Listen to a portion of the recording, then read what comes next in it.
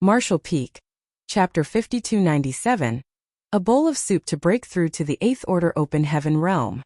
Yang Kai was not even done raising his current 3 disciples, so how could he take on another? To him, 3 disciples were already sufficient. In his life he was proficient in 3 grand daos, and so 3 disciples was just right to receive 1 inheritance each. It made him feel a little ashamed to say that he had not done his duty as a master to his 3 disciples, only tutoring them earnestly during their time inside of his small universe. Since they came out of his small universe, not to mention teaching them, even seeing them was difficult. Yang Kai did not even know how the 3 little ones were doing now, but obviously with their aptitudes, and them living in the open heaven realm cradle of the star boundary, their future achievements should be boundless. The old ancestor said after pondering for a moment, "Dawn is already full at 50 members. Reasonably, you can't accept anyone else. However, since you asked, we can make one exception, just this once, but it will not become a precedent." "Many thanks, old ancestor." Yang Kai bowed. Over on the other side, Xiao Kai also thanked them with great glee. With the golden word from the old ancestor, it meant that she was one of Dawn's members from now on. The old ancestor waved her hand and looked thoughtfully at Yang Kai. "Was it worth it to you, exchanging such a large merit for this condition?" Yang Kai smiled. "Merits are dead but people are alive. These things cannot be compared." The old ancestor nodded lightly and stood up from her seat. "I'm tired. I'm going back to sleep." Saying so, she disappeared in a flash. "Farewell, old ancestor." Everyone stood up in unison, saluted. With the old ancestor gone, the atmosphere also became livelier. The crowd mingled with each other, exchanging glasses and drinking freely. As they chatted, Su Linggong was stunned to learn that the soup was made from the beef gifted by Wind and Cloud Pass old ancestor, and soon he sank into a state of introspection. All eyes turned to him. The aura inside of Su Linggong's body suddenly fluctuated in a not-too-natural way, and the noise in the courtyard transformed into noises of wonder and excitement. Holding the wine cup in his hand, Su Linggong grinned. "I thought there was something strange about this soup, but it turns out it was a gift from an old ancestor. Its effects are extraordinary indeed. After gaining such an opportunity today, I can't let the old ancestor's kindness go to waste. I will go in advance to the 8th Order at once. Everyone, please wait for my good news." With those words, he drained his wine and took to the skies, his aura still fluctuating incessantly. He left the crowd to stare at each other and click their tongues in wonder. Yang Kai did not say much when he took out the beef and handed it to Feng Ying and the others to make soup with, only informing them about its source. The rest of Dawn was filled with anticipation. After all, it was a gift from an old ancestor, so it might have some extraordinary effects. But when they heard what old ancestor Xiao Xiao said after drinking the soup, there was no way that they did not know that this beef was just an ordinary thing without any special effects at all. Only that the old ancestor of Wind and Cloud Pass had raised the ox well, and so the meat was able to impart a deep flavor to the soup. Su Linggong came later, and did not hear what old ancestor Xiao Xiao said. He did not know the truth of the matter and only heard by chance that it was a gift from an old ancestor, so it was a real surprise that he had been blessed by it.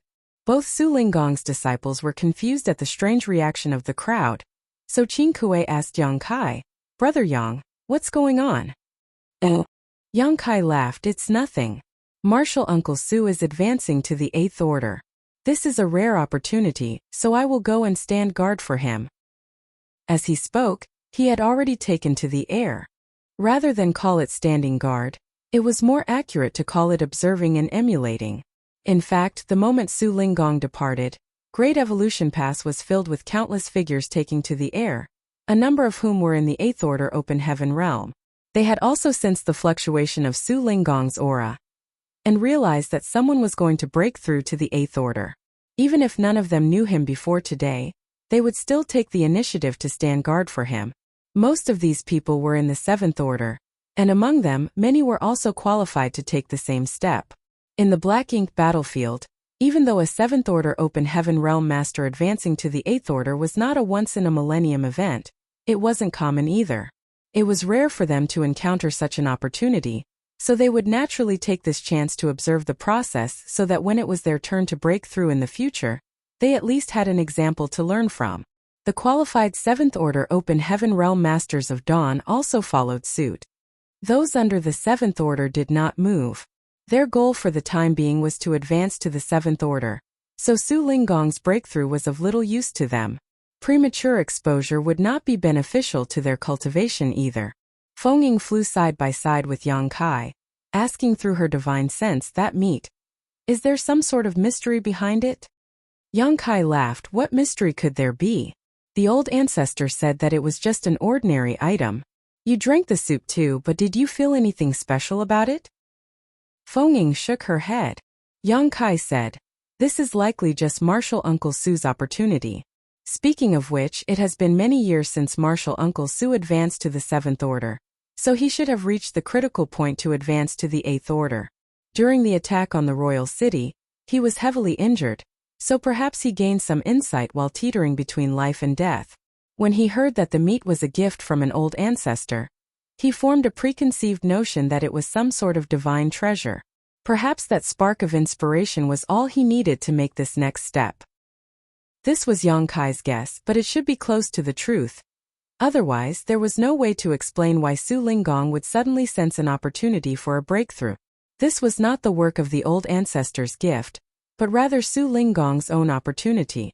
In the void, Su Linggong stood alone with the aura inside his body churning like a tidal wave. He was making the final preparations before advancing. Millions of kilometers away, 8th Order Open Heaven Realm Masters stood ready in case anything were to happen. Even though they wouldn't be of much help if something critical went wrong during Su Linggong's breakthrough, they could still provide a small amount of guidance, which may turn the situation around for Su Linggong at a crucial moment. Further out were the 7th Order Open Heaven Realm Masters, watching from afar. Even old ancestor Xiao Xiao in Great Evolution Pass was looking over in his direction at this moment. The battle to retake Great Evolution Pass caused nearly half of the Great Evolution Army's 8th Order Open Heaven Realm Masters to be lost. Now that there were signs of a 7th Order Master making a breakthrough, she naturally would not ignore it. Breakthroughs in the Open Heaven Realm were different from those below it. Below the Open Heaven Realm, the advancement to a new great realm was accompanied by a baptism from the heavenly way, which was naturally a risk that came from the outside world.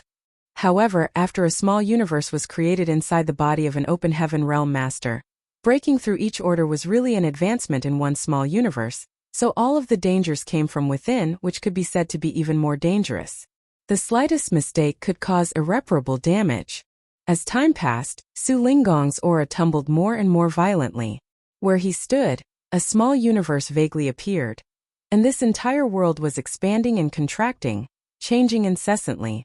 That small universe was a manifestation of his martial Tao, and all he had comprehended on that journey. As time passed, the small universe gradually grew in size.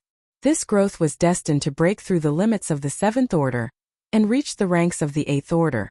The breakthrough took just over a month, which was considered an extremely short amount of time.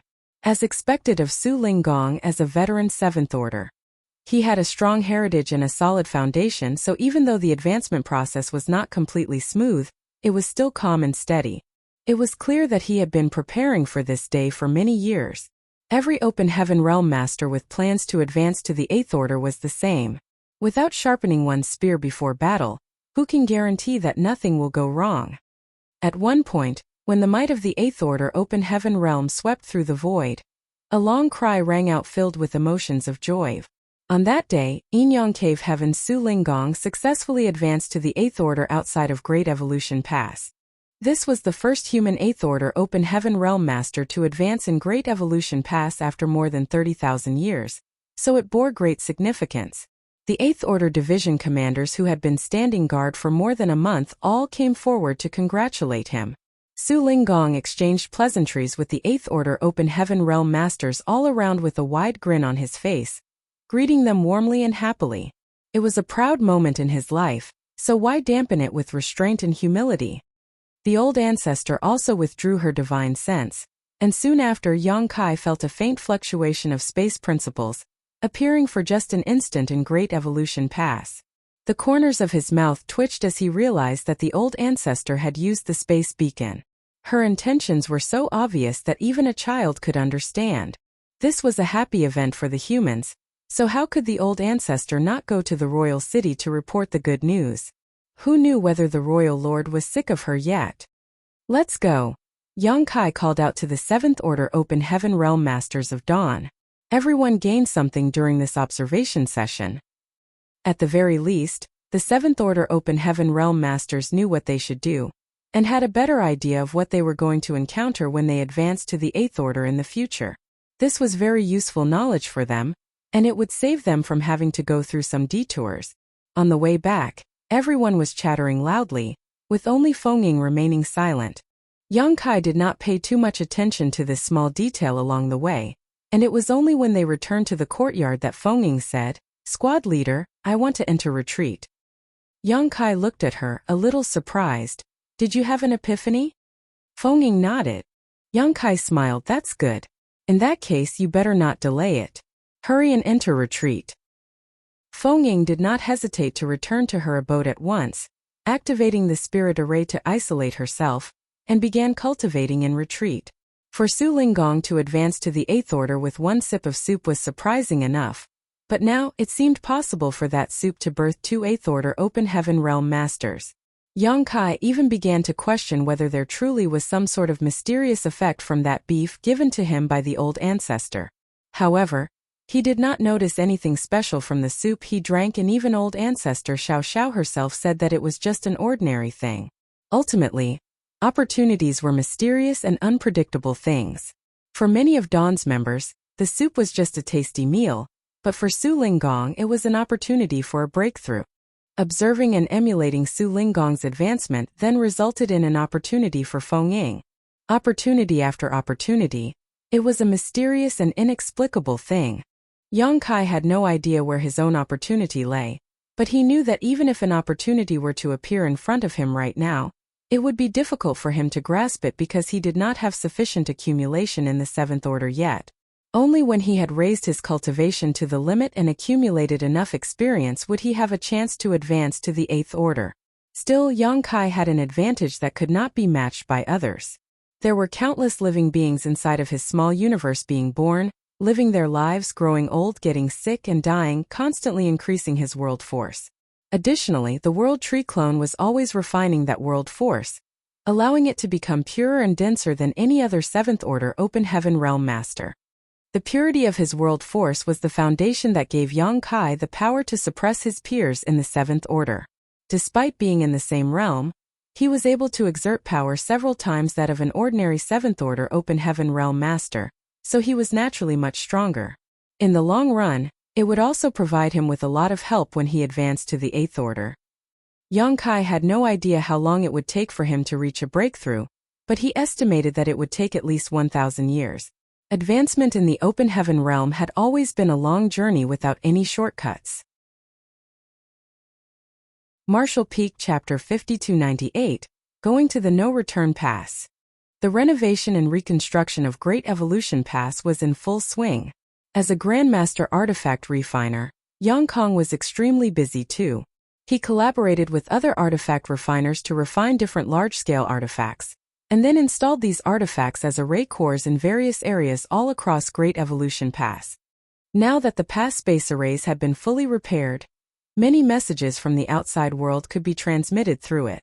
As a Seventh Order Open Heaven Realm Master, Yang Kai didn't have many qualifications to have access to any confidential information, but much news of victory was actually purposefully disclosed by the higher-ups, so everyone would eventually be aware of them. There was plenty of news of victory, as the human race's disadvantage on the Black Ink battlefield appeared to have vanished overnight. The battle between the Black Ink clan and the human race resulted in a resounding triumph for the latter in most of the recent battles as opposed to the constant stalemates of the past. On the whole, the Black Ink clan's forces seemed to be on the back foot. The human race joyously marched across the battlefield in celebration, and just like at Blue Sky Pass, forward bases were constructed in the direction of the Black Ink clan royal cities to reduce the Black Ink clan's capacity for movement. This was the change in the situation that had been in a deadlock for countless eons. On the battlefront, the purifying Black Ink battleships, Black Ink pills, and Void Yin-Yang mirrors all played critical roles. If one traced back all of these innovations, it could be seen that there was one person behind them. Even taking the entire history of the Great War into account, this individual was without a doubt the one who caused the greatest change on the Black Ink battlefield. Yang Kai's days were incredibly busy, but equally fulfilling. It was even fair to say that the lives of the tens of thousands of soldiers in Great Evolution Pass were all fulfilling. On usual days, they would be busy repairing the pass. Then they would cultivate during their breaks. Originally, it was estimated that Great Evolution Pass repairs would take 100 years. But in reality, everything was only finished after almost 200 years. The Great Evolution Pass of this day was completely different from when it was occupied by the Black Ink clan previously. It took about 200 years, tens of thousands of people from the Great Evolution Army, and enormous amounts of energy and resources to restore it back to the state of more than 30,000 years ago. It could be said that Great Evolution Pass was not any weaker than any of the Great Passes now. With the current Great Evolution Pass and the Great Evolution Army, the Black Ink clan would never retake it, even if their foundation was restored. Not to mention, the Black Ink clan could only turtle around the royal city, too afraid to cross the humans. For the past 200 years, old ancestor Xiao Xiao occasionally disturbed the royal lord, forcing him to remain on alert at all times. After such a prolonged period, rather than his injuries showing signs of improvement, they had worsened. He was, without a doubt, the most miserable royal lord among all other royal lords. Though Great Evolution Pass had been restored, the soldiers remained in a state of heightened tension. Everyone was waiting for the crusade to begin. The crusade was initially a secret, which only the highest-ranking members of the human race were aware of. However, over time, the soldiers of the lower rankings became aware of the direction the human race was taking. Naturally, after the seemingly unintentional disclosure by the higher-ups, the war with the Black Ink clan had continued for far too long, so long that it was impossible to trace it back to when it began.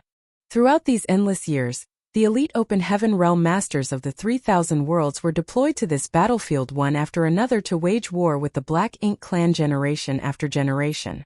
All their sacrifices were to protect the human race's last line of defense. Throughout these years, the human race had suffered countless losses. This situation could not persist indefinitely. Every generation strived to make a difference and eliminate all possible future problems. Yet, there was nothing they could do about it. But now that the stalemate situation had been broken, the human race was no longer on the defensive and had what was necessary to take the fight to the enemy. If they had an opportunity to end the Black Ink clan once and for all, the humans on the Black Ink battlefield would sacrifice anything to seize it. For this reason, a crusade was required, and it must be a joint crusade of all humans in every great pass. Only with this could the Black Ink clan be eradicated.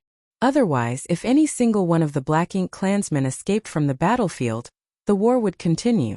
This cooperation and coordination between over 100 great passes was not an issue that could be addressed overnight. The planning alone would take at least 100 years.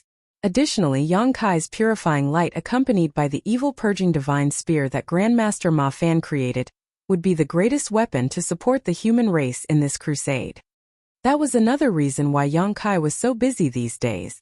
During the last 10 years of Great Evolution Pass restoration, a great number of evil purging divine spears were delivered through the space array and given over to him. Once he received the spears, Yang Kai would need to personally seal purifying light into each and every single one of them. There was no way to seek the assistance of others in this matter because only he had the ability to use purifying light. More than 100 great passes refined evil purging divine spears in enormous quantities during the years when the Great Evolution Army was reclaiming and restoring Great Evolution Pass. The number was simply uncountable after the accumulation of over 300 years. All of these evil purging divine spears were transported to Great Evolution Pass, so what was presented before Yang Kai was a literal mountain of them. As a result, he had to drive the purifying light to seal it into those spears non-stop. It was terribly dull doing the same thing over and over again. Yang Kai had no idea how many times he had used purifying light too. All he knew was that the amount of yellow and blue crystals in his small universe kept decreasing. At this time, he was grateful that he had taken enough yellow and blue crystals from the chaotic dead territory. After all, he had no idea when or even if he could acquire more if they ran out. During this period of sealing purifying light, evil purging divine spears were still occasionally transported from other great passes. It was until a few years ago that the number finally began to reduce. Only after another few more years did Yang Kai finish dealing with all the evil-purging divine spears. Yang Kai hadn't counted, but he could feel that there were at least tens of millions of evil-purging divine spears sealed with purifying light. As a result, almost half of the yellow and blue crystals in his small universe had been used up, showing how huge the consumption was. There were two types of evil-purging divine spear, one designed for use against feudal lords, and the other for territory lords. The former was easier to refine and also required lesser purifying light. As such, almost 90% of all the spears were of this rank. The latter was no more than 10%, but that was sufficient. Tens of millions of evil-purging divine spears were divided among the 100-plus great passes, with each one receiving almost 100,000 spears. If such a number couldn't make the crusade a success, then the human race should just give up any hope of defeating the Black Ink clan. In Great Evolution Pass, Yang Kai was summoned to the abode of old ancestor Xiao Xiao. Some time ago, he finished dealing with the evil-purging divine spears, and he had been cultivating in retreat ever since.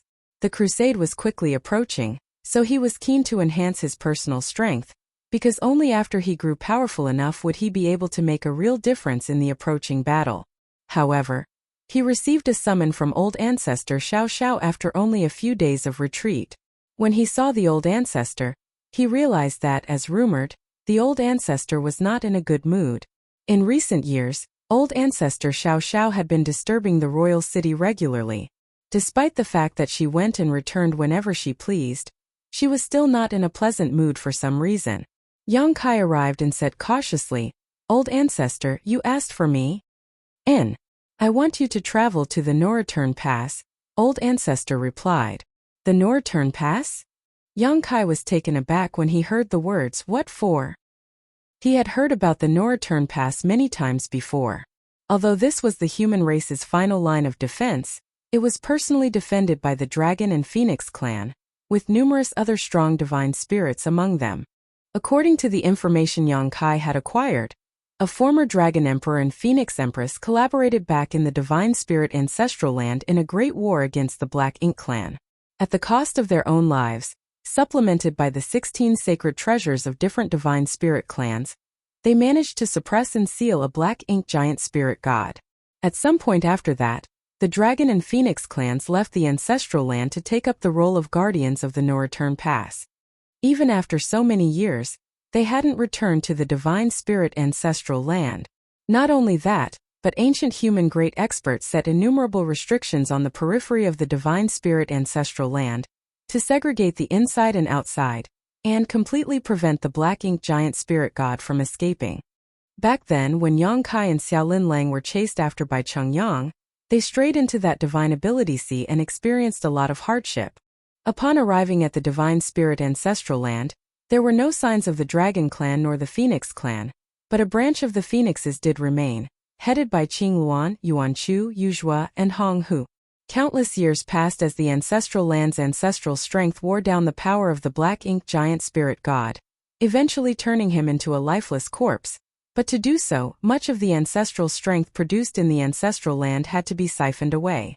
It was only after Yang Kai arrived in the Ancestral Land and helped unlock the Demon Sealing Land that the Ancestral Land's ancestral strength began to be restored, making it more suitable for the divine spirits to live in.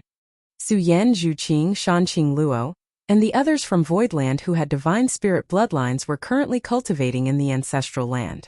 All of them had divine spirit sources, and cultivating there would undoubtedly bring them great benefits. Hundreds of years ago, as ordered by Xiang Shan, Yang Kai left the Great Evolution East-West Army to circle behind Great Evolution Pass and search for the Great Evolution North-South Army. At that time, Yang Kai was able to sense the Noreturn Pass from afar. That was all due to his golden divine dragon source. The dragon pool was located at the Noreturn Pass, and anyone with a pure enough dragon source and sufficient strength could sense the location of the dragon pool. The feeling Yang Kai had at that time was the constant connection between his own dragon source and the dragon pool.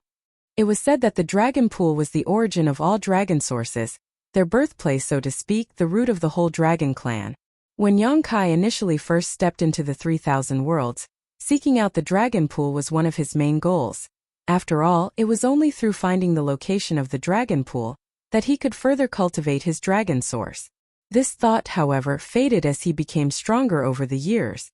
Unexpectedly, old ancestor Xiao Xiao actually requested him to travel to the No Return Pass at this moment. He had no idea whether there was another deeper intention to it. "You'll know why when you get there. No need to ask so much," the old ancestor responded. Yang Kai hesitated. "But old ancestor, the crusade is approaching. If I leave at this time..." "You don't need to worry about the crusade. You're just in the 7th order open heaven realm. There won't be much difference with or without you. Even if you miss it, what would it matter?" sneered the old ancestor. Yang Kai went speechless. Perhaps the old ancestor thought that her words were a bit too harsh. Thus she clarified, "The crusade is still in its preparatory stage. As long as you don't take too long, you won't miss it." Martial Peak. Chapter 5299. I've been waiting for you. If the barriers between the 3,000 worlds and the black ink battlefield were to be described as a wall, then No Return Pass would be the only hole in that wall. This was also why the No Return Pass was known as the human race's final line of defense. If the Black Ink clan managed to break past this barrier, they would be able to access the 3,000 worlds, and if that really happened, it was destined that all living beings there would be plunged into misery. The whole 3,000 worlds would be destroyed and remade according to the Blank Ink clan's will. The No Return Pass was the last line of defense, while the Great Passes were the outer line of defense. If one were to stand high enough above and connect each Great Pass, one would notice that they could be arranged to form a kind of semicircle. This semicircle acted as a barrier to split off the 3,000 worlds from the Black Ink battlefield, with the center of it being the No Return Pass. As long as the Great Passes were not broken though, the No Return Pass would never be disturbed, keeping the 3,000 worlds safe. This was why Great Evolution Pass had to be reclaimed before the crusade could begin. A pass seized by the Black Ink clan would leave an opening in their entire defense line. If Great Evolution Pass was not retaken, the Black Ink clan might exploit this flaw and proceed directly to the No Return Pass while the humans were busy with their crusade. At that point, would the human race armies retreat to defend or continue the crusade? The situation was bound to fall into a dilemma. In order to eliminate this potential risk, Great Evolution Pass had to be retaken. Fortunately, the Great Evolution Army had worked hard for more than 100 years and had achieved this objective after enormous sacrifice. There were actually no east, south, west, or north in the vast universe, as there were no fixed reference points, and the terms such as Eastern Army, Southern Army, Western Army, and Northern Army in each Great Pass were just helpful titles.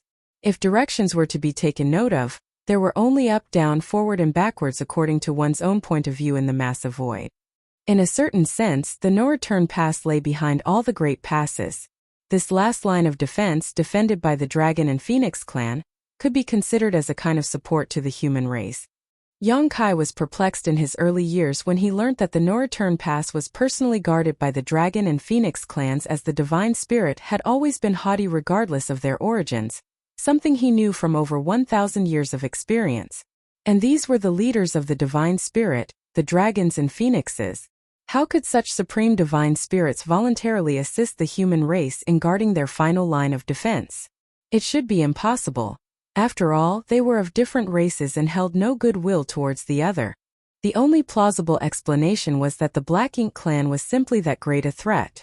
The divine spirits also understood the proverb, "Without the lips, teeth would go cold." In the ancient past, a dragon emperor and phoenix empress did not hesitate to sacrifice themselves to seal and suppress a Black Ink giant spirit god. How could their descendants possibly disregard the sacrifices of their ancestors? This was most likely why the divine spirits had defended the No Return Pass for so long. Yang Kai had no idea if there was some other reason or explanation, and it wasn't an issue he had to be concerned about either. Although going to the No Return Pass at this time was a bit hasty, he might at least fulfill a long-cherished dream and see what the mythical dragon pool looked like. In the void, space principles flashed, and in the blink of an eye, Yang Kai's figure flickered in and out of existence.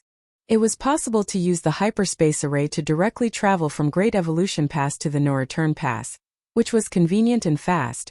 However, the restoration of Great Evolution Pass over the past 200 years had been a huge drain on resources. Additionally, materials were tight during preparations for the crusade. Thus, young Kai could only choose to fly over.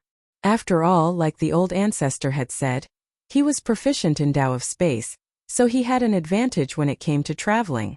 There was no need to waste resources unnecessarily. What else could young Kai say to that? He could only obey and go. Before he left, he notified Dawn, telling them he was going out on a mission. Until now, Fengying had not come out from retreat, causing him to worry a little. After she observed Su Linggong advance to the Eighth Order some time ago, she had an epiphany and chose to enter retreat. With her strength and foundation, her breakthrough shouldn't be much of an issue. However, there was no update from her even after so long, which was somewhat surprising and concerning. Nobody else could provide any help in this situation. There were masters that would guide a cultivator through the early stages of their journey on the martial Tao, but one could only rely on themselves after one reached the high-rank open heaven realm. After all, at this point, others' methods would no longer be appropriate for another person. Normally, it would take at least 3 years for a 7th Order Open Heaven Master to travel from Great Evolution Pass to the No Return Pass, but young Kai covered that distance in less than half a year. The journey was extremely dull and uneventful. When a huge parasol tree came into view, young Kai knew that No Return Pass was nearby. This was the renowned Phoenix Nest, the ancestral home of the Phoenix clan. Young Kai had always wanted to see what the Phoenix Nest looked like. Would a magnificent divine spirit clan like the Phoenix clan build a nest on the tree just like any other bird? That would be far too degrading. Naturally, young Kai wondered if the Phoenix Nest was only a label. After all, the so-called Phoenix Nest could be referring to a grand palace the Phoenix clan had built. After thinking about it for some time though, young Kai felt that he was being too nosy. Since he had a dragon source in him, he should only be concerned about the Dragon Clan, not the Phoenix Clan. As he got closer, young Kai felt the pulsing of his dragon vein, giving him a sense as though he was returning home. He knew this was due to the connection between his dragon source and the dragon pool. After all, this was not his real home. This type of mood, however, unavoidably made him a bit anxious. It was as if he was a wanderer who had been away for many years and was not doing well, forced to return home, not knowing how to deal with the elders' questioning. However, young Kai did not get the elders' ardent questioning, but rather provocative dragon pressure. A figure dressed in green blocked his path. The figure was tall and dashing, and had a noble complexion, with bright red lips and glowing white teeth. But the gaze from him was not at all welcoming.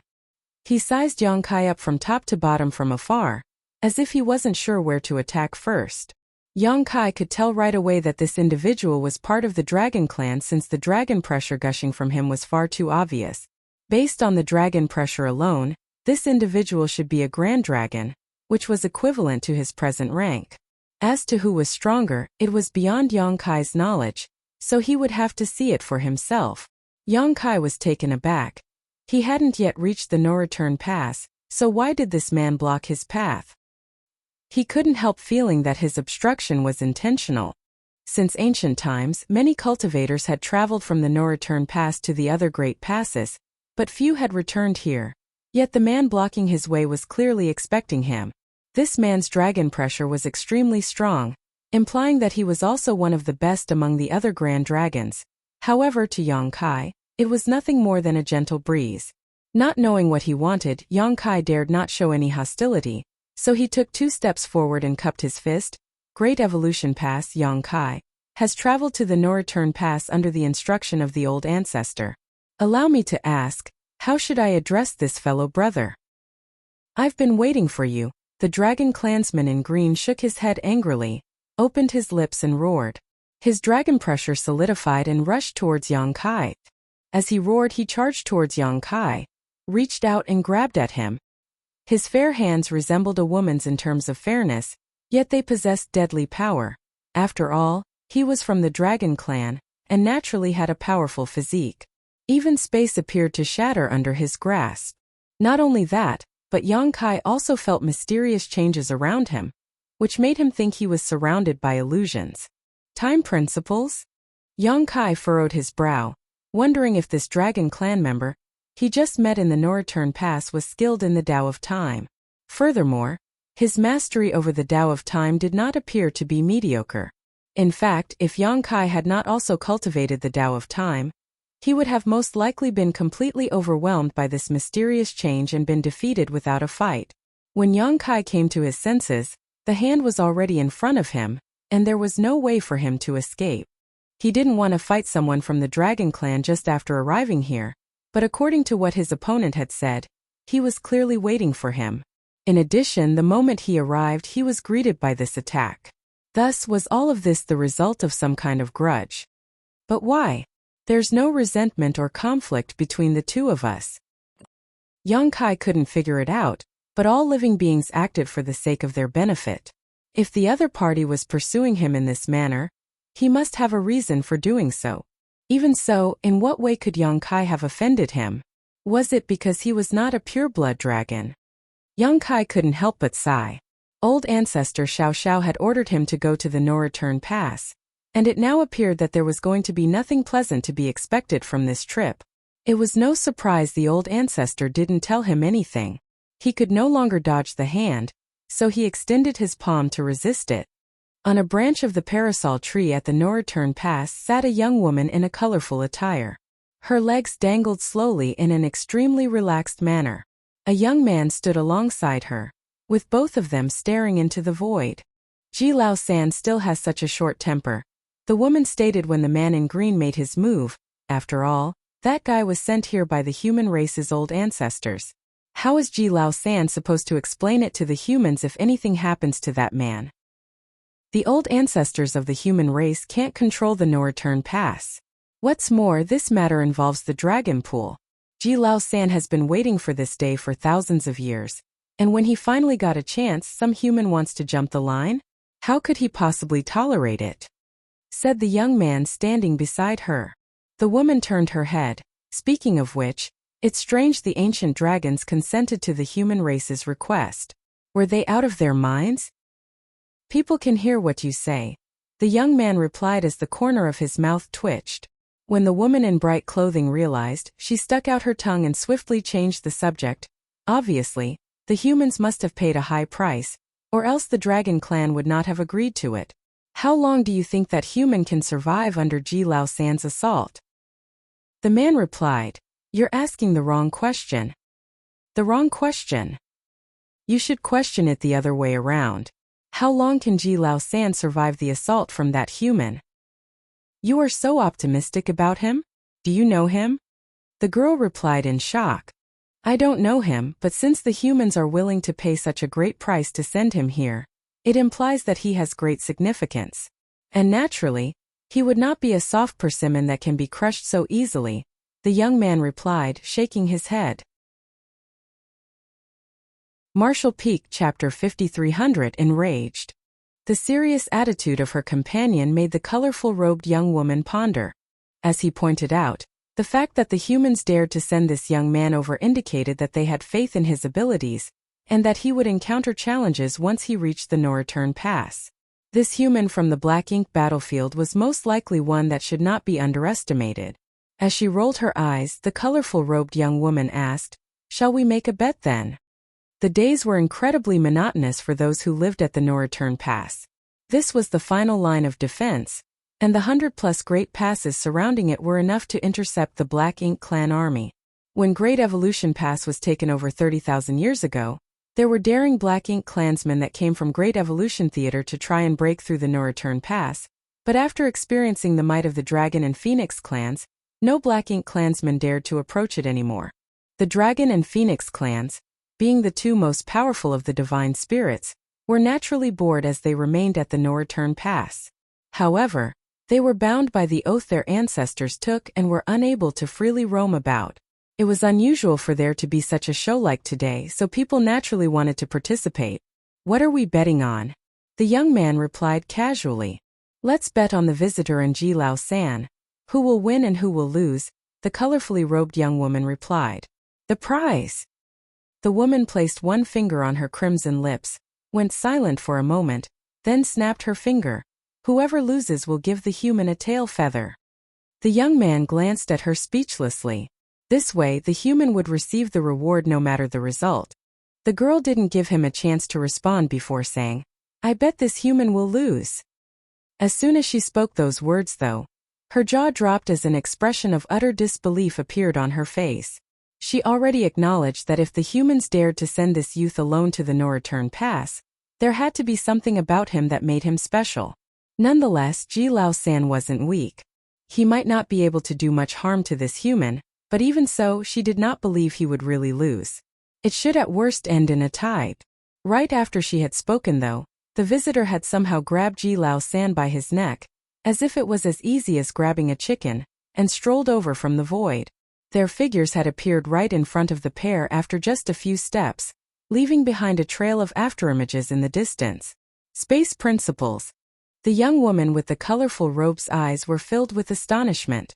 With her ability, it was normal for her to notice that this human had cultivated the Tao of space, and to an exceedingly high level of mastery at that. Even she would most likely have to acknowledge his superiority. She had met several exceptional humans who cultivated the Tao of space during her long lifespan, but even so none had reached such mastery over it. Yang Kai had long been aware that a man and a woman atop the parasol tree were watching him, and that numerous divine senses in the no-return pass were also observing him. Counting the actions of the man who blocked him, Yang Kai had no idea what the no-return pass had been expecting of him. The blocker's acts might have been due to something personal, but that didn't preclude the possibility of him being instigated by the higher-ups of the Dragon clan. Are they trying to test me?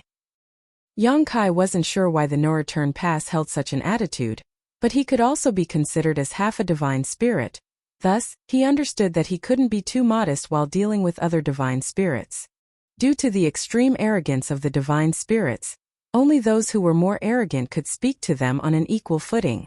As a result, when confronted with the blocker's attack, Yang Kai retaliated without holding back. Still, he just didn't expect this Grand Dragon to be like an embroidered pillow, pretty to look at but overall useless in the end. Yang Kai hadn't even used any strength yet, but the opposite party couldn't resist. Thus, currently, he was like a stray cat being dragged around by Yang Kai. This was the simplest conclusion to a battle he had faced since entering the Black Ink battlefield. Even the feudal lords understood how to fight back, but this Grand Dragon had no power to resist him at all. Yang Kai raised his head and smirked, "Hello, pretty young lady." The colorful robed young woman's face twitched and she replied, "You have a sweet tongue." Yang Kai then passed what he was grabbing on to her, asking, "Does he belong to you?" She smoothed her hair and shook her head. "He's someone else's." "Oh," Yang Kai simply said, recognizing that the female in front of him should be from the Phoenix clan, which was not surprising given that she was perched on the parasol tree. Ji Lao San, on the other hand, who was grabbed by Yang Kai, was exceedingly embarrassed and enraged. He had never experienced such humiliation and disgrace in the tens of thousands of years of his life. Worse yet, all the divine senses in the no-return pass lingered on him, exposing his embarrassment to everyone. He had shamed the other dragons as well. How was he going to face his peers and the Phoenix clan in the future? "Let go of me." He struggled hard and his cheeks flushed. He couldn't figure out how he was instantly seized without even delivering an attack to his opponent. In his eyes, the other party was nothing more than a seventh-order open heaven realm human. Although a Grand Dragon was technically equivalent to a seventh-order open heaven master, if a battle took place between them, the Grand Dragon always had the upper hand. No seventh-order open heaven realm master could compete with a fully grown Grand Dragon, which was the Dragon clan's advantage as the head of the divine spirits. This seventh-order human, on the other hand, simply lifted his hand and easily captured him. Ji Lao San felt like he was in a bad dream when he recalled what had happened just now. When he came into contact with his opponent, his strength was immediately restrained, making it nearly impossible for him to access the power of his dragon vein. This was the reason for his humiliation. "Quit squirming." Sensing the Grand Dragon's struggle, Yang Kai forcefully shook his arm. That caused Ji Lao San to feel dizzy for a moment, but this only made him feel more embarrassed and irritated. Such humiliation was worse than death for an arrogant Grand Dragon. Dragon force erupted all over his body, and even the forceful suppression couldn't stop it. When Yang Kai noticed something was wrong, he scowled and lifted his hand, throwing Ji Lao San away. Then he said, "You and I don't know each other. Why did you attack me?" Ji Lao San's dragon force was out because he unleashed his own dragon bead. This was a move that was equivalent to risking his life. Still, Yang Kai had felt he could merely resist the power of this dragon bead. In fact, if he hadn't released him, even if Ji Lao San could escape, his dragon bead was certain to break, severely damaging the latter's foundation. Yang Kai had a dragon bead too, so he could identify what just happened and what would happen if he took certain moves. It was not prudent to half-cripple a grand dragon before he even entered the no-return pass, so he chose to let Ji Lao San go. It was necessary to demonstrate one's strength when in front of those from the dragon clan. Nonetheless, it was equally important to do so in moderation. When a high-pitched dragon roar erupted, Ji Lao San suddenly transformed into a grand dragon close to 50,000 meters long. The grand dragon's head was held high, and his dragon eyes glared at Yang Kai as if staring at an ant on the ground. His whole body was full of thick dragon scales, as he was clearly inflamed with rage. Yang Kai was as small as dust in the face of this grand dragon. "Trivial human, you dare!" The grand dragon roared violently, and the void around him shook. With a disgruntled expression, the colorful-robed young woman on the parasol tree lifted her hands to cover her ears. "How dare you humiliate me like this? You must pay the price with your life in the name of the dragon clan." When Ji Lao San finished speaking, he opened his lips and spat forth his dragon breath, enveloping the ant in front of him. Dragon breath was the most common attack method of the dragon clan. Though common, it was extremely strong, especially when delivered by a grand dragon. Even a feudal lord would vaporize if hit by such a blast. What's more, time principles were woven into this dragon breath, so along with terrifying destructive force, it also seemed like the withering of 1,000 years was carried along with this secret technique. No 7th Order Open Heaven Realm Master could survive an attack like this. After Ji Lao San's rage had subsided a little, his dragon eyes suddenly widened as if he was struck by lightning. Against the force of his dragon breath, there was a figure that was moving upstream. That figure didn't seem hurried, in fact, it seemed like it was taking a stroll in a garden. Arriving slowly at Ji Lao San's massive dragon head, he put out his hand to tenderly tap it while saying, "Anger will only bring harm to the body, you should calm down." With one tap, the majestic and massive Ji Lao San felt his dragon veins shiver violently. Being unable to sustain his dragon form, his body shrank rapidly and returned back to his human form. Yang Kai once grabbed him by the scruff of his neck, and said while facing the no-return pass, "Great Evolution Pass Yang Kai has come to the no-return pass under the command of the old ancestor. Is there anyone here?" Noise broke out as the no-return pass gate, which was originally closed, opened. Yang Kai bowed from a distance before entering, dragging Ji Lao San along with him. As he entered the inner sanctum, figures on both sides stared at him.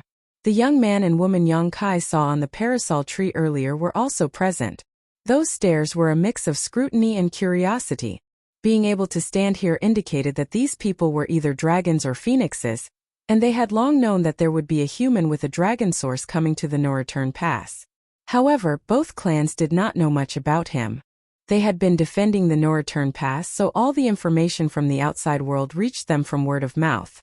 Rumors from the 3,000 Worlds or the Black Ink battlefield. The Phoenix clan was relatively carefree compared to the Dragon clan. After all, this wasn't their clan's business. In fact, they'd all come here to watch the drama play out. The Dragon clan was different, however. They didn't stop Ji Lao San from picking a fight and causing havoc. It was probably because they desired to test this visitor's skill. After all, a visitor from the human race only brought disadvantages to the Dragon clan. Rather than testing him though, what made the Dragon clan speechless was that they didn't witness how the human fought against Ji Lao San at all. Ji Lao San seemed to lose all strength to resist after this human simply waved his hand. Since when did the Dragon clan become so weak? If that was the case, how did the Dragon clan establish such a domineering reputation? Apart from being perplexed, what happened to Ji Lao San surprised the whole Dragon clan. If they did not have the answer to this question, the Dragon clan would be unable to sleep comfortably in the future. Yang Kai couldn't resist smiling and nodding at the people on both sides, regardless of how powerful or old they were, as if they were all here to greet him. Though that was far from the case. After walking a short distance, another figure blocked his path. It was a woman, who looked at Yang Kai with fiery eyes and dragon pressure radiating from her body. She was also from the dragon clan, and a grand dragon at that.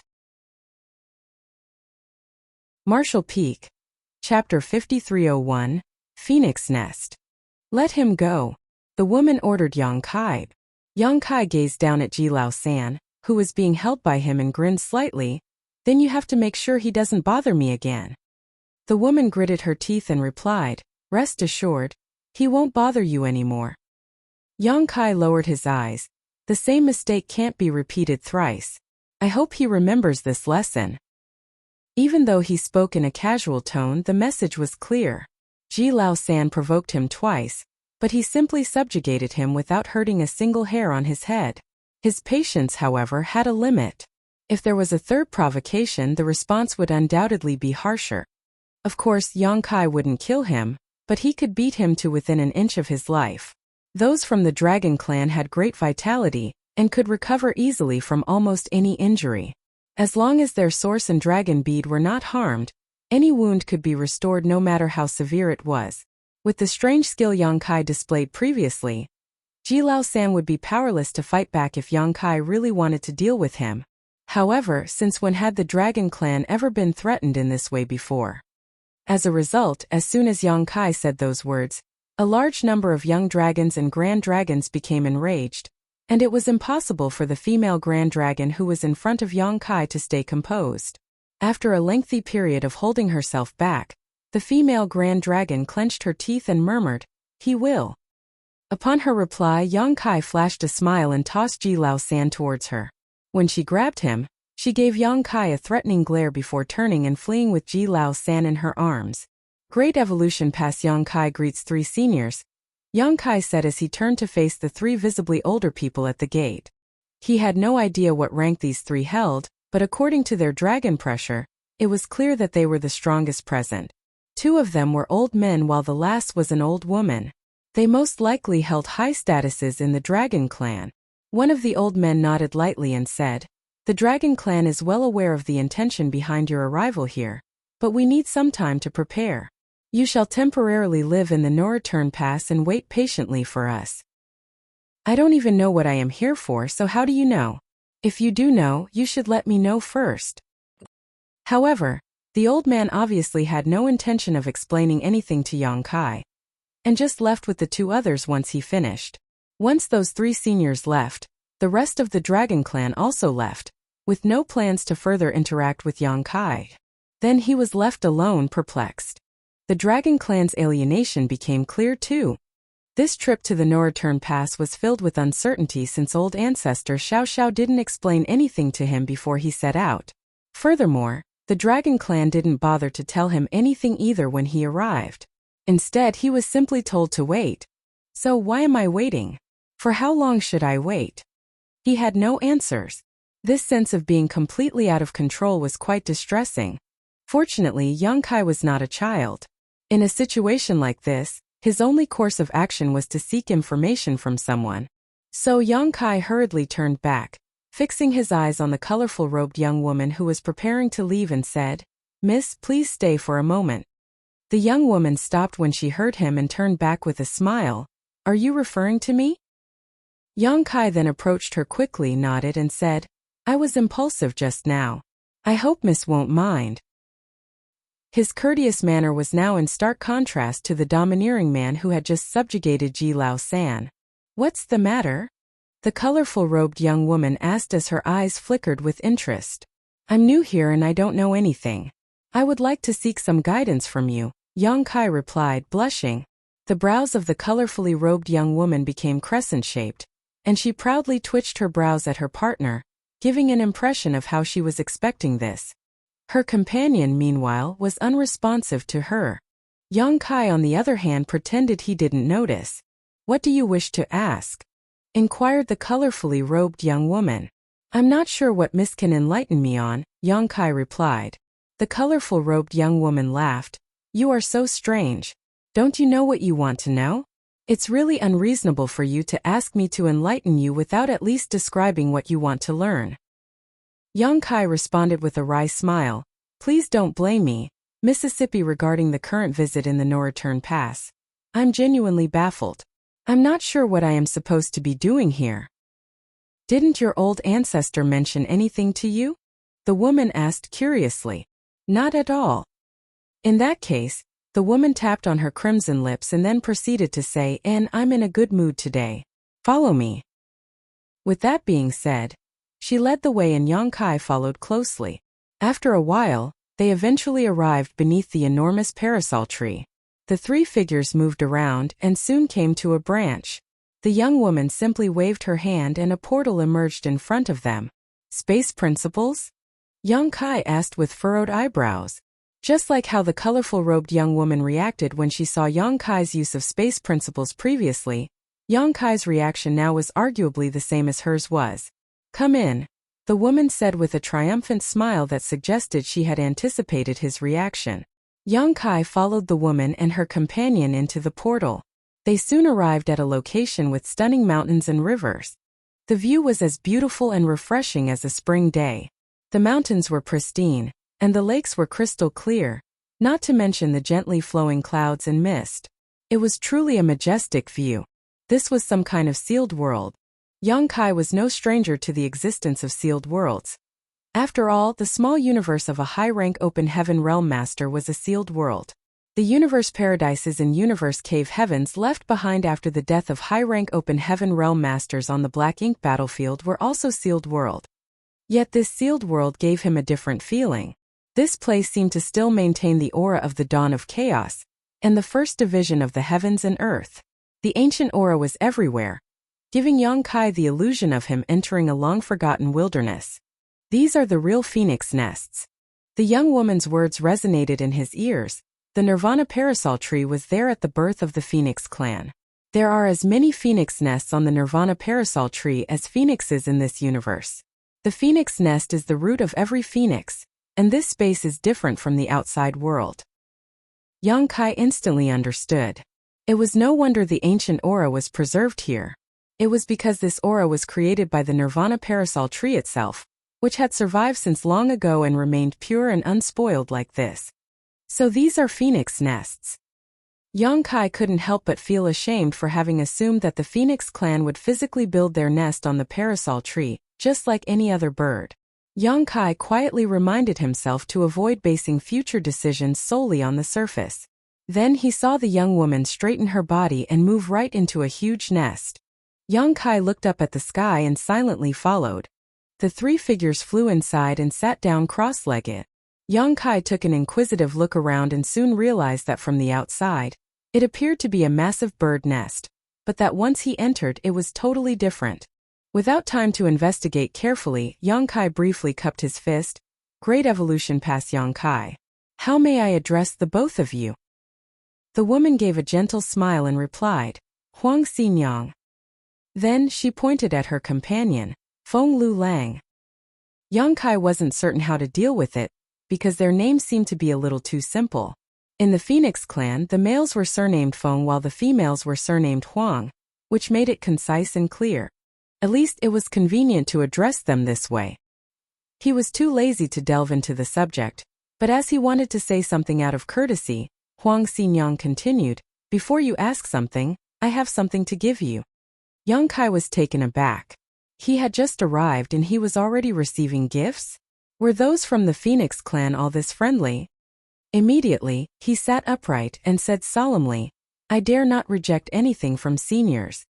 While he may have previously addressed her as though they were on an equal footing, he was actually aware that this woman's age was measured in tens of thousands of years. She could even be his ancestor. Huang Xinyang smiled, You're really good at talking. Humans sure are sweet. Yang Kai placed his hand on his chest. Everything I have said, I said from the bottom of my heart. I wonder what senior would like to give me? This, while speaking, Huang Xinyang took out a long feather and handed it to Yang Kai. Yang Kai could tell it was extraordinary just by glancing at the flowing light of the long feather, which was the tail feather of a phoenix. What did she give me this for? Seemingly noticing Yang Kai's doubts, Huang Xinyang explained, I lost the bet with Lu Lang just now, so this is the prize. Yang Kai instinctively felt something was wrong. After all, even if she lost the bet, why did the prize end up with him?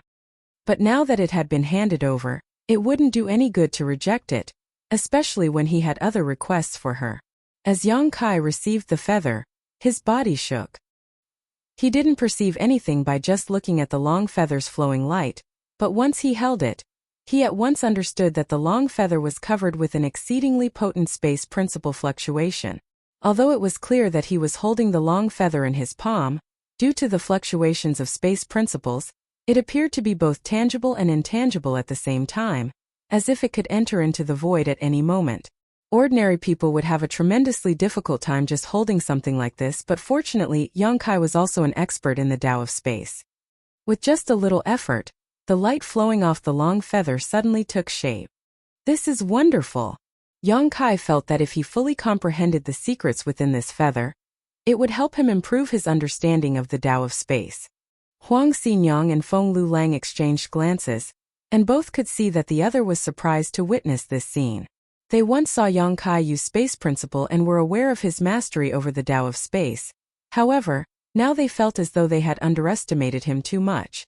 Yang Kai raised his head. Xinyang is an expert in the Tao of space. Is there a problem with the highest-ranking members of the Phoenix clan being experts in the Tao of space? Huang Xinyang covered her mouth and smiled. Are you saying that all the high-ranking members of the Phoenix clan are experts in the Tao of space? You didn't know? She asked curiously. Yang Kai blinked. I was not informed of this. Additionally, even though he had never seen a pure Phoenix clan member, he was greeted by Qing Luan, Yuan Chu, and others in the Divine Spirit ancestral land. They could be considered a branch of the Phoenix clan, but they didn't look as though they were masters of the Tao of space. Similarly, even with her Ice Phoenix source, Su Yan showed no indications of mastering or even understanding the Tao of space. Thus, Yang Kai was really caught by surprise. Most humans won't know much about the divine spirits, but you're from a cave heaven or paradise, no? How could you not have known? Didn't your elders tell you about it?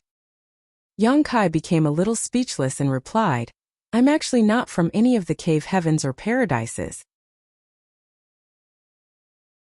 Martial Peak, Chapter 5302, Bloodline Talent.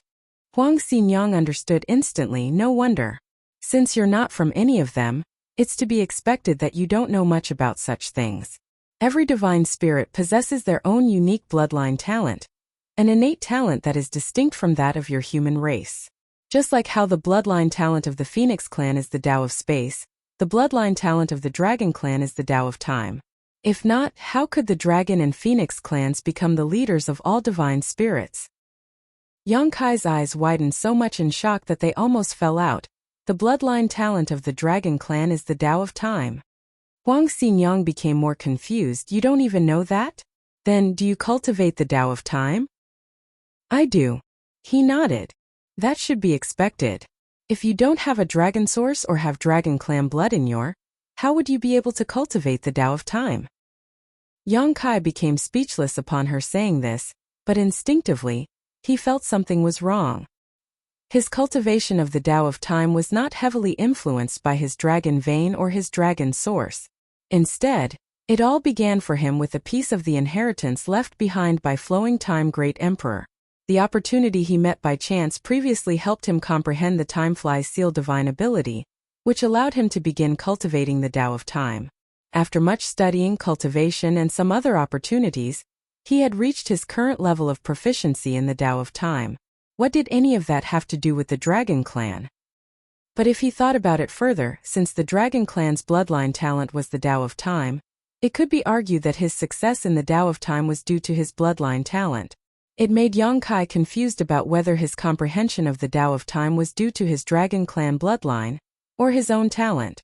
Suddenly, he shook his head. Wait, Xinyang, before I came to the No Return Pass, I met quite a number of Dragon clan members, but only one of them was proficient in the Tao of time. In fact, forget being proficient at it, they didn't even have a foundation in it. How can this be explained? You met Dragon clan members in other places? Huang Xinyang was taken aback. Yang Kai gave a serious nod. He was referring to Zhu Qing's branch of the Dragon clan.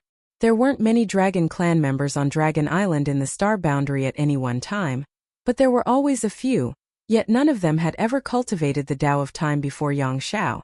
Now all those dragon clan members had traveled with Yuan Chu to the divine spirit ancestral land, located in the depths of the shattered heaven, to continue their cultivation. Since it had been such a long time, they should all have grown stronger. Some of them might even have advanced to become grand dragons. Feng Lulang, who had been silent up until now, cut in. It's not surprising that there are dragon clan members roaming about outside. My forefathers once told me that there were other dragon clan members that committed mistakes and were exiled from the ancestral land as a result. Huang Xinyang appeared to have remembered this as she casually nodded. The ones you met must have been young dragons. He continued while turning to face Yang Kai. Why young dragons? Yang Kai inquired humbly.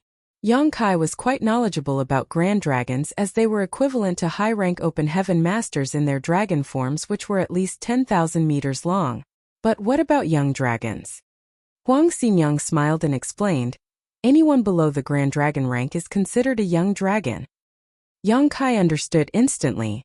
It was pretty much what he thought, but the dragon clan's hierarchy was really thoughtless. Everything only depended on the size of their true body and their strength. If any dragon clan member was unable to break through to become a grand dragon, would they only be able to stay a young dragon for their entire life? However, it was clear that nothing of the sort would occur. The dragon clan was extremely talented, so even if they did not cultivate and only lazed about all the time, their strength would keep increasing over time regardless. They would eventually be strong enough when they had reached a sufficient age. The human race was incomparable in this aspect. Once more, Yang Kai questioned, what about the dragons above the Grand Dragon rank? Above the Grand Dragons are the ancient dragons, Huang Xinyang stated. Young dragons, Grand Dragons, and Ancient Dragons were the three standard divisions of the Dragon Clan. Yang Kai had a vague feeling that the three old Dragon Clan members he had met before were ancient dragons. If young dragons corresponded to the realms below the 7th Order Open Heaven realm, and Grand Dragons corresponded to the 7th Order Open Heaven realm, then Ancient Dragons should at least correspond to the 8th Order Open Heaven realm. This suggested that the Dragon Clan was likely running out of talent, as there were only 3 ancient dragons in such a large clan. If things continued in this manner, the clan would eventually go extinct. According to what Xinyang said just now, I assume that young dragons are not proficient in the Tao of Time? Not only the Dragon Clan, but nearly all divine spirits are this way. The 3 stages of our long life are the development stage, the adolescent stage, and the mature stage. The young dragons fall under the Dragon Clan's developmental stage. As long as they enhance their dragon vein, they will inevitably become stronger and larger. When a young dragon becomes a grand dragon, their bloodline talent will fully awaken, and they will be able to master the Tao of Time. The same goes for the Phoenix Clan, but the only difference is that our talent is the Tao of Space, Huang Xinyang replied. So, that's how it is. Yang Kai instantly understood the reason Zhu Qing and the others still had no grasp over the Tao of Time. Though the Dragon Clan was considered very strong in the star boundary, they were still just young dragons.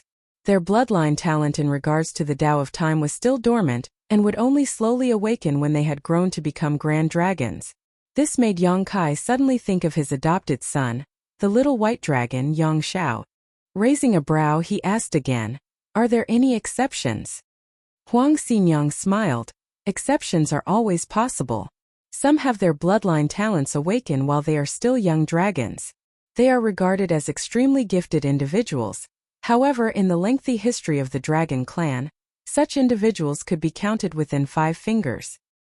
Yang Kai couldn't help but frown upon her answer. If that was the case, Yang Xiao seemed to be quite the gifted one. Yang Kai deserved some credit for the birth of this boy, as Yang Xiao's dragon egg appeared to have some kind of accident after Fu Zhuan gave birth to him. Yang Xiao had been unsuccessful in breaking free of his shell, resulting in his vitality growing thinner and thinner over time. Fortunately, when Yang Kai went to Dragon Island at that time to stir up trouble, he unintentionally found the location of Yang Xiao's dragon egg.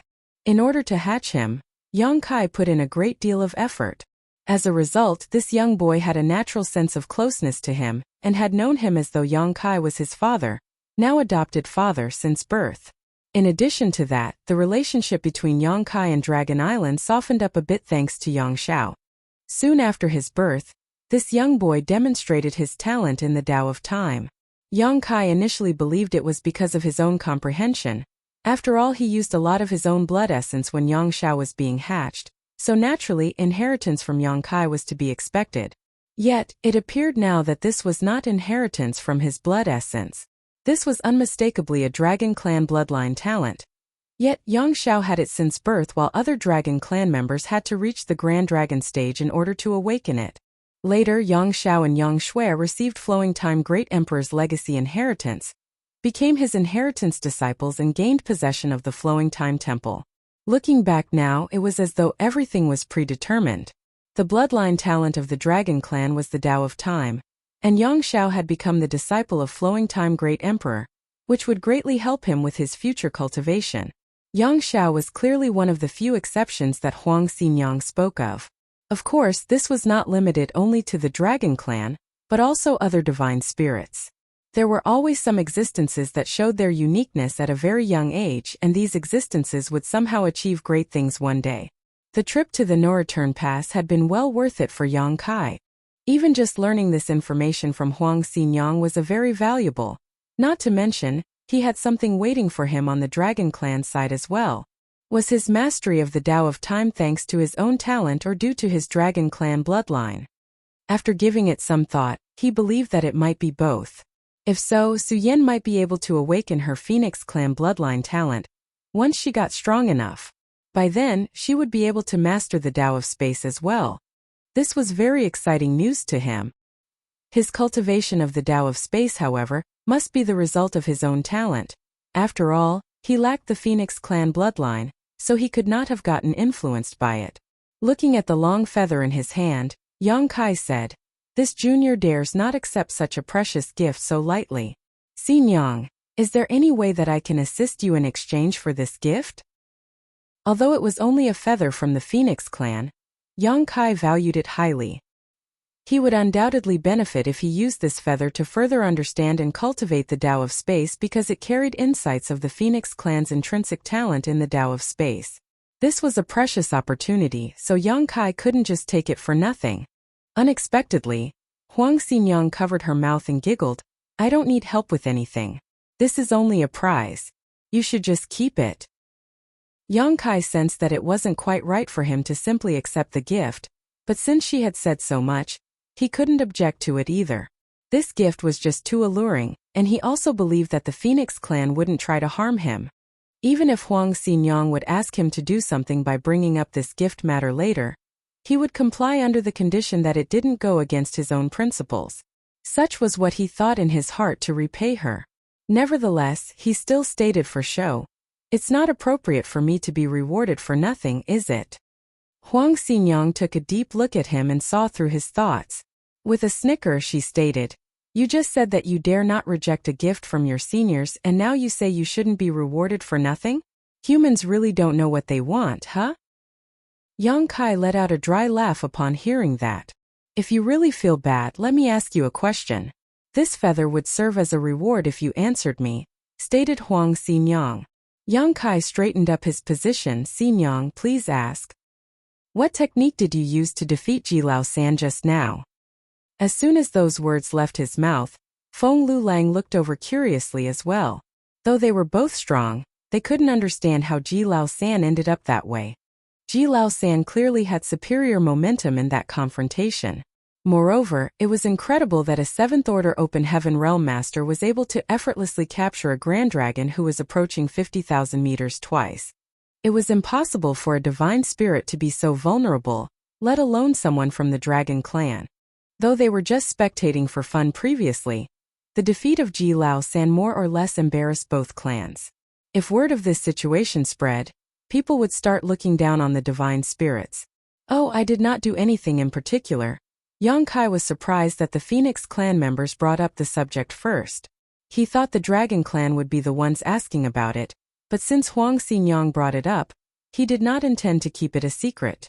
In that moment he suddenly had a feeling that it would have some effect, but he did not know it would have such a strong impact on the Dragon Clan until he tried it. Martial Peak. Chapter 5303 What Benefits? Oh! Having said that, Yang Kai extended his right hand, palm down, and with light pressure, A simple pattern appeared on the back of his hand. At first glance, the pattern appeared to be nothing special but a simple circle. However, as soon as the two phoenixes noticed this mark, their expression darkened. The Great Sun Mark. You've been to the chaotic dead territory? Huang Xinyang exclaimed in shock. Feng Lulang remained silent, yet his expression twitched non-stop. These two must have identified this mark. Otherwise, they would not have reacted in this manner, and Xinyang would not have uttered chaotic dead territory. This is the mark of the sun's burning light. And this, Yang Kai remarked with a nod. He stretched out his left hand, and with a slight exertion, a pattern appeared on the back of the hand as well. However, this pattern was different from the one on the right hand, and if the pattern from the right hand were to be inserted into the left one, the two should fit exactly, 2 for 1. The Great Moon Mark. Huang Xinyang was at a loss for words. Now they understood why Ji Lao San was so vulnerable in the face of this individual. Even with Yang Kai just showing them these two marks, the two phoenixes felt breathless, so nothing need be said about Ji Lao San, who had been targeted for suppression. In the beginning there was chaos. When chaos split apart, Yin and Yang were formed. From Yin and Yang, all divine spirits and living beings were born. The sun's burning light and moon's serene glimmer were regarded as the progenitors of all things and the first ancestors of all divine spirits. With these two marks in hand, no divine spirit could lift their head in front of Yang Kai. It was also the first time he was aware that these two marks had such an effect. The two marks he received from the burning light and serene glimmer had always been utilized solely to condense purifying light. However, as he was facing Ji Lao San just now, Yang Kai felt a heat on the back of his hands and unconsciously activated the marks, which resulted in that unexpected situation. Of course, any form of suppression had its limits. Ji Lao San freed himself from the suppression by pushing himself beyond his limits and summoning his dragon bead. However, doing this would ultimately cause Ji Lao San serious harm, and his dragon bead would have been damaged if Yang Kai did not release him promptly. On top of that, this effect was so pronounced because Yang Kai had been facing a grand dragon. If it had been one of the 3 ancient dragons, the effect of the marks would likely have been greatly reduced due to the vast gap in strength between him and them. Ji Lao San picked a bad fight. Huang Xinyang grinned bitterly. Even the dragon clan would not dare to undervalue Yang Kai with these two marks adorning his hands. There was a huge chance that Ji Lao San would not have his position in the dragon pool this time. The question had already been answered, and Yang Kai now officially owned the long feather that was in his palm. He carefully put it away with the intention of studying it later when he had more free time. The Tao of Space was, after all, the Phoenix clan's bloodline talent, so he might have some unexpected gains. Was this long feather from one of your wings? He inquired once again. Huang Xinyang gave him a sullen look before ignoring him. Yang Kai scratched his head in confusion, then, as he suddenly realized something, he glanced at her back. What are you looking at? Huang Xinyang turned around and glared even more fiercely, to which Yang Kai responded with a wry smile. Huang Xinyang then sighed. Sometimes, I am quite envious of you humans. Despite having a short lifespan and a weak body, you have unlimited possibilities. For divine spirits like us, however, we are born with a strong physique and a promising future, but we are incomparable to the human race in many cases. Yang Kai asked humbly, what do you mean? Take you for instance. You have a dragon clan bloodline, so you can cultivate the Tao of Time. Plus, you have quite the talent in the Tao of Space, so you can use both grand Taos. We phoenixes, on the other hand, only have the Tao of Space as our sole bloodline talent, so we can't cultivate the dragon clan's Tao of Time. Furthermore, though divine spirits don't encounter many challenges throughout our formative years, we will have to go through much more exacting challenges than you humans if we want to reach our highest potential, she replied. Like the Ninth Order Open Heaven Realm? Yang Kai frowned. Huang Xinyang responded with a nod. Even though there aren't a lot of Ninth Order's Open Heaven Realm masters among the humans, there are still more than 100 of them. It is very challenging for us divine spirits to cultivate to such a realm. Take the Dragon Clan for example. There is only one divine dragon among the whole clan. Above young dragons were the grand dragons, followed by the ancient dragon, then finally the divine dragons. Yang Kai was aware that the dragon source that resided in his body was the golden divine dragon source. This wasn't to claim that he possessed the strength of a divine dragon, as that would be equivalent to a Ninth Order Open Heaven Realm Master. Still, his source originated from a golden divine dragon. What's more, it was from a dragon emperor who lived in ancient times. Yang Kai had become aware of this when he entered the Crystal Palace in the Divine Spirit Ancestral Land to cultivate. Theoretically, every dragon clan member had the potential to become a divine dragon, but that was only in theory. In reality, there weren't many dragon clansmen that succeeded in growing into a divine dragon since ancient times. Furthermore, only the strongest of divine dragons were granted the title of Dragon Emperor. The Phoenix Empress, on the other hand, was the title that corresponded to that title in the Phoenix clan. Yang Kai laughed as he heard Huang Xinyang bemoaning herself and said, "It's not that simple. The vast human population is the reason why there are so many Ninth Order Open Heaven Realm Masters. On the other hand, there are only a few members of the Dragon and Phoenix clans. Having one divine dragon is already quite a high ratio. That may be the reason, but given that the divine spirits are rare to begin with, how would we know that it wasn't due to the restrictions of the heavenly way?" Huang Xinyang smiled. Her words made Yang Kai think. Then Huang Xinyang continued, "You came to me to ask the reason why Ji Lao San was so hostile to you earlier, right?" This wasn't the first time she had mentioned Ji Lao San, so Yang Kai immediately recognized that Ji Lao San was the Grand Dragon who had blocked him before. He thus nodded and said, "I have a guess, but I don't know the specific reason." Huang Xinyang chuckled, "It seems like you're quite the smart one. The reason why Ji Lao San targeted you was because you took away benefits that belonged to him." "What benefits?" "The Dragon Pool. The Phoenix clan lives in this immortal parasol tree, and the Phoenix nests here will help us strengthen our bloodlines and gain a better grasp of the Tao of space. The Phoenix clan has the immortal parasol tree, while the Dragon clan has the Dragon Pool. They are very different existences, but serve almost the same function. A member of the Dragon clan can quickly enhance their dragon vein when they cultivate in the Dragon Pool, saving them a lot of time. However, the Dragon Pool isn't always accessible. The time between each opening is at least a few thousand years, with the last time it opened being 3,000 years ago. Ji Lao San has been waiting for this day for such a long time. Plus it is finally his turn this time. How could he easily agree while you just came along and snatched the opportunity that belongs to him when he was so close to greatly increasing his strength?" Huang Xinyang said. Yang Kai was at a loss for words.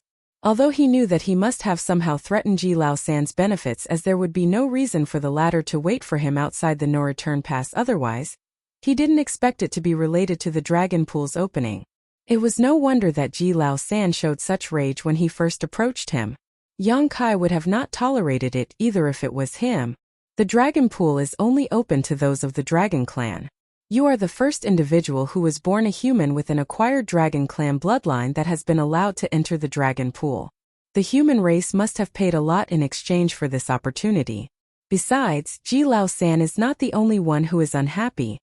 Others in the Dragon Clan are also unhappy. This was also the reason behind the Dragon Clan's approval of Ji Lao San's assault against Yang Kai. If Yang Kai lost to Ji Lao San, the humans wouldn't be able to say anything about it either. After all, the chance to enter the Dragon Pool to cultivate was rare, so no weakling would ever be given such an opportunity. However, neither Ji Lao San nor the Dragon Clan at the No-Return Pass imagined that Yang Kai, a 7th Order Open Heaven Realm human, would be able to defeat a Grand Dragon with such ease. When Yang Kai heard this, he frowned. What price did the human race pay? "I have no idea about that," answered Huang Xinyang while shaking her head. "It must have been a trade between the Dragon Clan and the Ninth Order old ancestors of the human race. Despite us living together in the No-Return Pass, we hardly ever speak to one another. As long as the Dragon Clan members do not disclose anything, we, the Phoenix Clan, won't stick our nose into it either." Yang Kai sighed in his heart, finally understanding everything. He would undoubtedly encounter numerous dangers during the upcoming crusade, and while he might be strong for his realm, he was ultimately only a 7th Order Open Heaven Realm Master. On the Black Ink battlefield, even an 8th Order Open Heaven Realm Master could be killed at any moment, let alone a 7th Order Master. Yang Kai had just ascended to the 7th Order Open Heaven Realm a few hundred years ago, meaning he was still a long way away from the 8th Order. Old ancestor Xiao Xiao probably felt like he couldn't make a breakthrough to the Eighth Order in the short time they had left, so she ordered Yang Kai to head to the no-return pass. It seemed he now owed her a huge favor. The Dragon Clan has always acted aloof with the humans, except for the Ninth Order Masters, of course, as the biggest fist will always have a say in things. But relatively speaking, the Dragon Clan hates humans like you who intentionally or unintentionally get the chance to integrate with the Dragon Source. The Source originally belonged to the Dragon Clan after all, but now it has merged with humans like you. In the eyes of the Dragon Clan, this is an intolerable blasphemy. If you had not come from the Black Ink battlefield, I'm afraid that you would have been torn apart by those ancient dragons on sight. They would take away your Dragon Source before you even left the no-return pass. This was another reason why the Dragon Clan had acted so cold towards him. In the end, Yang Kai's foundation was still human. It might be said that him merging with the Golden Divine Dragon Source was his own opportunity. Yet, from the perspective of the Dragon Clan, it was disrespectful to their ancestors. This applied not only to the Dragon Clan members of the No-Return Pass, but to the Dragon Clan members in Dragon Island as well. When Zhu Qing first encountered him, she engaged in a battle with him in an effort to reclaim the Dragon Source from his body. Of course, that little episode wound up with her losing the rice she wanted to steal a chicken with. The later easing of the relationship with the Dragon Island dragons was largely due to the birth of the small white dragon, Yang Xiao, plus the fact that Yang Kai provided help when heaven-devouring Great Emperor, Wu Kuang, caused trouble in Dragon Island. Listening to all this, Yang Kai finally understood the reason for his visit to the No-Return Pass as well as the hostile attitude the Dragon Clan had towards him. Yang Kai believed his time cultivating in the Dragon Pool wouldn't be simple or peaceful, despite the agreement between the Ninth Order Open Heaven Realm Masters and the Dragon Clan. As such, he needed to make some plans. Of course, the attitude of the Dragon Clan wasn't enough for him to just give up. Old ancestor Xiao Xiao had hoped that he would be able to get stronger to defend himself with the help of the Dragon Pool, so he had to give it his best. Marshall Peak, Chapter 5304, Staying Overnight in Another's Home. When will the Dragon Pool open? Yang Kai asked again. The Dragon Force of the Dragon Pool has recently surged, indicating that the opening of the Dragon Pool will be in the coming months. However, the opening of the Dragon Pool is a significant occasion for the Dragon Clan, so they are still in preparation. Yang Kai only feared that he would have to wait for several dozens to hundreds of years. If so, there was no point as the crusade would have already started or even ended by then. Such a situation wasn't impossible either because, for races with as long a lifespan as the Divine Spirits, several dozen to hundreds of years was just like a snap of the fingers to a mortal. If it was only a matter of a few months, Yang Kai could still afford to wait. After pondering for a while, Yang Kai asked, since the bloodline talent of the Phoenix clan is the Tao of Space, why didn't the human race come to you for help to repair the universe temples in the 3,000 worlds during the early years when they were only damaged and not yet disabled? In the end, he was asked to solve this particular problem, causing him to spend a lot of time studying the universe array in the universe temple in order to repair those abandoned universe temples. Yang Kai previously believed that the human race was helpless because there wasn't anyone proficient enough in the Tao of Space until his appearance. But now that he was aware of the Phoenix clan's ability, it made him question this conclusion. It is true that those in my Phoenix clan are naturally skilled in the Tao of Space, but this is a bloodline talent that we innately possess, which is very different from the human race's mastery over the Tao of Space through rigorous training and studies. So, the way members of the Phoenix clan interpret and use the Tao of Space is quite different from the way humans do, which makes our methods and knowledge somewhat incompatible.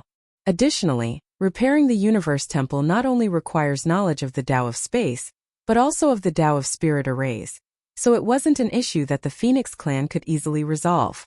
Besides, both the Dragon and Phoenix clans are restricted by the Great Ancestral Bloodline Oath to not leave the No-Return Pass. Oh, Yang Kai plainly remarked. To think of it, though the Phoenix clan members were proficient in the Tao of Space, it didn't mean that they knew how to repair the universe arrays. On top of that, there was the Great Ancestral Bloodline Oath. Yang Kai didn't know much about what this great oath mentioned, but since ancestral bloodlines were involved, it was clearly something quite serious. He also inquired about some Dragon Clan information that wasn't confidential. So Huang Xinyang answered him honestly. After half a day, Yang Kai stood up sincerely to show courtesy. Many thanks, Xinjiang, for dispelling all of my doubts. He would still be perplexed at this point if Huang Xinjiang hadn't explained so much to him. Even though there would always be a path to the destination, it would be preferable if he had known what he was about to encounter sooner so he could prepare himself. Looking at it now, the Dragon Clan and the Ninth Order's old ancestors must have reached an agreement. The Dragon Clan would uphold its end of the bargain as long as Yang Kai did not willingly withdraw.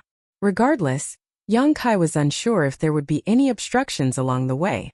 It's nothing. It has always been boring living in the Norreturn Pass all these years.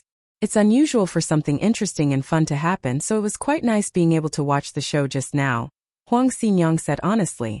As to whether her words would offend the Dragon Clan, they clearly wouldn't. They were prideful but not neurotic. I have another request, and I hope Xinjiang will agree to it. Yang Kai bowed with a sincere attitude. He had to humble himself as he requested help.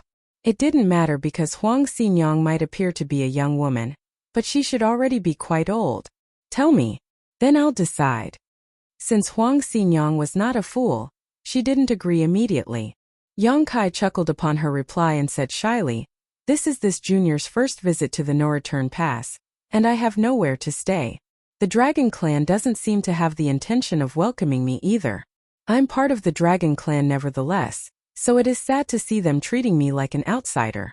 Can I temporarily stay here at Xinjiang's place since there is still some time before the Dragon Pool opens? You won't let me live on the streets, will you? You want to borrow a place at my residence?"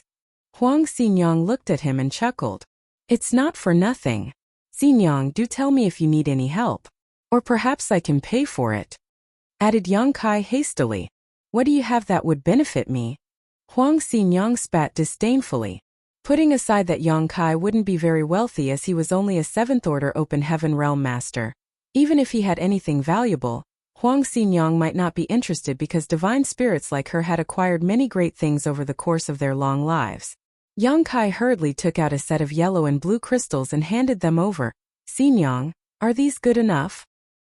He had a lot of wonderful things in his possession, but Yang Kai surmised that the only items that could impress a phoenix were the yellow and blue crystals. After all, these things came from the chaotic dead territory and were the condensed power of Big Brother Huang and Big Sister Lan. The sun's burning light and moon's serene glimmer were the common ancestors of all divine spirits, so these crystals should be quite alluring to the divine spirits. However, he was somewhat unsure as the yellow and blue crystals, which he always regarded as resources to generate purifying light, didn't hold any special meaning to him. He took them out just to give it a try. What surprised him was when Huang Xinjiang saw the yellow crystal and blue crystal. Her eyes lit up and she swiftly snatched them up.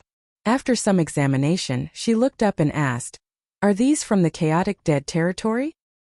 "You're right." Yang Kai gave a big thumbs up to Huang Xinjiang. "Xinjiang's eyes are as sharp as a hawk's. You have excellent observation skills." Huang Xinjiang did not react to his obvious toadying. She put away the crystals as she turned her palm, saying, "Good. You really do know how to show your sincerity. I'll let you temporarily live here." "Many thanks, Xinjiang." Yang Kai rejoiced. "Then, this junior shall go take a rest. It has been a tiring journey here. I won't be disturbing Xinjiang for now." With that being said, he rushed away in a blink of an eye. The inner space of the phoenix nest was actually really large. Watching his leaving figure, Huang Xinjiang shook her head and said, "That slippery brat." Feng Lu Liang, who had been silent the whole time, said suddenly, "You normally don't like to interact with humans. You sure were acting very differently today." The arrival of humans was not rare at the Norreturn Pass as it was the only transit point between the 3000 worlds and the Black Ink battlefield, so fresh manpower was sent here quite frequently. Still, over the years, Huang Xinjiang never had such interaction with any human. Huang Xinjiang glanced at him and pointedly stated, "I don't believe that you didn't feel it." Feng Lu Lang replied, "It seems like it's not my imagination. That kid has a Phoenix Clan's aura on him." "This is also what I find to be unusual," Huang Xinjiang replied with a nod. "He already possesses a dragon source, so he couldn't possess a phoenix source as well, right? The coexistence of dragon and phoenix sources in a single body is impossible, It should be that he has recently been in close contact with someone from our clan. Huang Xinyang shook her head. As far as I know, he has been on the Black Ink battlefield for hundreds of years and has had no chance to come into contact with anyone from our clan. Even if he had, the aura would have quickly dissipated. I'm not sure why this is happening either. Those from the Phoenix clan are rare, and most of them are currently living within the immortal parasol tree. However, there are still some who wander outside. I have no idea if they are still living or not, but perhaps we can locate one of them if we identify who he interacted with, he replied. That's why I want to keep him here. By keeping Yang Kai close, they could observe him more easily. Although Yang Kai had taken out a set of yellow and blue crystals, which contained the essence of the burning light and serene glimmer from the chaotic dead territory, they were actually quite useless to Huang Xinyang. Just when they were talking here though, the entire phoenix nest shook abruptly, making Huang Xinyang's beautiful face pale. Atop a mountain some distance away, Yang Kai was sitting cross-legged. His world force surged and space principles rippled, resonating with the rich space Tao essence contained in this sealed world. When Yang Kai entered the phoenix nest, he saw that the universe's ancient aura was still preserved here. Additionally, because it was a phoenix nest of the Phoenix clansmen, Space Tao essence was incredibly rich and abundant. With the help of these Space Tao essences, the Phoenix clan members could continue to cultivate and become stronger in their own Phoenix nest, which was why it was said that the Phoenix nest was the root of every Phoenix. If someone else came to a Phoenix nest, they would only get to experience the ancient aura of the universe. But it was different for Yang Kai as he benefited greatly from the incredibly rich Space Tao essence present in this place. His mastery over the Tao of space could be made stronger by absorbing and refining these Tao essences. At the same time, comprehending the differences of the grand Tao of space between ancient times and now would further enhance his mastery. In addition, as this Tao essence was preserved in its most primitive form, it made it simple for Yang Kai to refine it as it was extremely pure, without any trace of impurity. To Yang Kai, that place was a cultivation paradise. This was an unexpected gain. He had intended to cultivate and better his Dragon Clan bloodline in the Dragon Pool when he arrived at the No Return Pass, but before he had even entered the Dragon Pool, he gained advantages from the Phoenix clan. Fate was truly unpredictable. On his side, Yang Kai devoured and refined the Space Tao essence in the Phoenix nest eagerly, while on Huang Xinyang's side, her beautiful face paled due to how quickly the Space Tao essence in her Phoenix nest was dissipating. She needed to cultivate like him too, and although the immortal parasol tree would gradually replenish the Tao essences even if they dissipated completely, Yang Kai's method of cultivating was akin to him drying out the lake to catch all the fish. It was not beneficial for her if the Tao essences here were all consumed. After all, replenishment took time, and if the balance in the Phoenix nest was disrupted, the entire structure would be at risk of rupturing. Yang Kai's action right now was comparable to him stealing all of her family's property.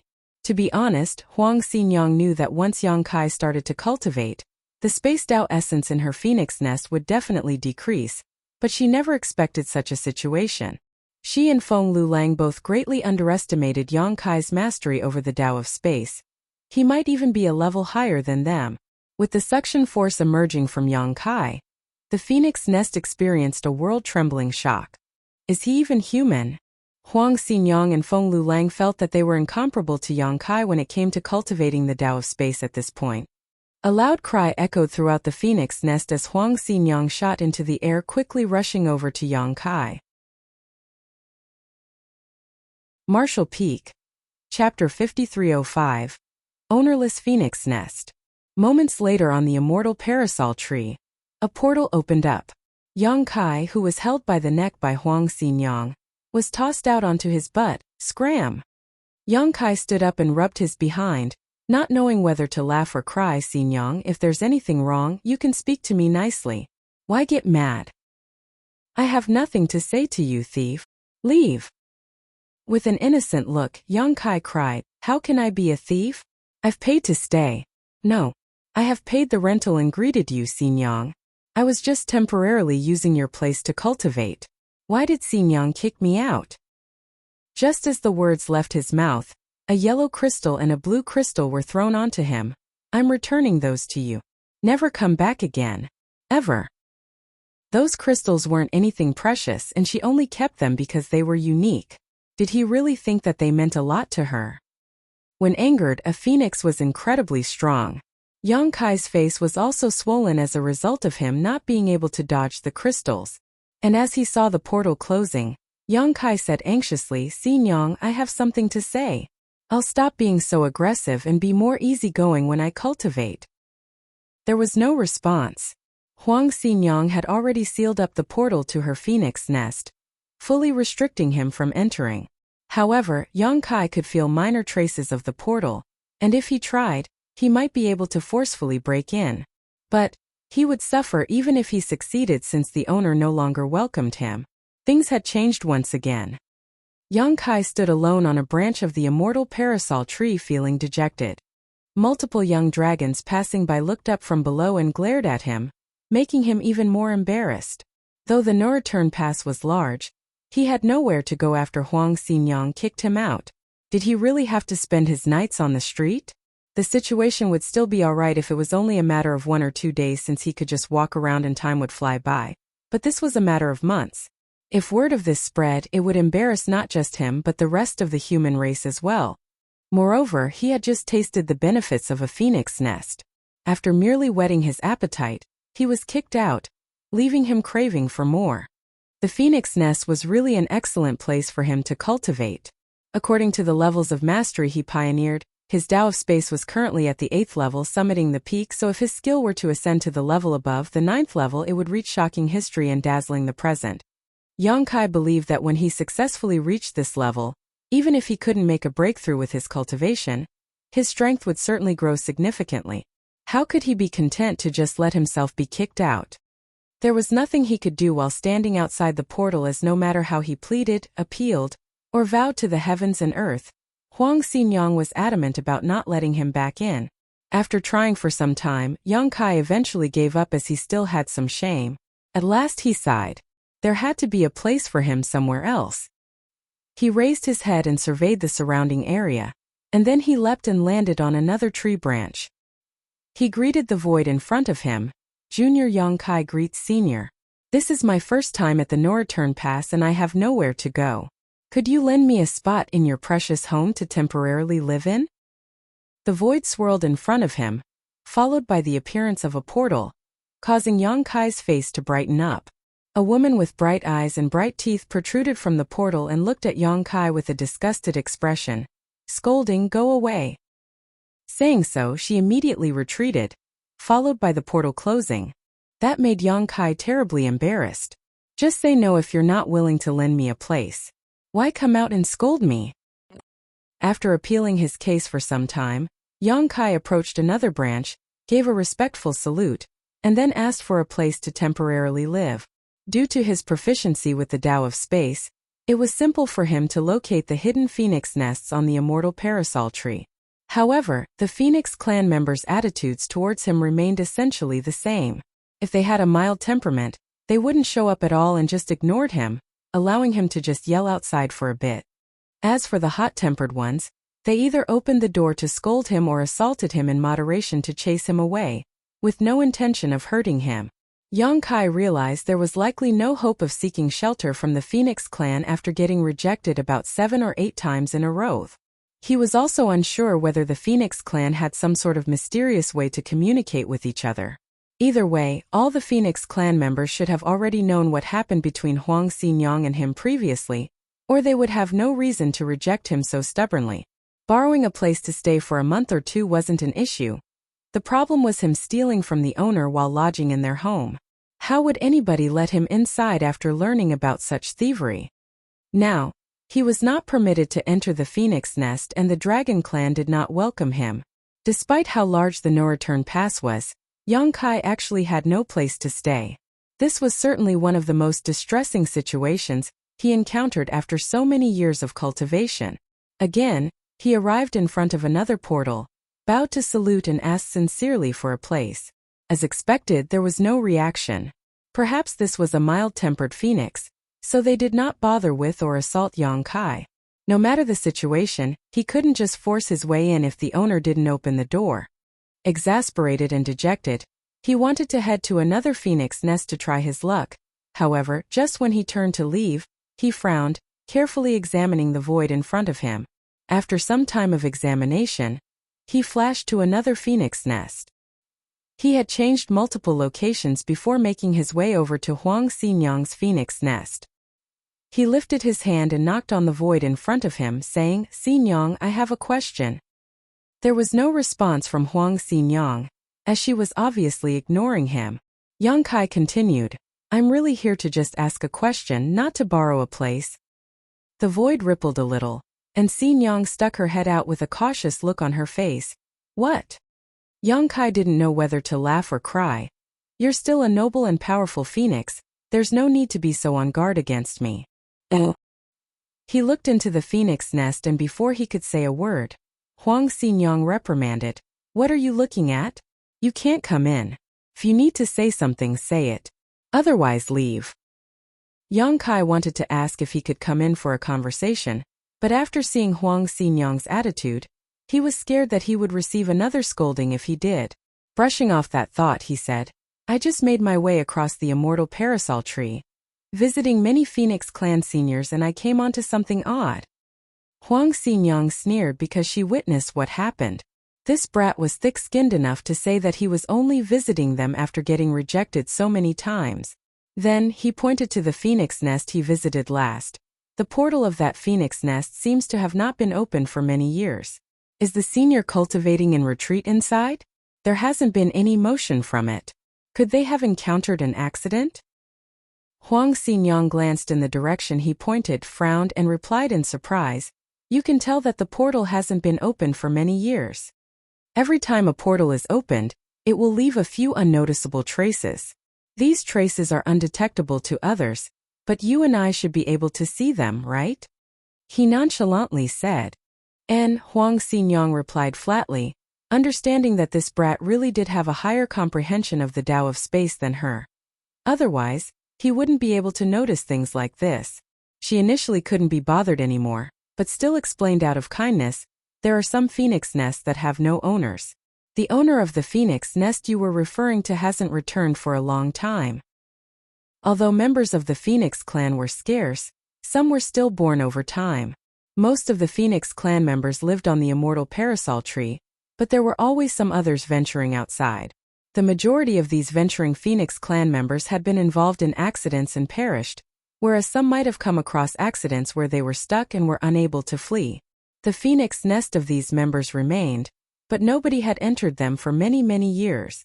Yang Kai's eyes lit up when he heard it, an ownerless Phoenix nest.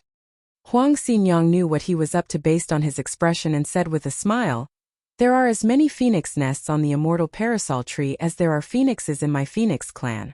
A phoenix nest is the origin of a Phoenix clan source. In other words, the existence of both is interconnected. Unless the source is destroyed, the phoenix nest will remain forever. Those phoenix nests which currently have no owner may have already been involved in an accident and have fallen. Nevertheless, their source survived. However, it is most likely that those carrying these phoenix sources aren't pure Phoenix clan members, so they can't locate this place and arrive here." The slightly sidetracked Yang Kai then said, "What Xinyang means is that every Phoenix clan member's source correlates to a phoenix nest. If the individuals who obtain the Phoenix clan source discovers this place, they will be able to own their personal phoenix nest?" "Correct?" Huang Xinyang nodded. Any existence that arrived here and cultivated in their phoenix nest would eventually transform into a pure Phoenix clan member, regardless of how they attained their Phoenix clan source. So that is how it works. Yang Kai muttered, "Nothing else, right? If there's nothing else, stop bothering me." Without allowing Yang Kai to respond, she snapped and retracted her head. "Xinyang, wait." Yang Kai raised his hand to stop her but was too slow. According to her attitude, Huang Xinyang made it obvious that she didn't want to talk to him anymore. Of course, Yang Kai didn't push the issue, but if what Xinyang stated was accurate, then one of these ownerless phoenix nests on this immortal parasol tree would belong to Su Yan, another to Jiufeng, and another to Lu Yan. These three individuals possessed Phoenix clan sources. Now things were getting interesting. Yang Kai scrutinized his surroundings, then once again arrived at the ownerless Phoenix nest. He rubbed his chin and pondered. On the other hand, in Huang Xinyang's phoenix nest, Feng Lulang asked after holding it back for a long time, "Why did you mislead him?" She snorted lightly, "To keep him busy. Or else he would come to disturb me again. So annoying." Feng Lulang sighed, deep down knowing Yang Kai was about to get in trouble again. Huang Xinyang did not lie to him, but she did not make things clear either. It was true that each phoenix nest on the immortal parasol tree corresponded to a phoenix clan source, but also those phoenix clan sources were the only keys to unlock these phoenix nest. Without the corresponding phoenix clan source, no matter how proficient Yang Kai was with the Tao of Space, he would never be able to open these unowned phoenix nests. There was an undetermined amount of phoenix nests. Since the creation of the universe, the immortal parasol tree, and the Phoenix clan, the number of the phoenix nests had increased and decreased as a result of several factors over the ages. A greater number of phoenix nests indicated a greater amount of phoenix sources remaining, and decreased phoenix nests indicated decreased phoenix sources. Nonetheless, these two factors were unrelated to the life or death of a phoenix. Even when a phoenix clan member fell due to an accident, as long as their source remained, their phoenix nest would never be destroyed. If anyone obtained that source by chance and cultivated it in a phoenix nest in the no-return pass, they would have the opportunity to shed their former body to be reborn as a pure member of the Phoenix clan. Marshall Peak. Chapter 5306. Su Yan's Phoenix Nest. In fact, just like the Phoenix clan, the Dragon clan was the same, with the exception that dragon sources were from the Dragon Pool. Hence, for both the Dragon and Phoenix clans, those places were the root of their entire clan, the Dragon Pool being the Dragon clan's origin and the Phoenix Nest being the Phoenix clan's origin. Yang Kai once wondered if the decline of talents would lead to the eventual extinction of the Dragon clan, but this was simply impossible. As long as the Dragon Pool remained, the Dragon clan would never go extinct. There might be situations where the clan becomes momentarily weak and vulnerable, but that was unavoidable if it was the will of the heavenly way. However, the fact that there were ownerless phoenix nests on this immortal parasol tree surprised Yang Kai. Didn't that mean he could enter the ownerless phoenix nests at will?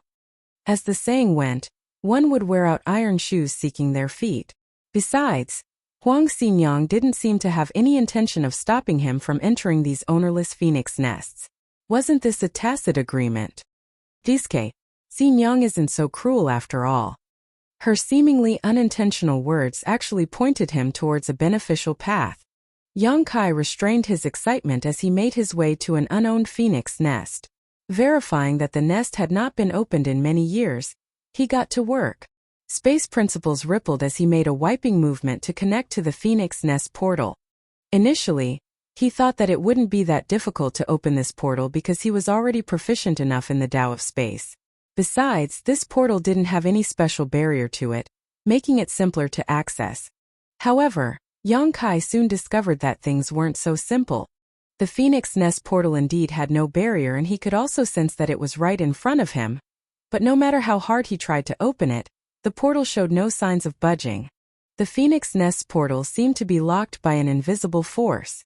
Yang Kai at first believed that his approach was incorrect, but as the portal remained shut even after several days of trying, he gradually understood the issue. It wasn't that he wasn't proficient enough in the Tao of Space, but that the Phoenix Nest actually had some other requirement in order to be opened. Yang Kai concluded as such because the Phoenix Nest portal in front of him appeared to be locked by an invisible force, and he probably needed the right key to open it. Yang Kai couldn't help but sigh as he recalled what Huang Xinyang said to him and her attitude at that time. He was tricked.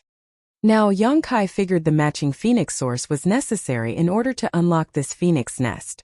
In other words, the key to these phoenix nest portals was the phoenix sources themselves. Even though he had a higher mastery over the Tao of Space compared to many, he was unable to enter without the key. After all, the immortal parasol tree was a unique existence that was born soon after the universe came into existence. It could be said that it was a type of supreme innate treasure. How could anything related to such a treasure be so easily accessed? The hope that was sparked previously was put out ruthlessly, causing Yang Kai to feel dejected again. He would still be fine if he hadn't known the benefits of the phoenix nest for his cultivation. However, not only was he aware, he even got a taste. It was simply a terrible feeling not being able to have access to it anymore. Yang Kai, still a little in disbelief, circled the immortal parasol tree once more, searching for portals that had been closed for a very long time. He tried 3 other phoenix nests consecutively, all to no avail. When he got to the 4th nest, Yang Kai assumed the situation would be the same, but after exerting quite a bit of force, the void in front of him rippled, and a portal hazily formed.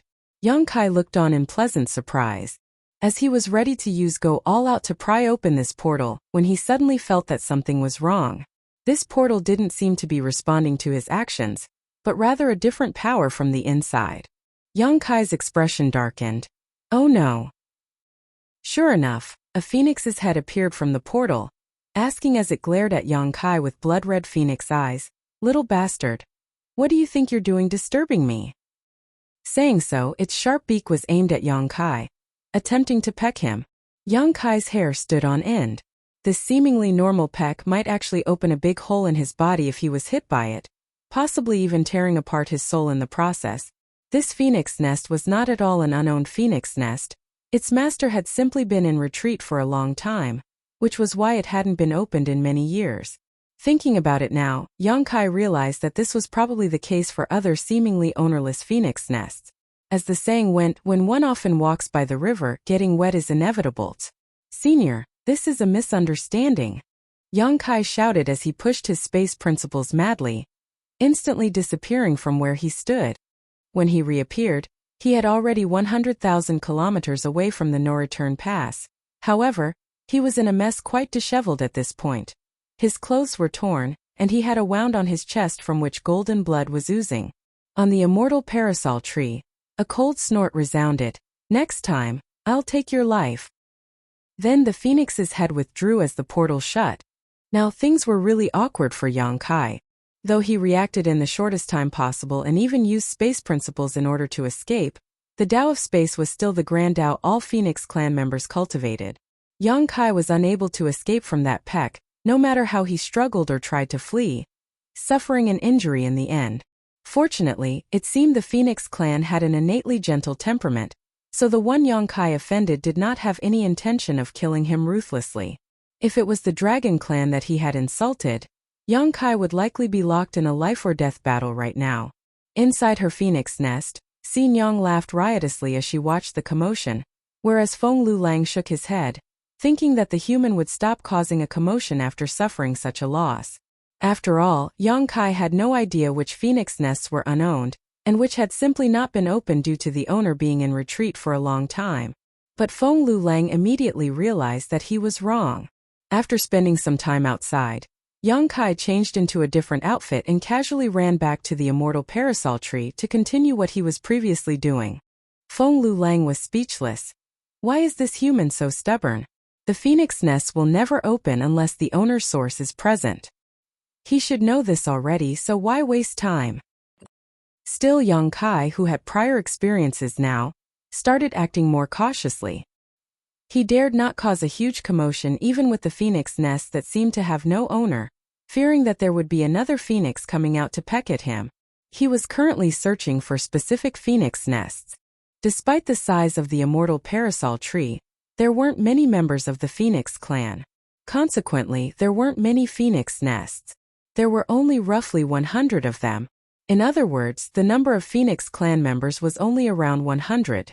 This also counted the numerous Phoenix clan sources lost outside. Yang Kai estimated that there were approximately only 40 or 50 members of the Phoenix clan who were still residing on the immortal parasol tree. Still, this was already a huge force considering it was the Phoenix clan. Each mature dragon was equivalent to a high-rank open heaven realm master, and due to their long lifespan and inherited bloodline, they only required time to strengthen themselves to ascend to the level equivalent to the 8th order open heaven realm, without having to go through many risks. A process similar for all divine spirits.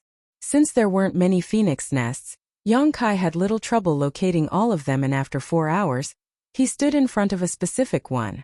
This was another phoenix nest that had not been opened for many years. If Yang Kai hadn't felt a trace of a familiar aura flowing out of this phoenix nest, he would not have been able to determine whether there wasn't an owner inside or not. It was that familiar aura that confirmed that this phoenix nest was ownerless. Or at least the owner was not in. This was because the fire phoenix aura coming from this nest belonged to Liu Yan. The phoenix source that Liu Yan owned today dated back to Martial Flame Great Emperor, who had attained the phoenix true fire by chance many years ago. After cultivating with it, Martial Flame eventually ascended to become a great emperor of the star boundary. It was during that period that heaven-devouring great emperor Wu Kuang had caused chaos. As a result, all the other great emperors of the star boundary fought him in a deadly battle in the Shattered Star Sea. In that battle, Wu Kuang's body was destroyed as a result of his defeat. Along with his death, several other great emperors, namely Azure Sea Great Emperor, Martial Flame Great Emperor, Yuanding Great Emperor, and Cyan Lotus Great Emperor perished. That was the time when Wu Kuang overpowered everyone else and ruled like a tyrant. But, in the end, his actions led to public outrage which ultimately got him killed. It was later revealed that Wu Kuang faked his own death, and many years later was resurrected. However, the tale of him using his own power to kill numerous great emperors remained, fascinating all who heard it. No other great emperor had possessed strength on par with Wu Kuang's. After the fall of the Martial Flame Great Emperor, the Phoenix True Fire remained in the Shattered Star Sea. When Yang Kai traveled to the Shattered Star Sea for training, he obtained the Phoenix True Fire and later gave it to Liu Yan to refine. Consequently, he could easily recognize the aura of this fire phoenix source because he was very familiar with it. The Phoenix True Fire, strictly speaking, was actually a phoenix source. The aura that was just barely noticeable on the phoenix nest in front of him undoubtedly came from the same source as the Phoenix True Fire that he gave to Liu Yan. Now that this had been confirmed, Yang Kai could act boldly without having to fear a Phoenix clan member showing up to deal with him. But to his disappointment, despite being certain that Liu Yan was the Phoenix Nest's owner, he was still unable to open it. He didn't continue because he knew that the Phoenix Nest wasn't that simple to open from previous experience. After half a day of searching on the immortal parasol tree, Yang Kai stood in front of another Phoenix Nest. If he was not mistaken, Zhou Feng should be the owner of this Phoenix Nest. However, he wasn't really sure as he had not interacted with Zhou Feng frequently, so he didn't have a vivid memory of her source's aura. There was a high chance it was, though. He had found Liu Yan in Zhou Feng's Phoenix Nest, so what about Su Yan's? There would definitely be a Phoenix Nest here that belonged to Su Yan. At this moment, Yang Kai had no hope of entering the Phoenix Nest to cultivate and further strengthen his understanding and mastery over the Tao of space, so all he wanted was to find out where Su Yan's Phoenix Nest was located, so he could help guide her here in the future where she would be able to cultivate with peace of mind. Moments later, as Yang Kai stood on a branch of the immortal parasol tree and looked at the void in front of him, he smiled gently. Found it. Su Yan should be the owner of the Phoenix Nest in front of him. He was very familiar with that aura. After all, she was his first wife, and their many times of cultivating together had already connected their auras. When Yang Kai arrived here, he almost immediately recognized this Phoenix Nest as Su Yan's. Martial Peak. Chapter 5307. How did he enter? Oh! This familiar aura made Yang Kai sigh in reminiscence. He had not seen Su Yan for hundreds of years before entering the Black Ink battlefield, and now several hundred more years had passed, yet his parting with her and the others felt as though it only happened days before. To a master like Yang Kai, the higher their cultivation, the less emphasis they put on time. Back when he was still young, Yang Kai felt every day was extremely precious, but as he became stronger, even a simple retreat could take years. His greatest desire used to be to mature quickly and obtain the freedom and strength that came with it, but looking back now, he realized how precious the time when he was a carefree kid was. That was a period of time that could only remain in his memories. He had spent his entire life traveling around, from south to north and back again. Though there had been a lot of women around him, he had never really spent much time with them. Yang Kai felt deeply that there was more time spent away from his family and loved ones than with them since he began his journey on the martial Tao. It was still fine before as there would always be occasions to gather, but after he had entered the Black Ink battlefield, he knew he would never see them again unless the Black Ink clan was completely eradicated. Was all this really worth it? He thought to himself. But Yang Kai's expression quickly changed to one of determination. No, it is. The current short separation was necessary to prepare for the long-term reunion afterwards. He would finally be at peace and bring his lovely companions to travel across mountains and rivers, and enjoy himself when the battle in the black ink battlefield was over. For that reason, he had to become stronger in order to survive. The familiar aura lingered around his fingertips as he extended his hand to touch it, as if he was brushing Su Yan's face. As he reached out, Yang Kai's expression soon filled with shock, which then quickly turned to joy. With a flash, he rushed into the portal in front of him and disappeared. The next moment, two figures appeared on the immortal parasol tree together. Both Huang Xinyang and Feng Lulang looked at the place where Yang Kai disappeared in extreme disbelief. Xinyang's eyes bulged as she muttered in a hoarse voice, "He went in." Feng Lulang nodded lightly, confirming, "He went in." Xinyang's thoughts were all over the place. How? Feng Lulang had no idea how to reply either, so he just said, "Just like that." Nonsense. She glared at him. She had been observing Yang Kai, so of course she knew he went in just like that. The point was, how did he get in? That was a phoenix nest. Besides, it was not just any phoenix nest. While the two were talking, more phoenix nests opened up, and figures emerged from the portals, obviously having noticed something. These people were all attractive men and women of varying ages, and they were all staring in the direction of where Yang Kai had disappeared. A woman with a particularly noble and dense aura emerged. She appeared to be 15 or 16 years old on first impression. However, if one paid closer attention, she seemed to be in her early 20s. Strangely enough, after observing her for some time, she suddenly appeared to be in her mid-30s. This woman's age seemed to be a true mystery. She then asked in a soft voice, "Has someone returned to the clan?" Huang Xinyang and Feng Lulang exchanged glances before quickly bowing and explaining everything that had just happened. The group of Phoenix clan members were shocked to learn that a human from afar opened this phoenix nest. What's more, this human was no ordinary human, but rather a human that had refined and fused with a dragon source. The phoenix nest was opened by such a person. This had never happened before. The Phoenix clan members started chattering and demanded that the brat be dragged out of the phoenix nest and punished.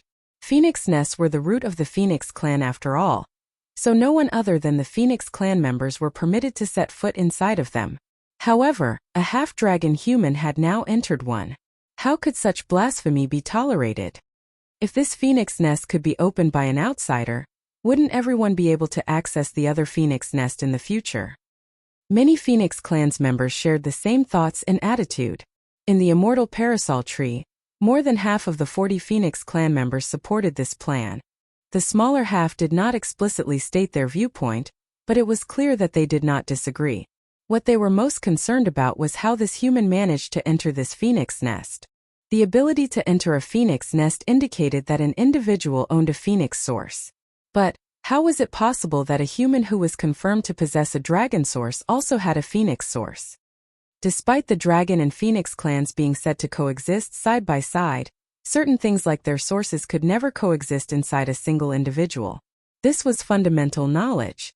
After countless years of peace and tranquility, the immortal parasol tree became lively because of Yang Kai's unprecedented actions, and almost all the Phoenix's clan members that were able to come out from retreat came out. The Dragon Clan was immediately alerted by the commotion, and many of them throughout the No Return Pass released their divine sense, immediately understanding the whole story in an instant.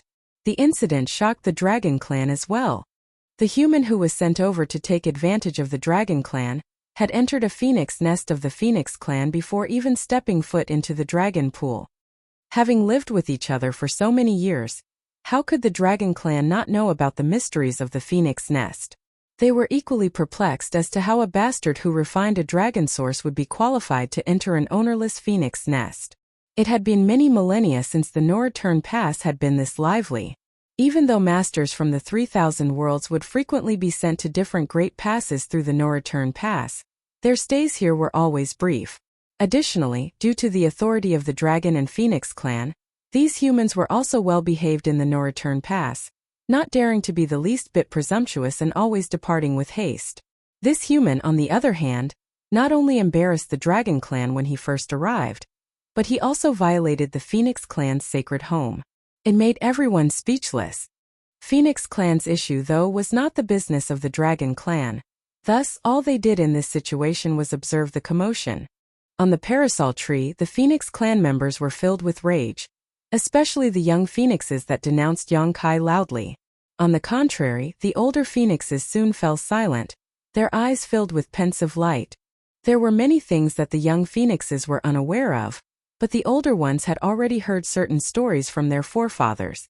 The phoenix nest that was open was not an ordinary phoenix nest, it was a phoenix nest that belonged to a previous generation phoenix empress. After a certain incident, that empress source went missing, its location unknown even now. As such, wasn't the opening of this phoenix nest an indication of something? Even this generation's phoenix empress had shown herself. She was a noble woman who had an extremely dense aura. Her strength was comparable to the Dragon Emperor as well as the Ninth Order Open Heaven Realm humans.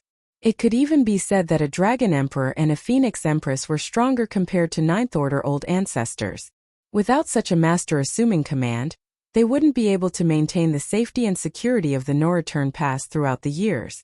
But in the end, even with the Empress present, the Phoenix Clan members were unable to drag Yongkai out from the Phoenix Nest because they lacked the ability to do so. Though they were Phoenix Clan members, they couldn't simply open a Phoenix Nest that did not belong to them. In other words, they couldn't really do anything unless the human willingly came out.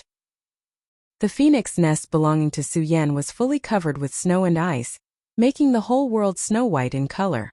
In mid-air, Yongkai surveyed his surroundings as he admired the beauty and magnificence of this place. This was a world sealed in ice and snow, so it was absolutely freezing. The fact that Su Yan owned this Phoenix Nest made it reasonable that this was the case. Su Yan's Phoenix Clan source was an ice Phoenix source, so naturally, her Phoenix Nest was filled with ice principles. The cold inside was the kind that permeated one's soul. Even Yongkai felt a bit uneasy when he first arrived here, but thankfully, he felt much better after circulating his world force. A moment later he felt overjoyed. Just like Huang Xinyang's Phoenix Nest, this place was filled with dense primordial space Dao essence. On top of that, this Dao essence was 10 times denser than it was in Huang Xinyang's nest. That was an immense difference. This was also a reasonable situation though. The Phoenix Clan members cultivated in their Phoenix Nests, where they refined the ambient space Dao essence to enhance their own understanding of this grand Dao.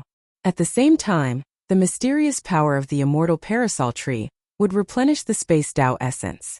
Of course, as long as the Phoenix clansmen could maintain a balance, the Dao essence of their Phoenix Nest would never completely deplete, allowing them to slowly cultivate for as long as they wished. However, it was different for Su Yan's Phoenix Nest. Throughout the years when nobody refined the space Dao essence in this ownerless Phoenix Nest, the Dao essence had accumulated to become very dense.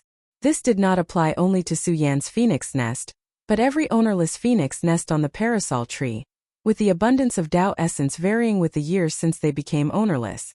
If any Phoenix Clan member that was roaming outside managed to find their way here and open their Phoenix Nest, their strength would undoubtedly increase immensely in a short time. This was a type of reward for returning to one's roots. Right now, this circumstance was a great blessing for Yongkai. He had got a taste of it at Xinyang's place, but was soon kicked out before he had eaten his fill. The circumstance now here at Su Yan's place was equivalent to serving him a table of delicacies when he was starving. Of course, Yongkai would want to feast. He didn't fear that this would harm Su Yan in any way since the space Dao essence in this place was dense after countless years of accumulation.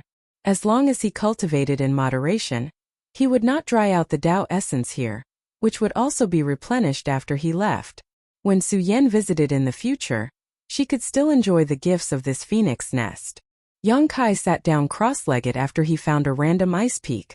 As space principles rippled, the world resonated and the space Dao essence in this Phoenix Nest was quickly absorbed by him. Refining this incredibly pure and ancient Dao essence was of enormous advantage to Yongkai's comprehension of the Grand Dao. On top of that, it helped him understand the differences between the ancient and current Grand Dao of space, which was also extremely beneficial. Yongkai already caused quite a commotion at Xinyang's place, but now he caused a bigger one in Su Yan's place. He seemed to have transformed into a bottomless abyss, incessantly swallowing the ambient space Dao essence. Consequently, he felt that he gained a deeper, broader sensibility of the Tao of space.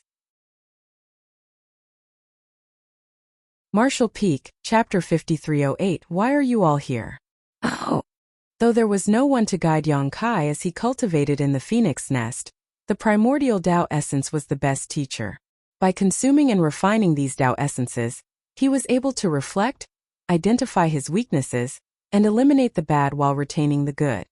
His mastery of Tao of space increased rapidly. A few months flew by quickly. Yang Kai opened his eyes and reviewed his gains. He didn't achieve a breakthrough, but his mastery of the Tao of space had evidently been enhanced, and this enhancement of his grand Tao improved his strength too. By just lifting his hand, Yang Kai could feel the quivering motion of the void around him. Yang Kai remained as tranquil as an ancient well, though such a result was certainly pleasing to him. Cultivating in this phoenix nest for a few months was far more beneficial to him than cultivating outside for many years. The only thing that saddened him was that despite greatly enhancing his comprehension of the Tao of space, he didn't seem to have any signs of breaking through to the next level of mastery. According to his own division of a grand Tao, the last stage was shocking history and dazzling the present, a stage that few had ever attained throughout history. Though he did not break through this level, he had gained a lot, so he had no regrets. He believed that he would eventually reach such mastery one day in the future. Deciding it was time, he stopped cultivating.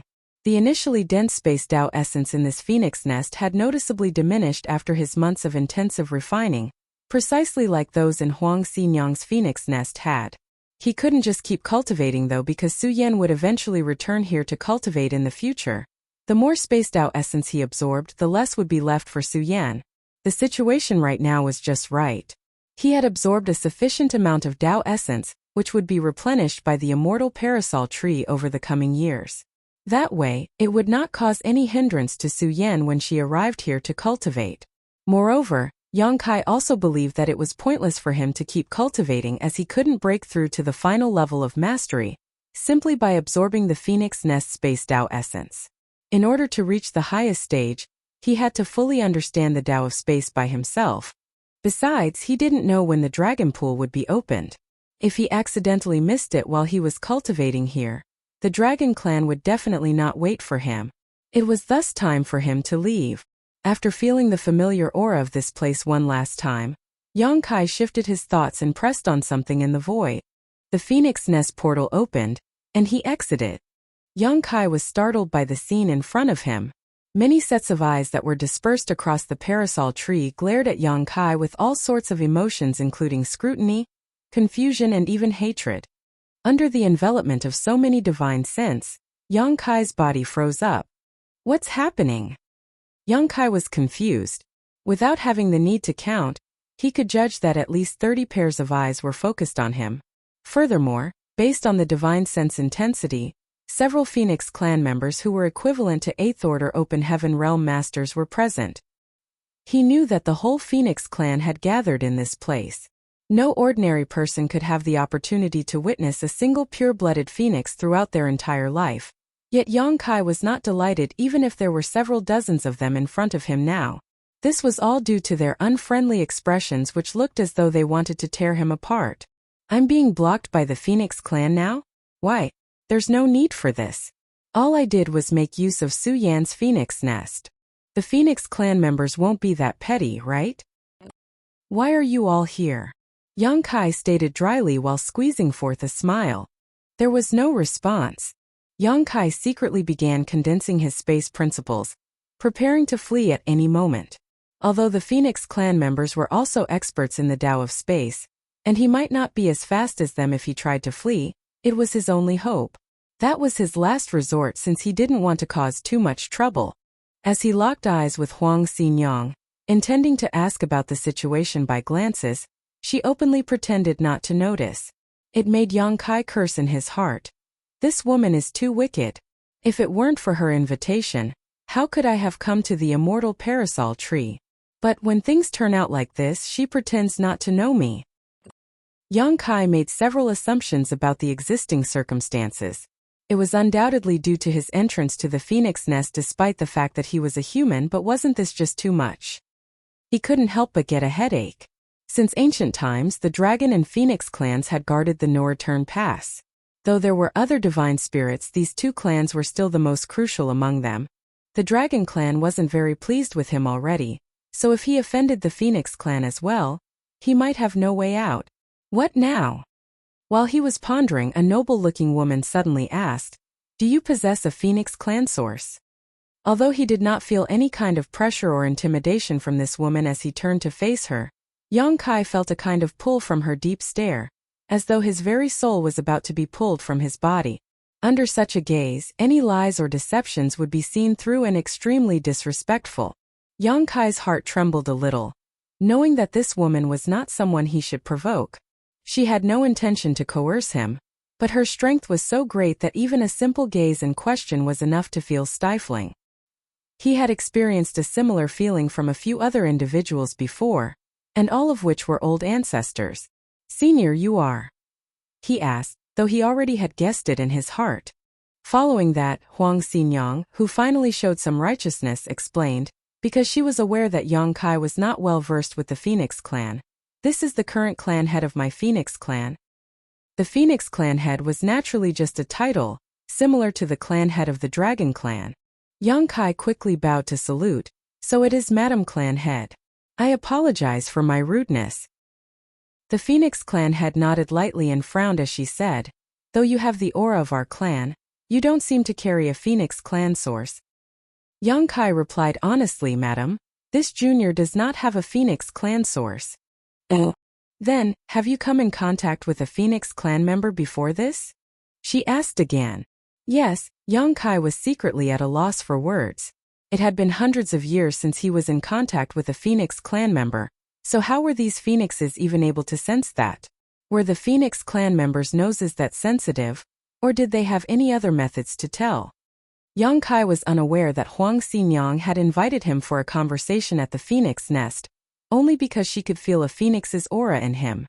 Otherwise, how would any Phoenix clan member allow a random stranger to enter their Phoenix Nest, given their haughty character? Even the Dragon clan members that were living in the No-Return Pass with them wouldn't get such treatments. How is the individual you came in contact with doing right now? The Phoenix clan head asked once again. Yang Kai thought for a while before replying. She is doing well, and should currently be cultivating in the Divine Spirit Ancestral Land. The Ancestral Land, she muttered softly, with a hint of nostalgia on her face. The Ancestral Land was something long not mentioned by both the Dragon clan or the Phoenix clan. Ever since they took charge of the No-Return Pass, they had never visited the Ancestral Land. It appeared to be some sort of fate that a Phoenix clan member entered the Ancestral Land to cultivate. In the No-Return Pass, the Dragon and Phoenix clans were somewhat aware of some of the secrets of the Ancestral Land. Is she a human? The Phoenix clan head continued to question. Most of the Phoenix clan sources left outside were found and refined by humans. If the source could be integrated, then their bloodline would slowly be altered.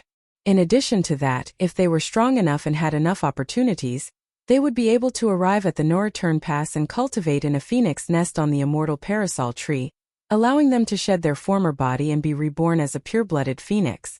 Of course, this did not solely apply to the human race.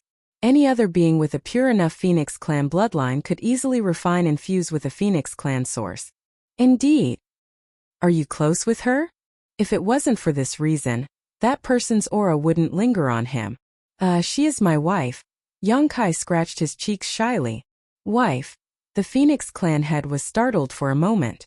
Though the Phoenix clan structure was different from the human races, she could somehow understand the meaning of the term wife.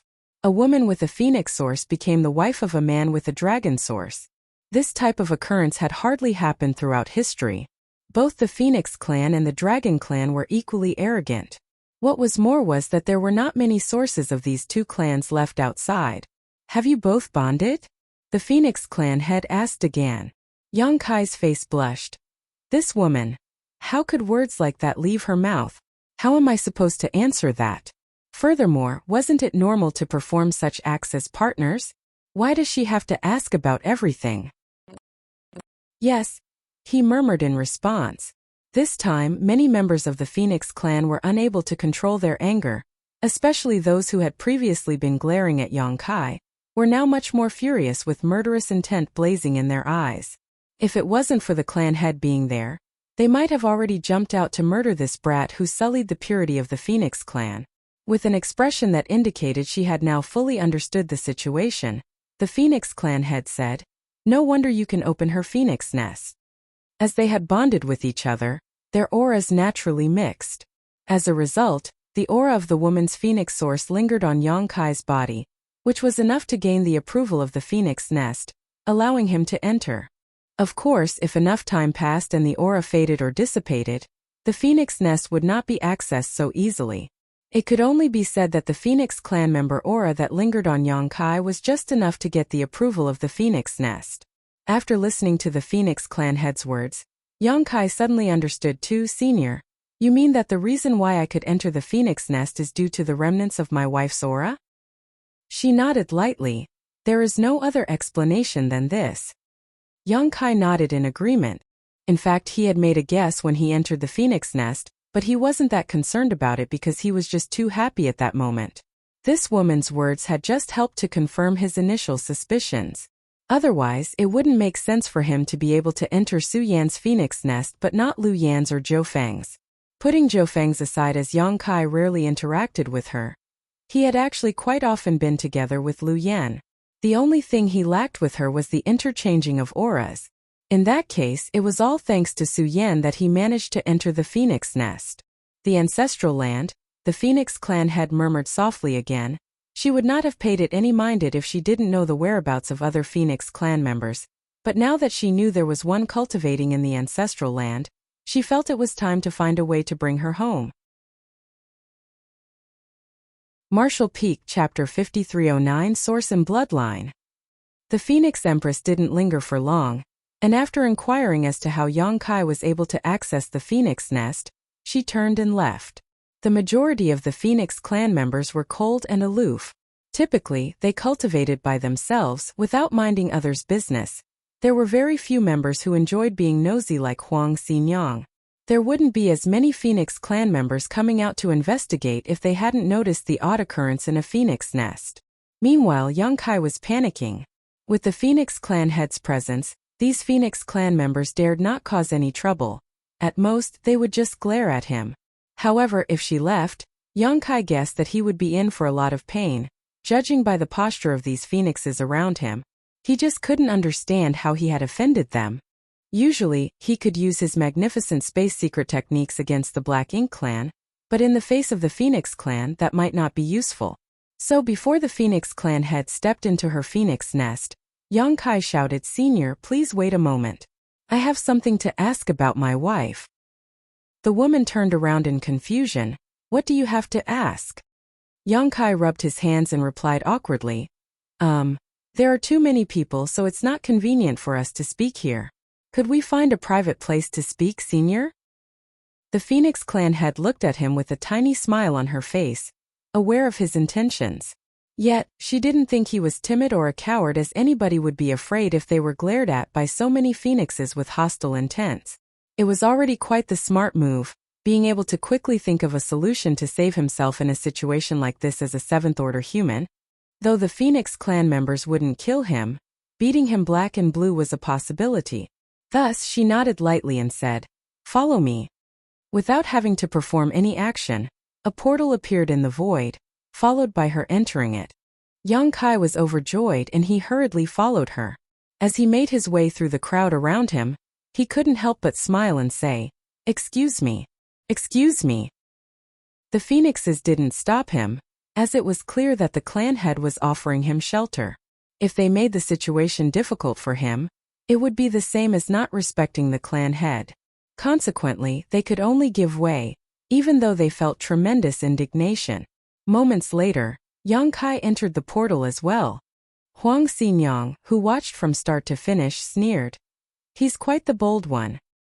Yang Kai's situation was somewhat related to her, so she initially wanted to invite him to her Phoenix nest to hide from the Phoenix clan members temporarily, but who knew this brat was bold enough to seek help from the clan head herself. He really doesn't see himself as an outsider here. Meanwhile, Feng Lulang, who was standing next to Xinyang, frowned slightly. "He's too sly. I don't like him." The setting of Su Yan's phoenix nest and the current Phoenix clan head's phoenix nest were polar opposites. This place was scorchingly hot as dense fire principles filled the air. Yang Kai instantly understood that the current generation leader of the phoenixes was a fire phoenix. He was still surveying the surroundings as he followed the Phoenix clan head into the phoenix nest when she asked, "Is there really something you wish to ask? Or was that just an excuse?" In a more serious manner, Yang Kai replied, "I actually do have something to ask." In the previous moment of crisis, he didn't give it much thought because all he wanted to do was to use the status of the Phoenix clan head to escape, but now he genuinely had a question. She nodded lightly. "Go on." Yang Kai then stated, "Xin Yang explained to me something about the Dragon Clan and my position there as a human with a dragon source. This junior would like to know what mindset the Phoenix Clan has in such circumstances. Does the Phoenix Clan also think that other races do not deserve the Phoenix Clan source, and should be marginalized if not eliminated?" Upon hearing that, she did not answer his question but instead asked, "Do you know where both the dragon and Phoenix sources are from?" Yang Kai thought for a while and answered, "Xin Yang said that Phoenix Clan sources are born from Phoenix nests. There are as many Phoenix Clan members as there are Phoenix nests. As for the Dragon Clan, do they come from the Dragon Pool?" No one had told him about the origin of the dragon sources, but since the Dragon Pool was the root of the Dragon Clan, it was not surprising that Yang Kai thought of it this way. The Phoenix Clan had nodded. "Not bad. A Phoenix source originates from a Phoenix nest, whereas a dragon source comes from the Dragon Pool. This is one of the reasons our two clans are hailed as leaders of all divine spirits. Both dragons and phoenixes are extremely strong and their numbers are quite large as well. Of course, this is in comparison to other divine spirits. Since you are a 7th order open heaven realm human, I believe you have also come into contact with other divine spirits. But have you met a divine spirit clan that is as numerous and powerful as the Dragon Clan?" Yang Kai shook his head. Although the divine spirits he encountered couldn't be counted as many, they were unquestionably not few as well. For example, Zhu Jiuyin and Shanqing Luo were the only two members of the Heavenly Moon Demon Spider clan he knew of. Then there was the Mianmeng mother and her son pair. The divine spirits he saw in the Grand Ancient Ruins boundary appeared mostly as individuals. There might be more of them likewise. There were likely to be clans that he hadn't noticed. Only the Kuan clan in the Divine Spirit Ancestral Land had a few more members, but there weren't more than 10 of them. In comparison, the dragons and phoenixes each had dozens of clansmen, which indeed made them far stronger and larger clans. Logically speaking, the more powerful a race, the more problems they would face in terms of reproduction, but the situation was somewhat different for the dragon and phoenix clans.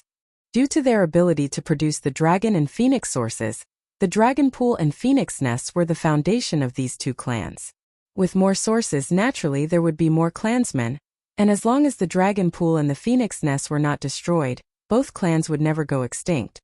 In contrast, other divine spirits did not have such advantages. The continuation of their bloodline and reproduction solely depended on the bonding between clansmen.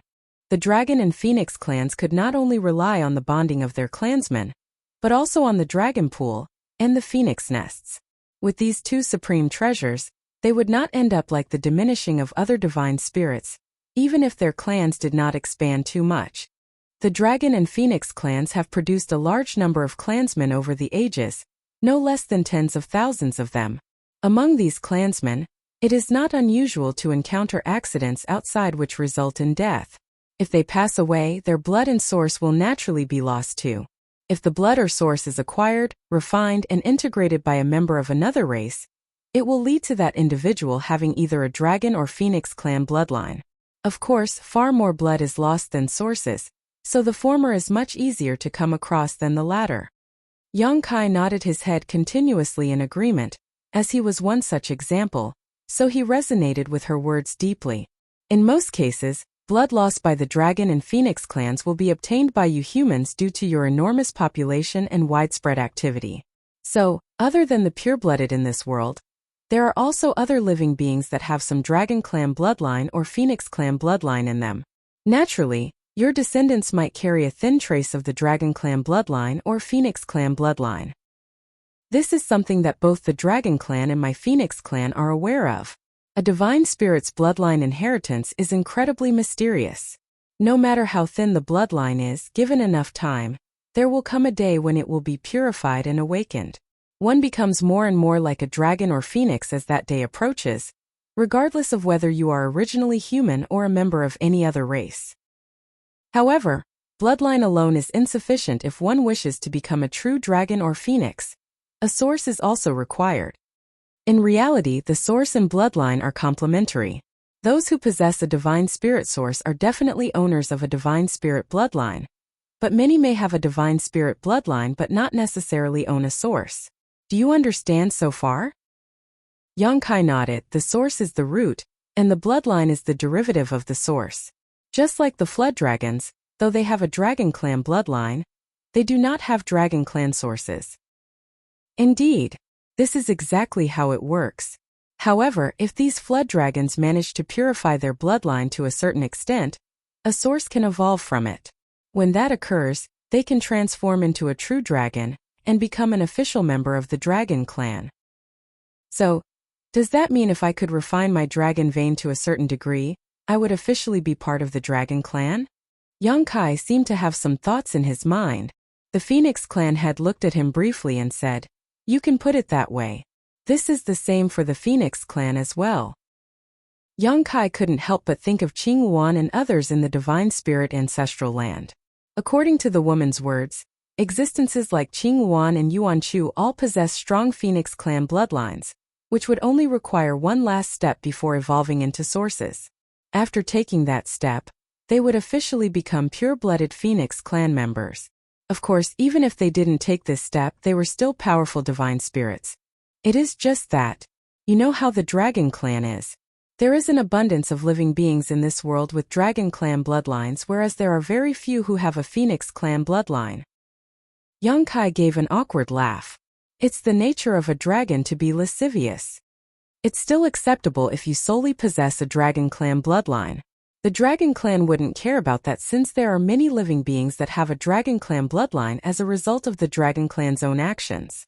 You, however, possess a dragon source, which means something to the dragon clan. If your source is taken away and returned to the dragon pool, the dragon clan will undoubtedly have an additional heir in the future. Yongkai frowned. The dragon clan do such things? To which she shook her head and replied, "Not anymore. If it was a long time ago, they would certainly do so. While it is also conceivable for you to strengthen your bloodline and eventually turn into a pure member of the dragon clan, that is merely a possibility. Instead of clinging to that faint hope, it was preferable for them to simply extract your source and return it to the dragon pool." The Phoenix clan head was referring to an extremely ancient period when she said that it was a long time ago, but the dragon clan definitely did such things back then. However, given Yongkai's current standing, it was clear that the dragon clan didn't like him but wouldn't do anything to him either. What about the Phoenix clan? This was the issue that Yongkai was concerned about. The Phoenix clan head knew what he was thinking, so she smiled and said, "Rest assured, the Phoenix clan will not be as unscrupulously as the dragon clan. Since your wife has the Phoenix clan source, that is her opportunity, and it also means that she is a member of my Phoenix clan.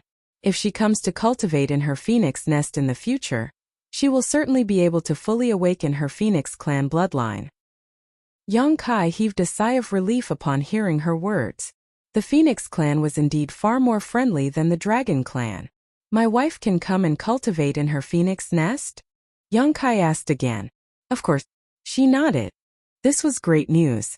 Su Yan had already been cultivating in the divine spirit ancestral land for some time, which meant her strength must have been greatly increased. If she came to her Phoenix nest to cultivate now, she might be able to purify her bloodline and become a pure-blooded Phoenix clan member. After all, her source was no ordinary source, but the source of a Phoenix Empress, even stronger than the woman in front of Yongkai now. He had to find a way to bring Su Yan and the others over here, but now that he was on Black Ink battlefield, it was pretty challenging for him to do so. It seemed like he had to ask for a favor from the Phoenix clan. Martial Peak Chapter 5310 Open. After the matter was brought up to the Phoenix Empress, she smiled and replied, "Even if you didn't ask, I would have done so.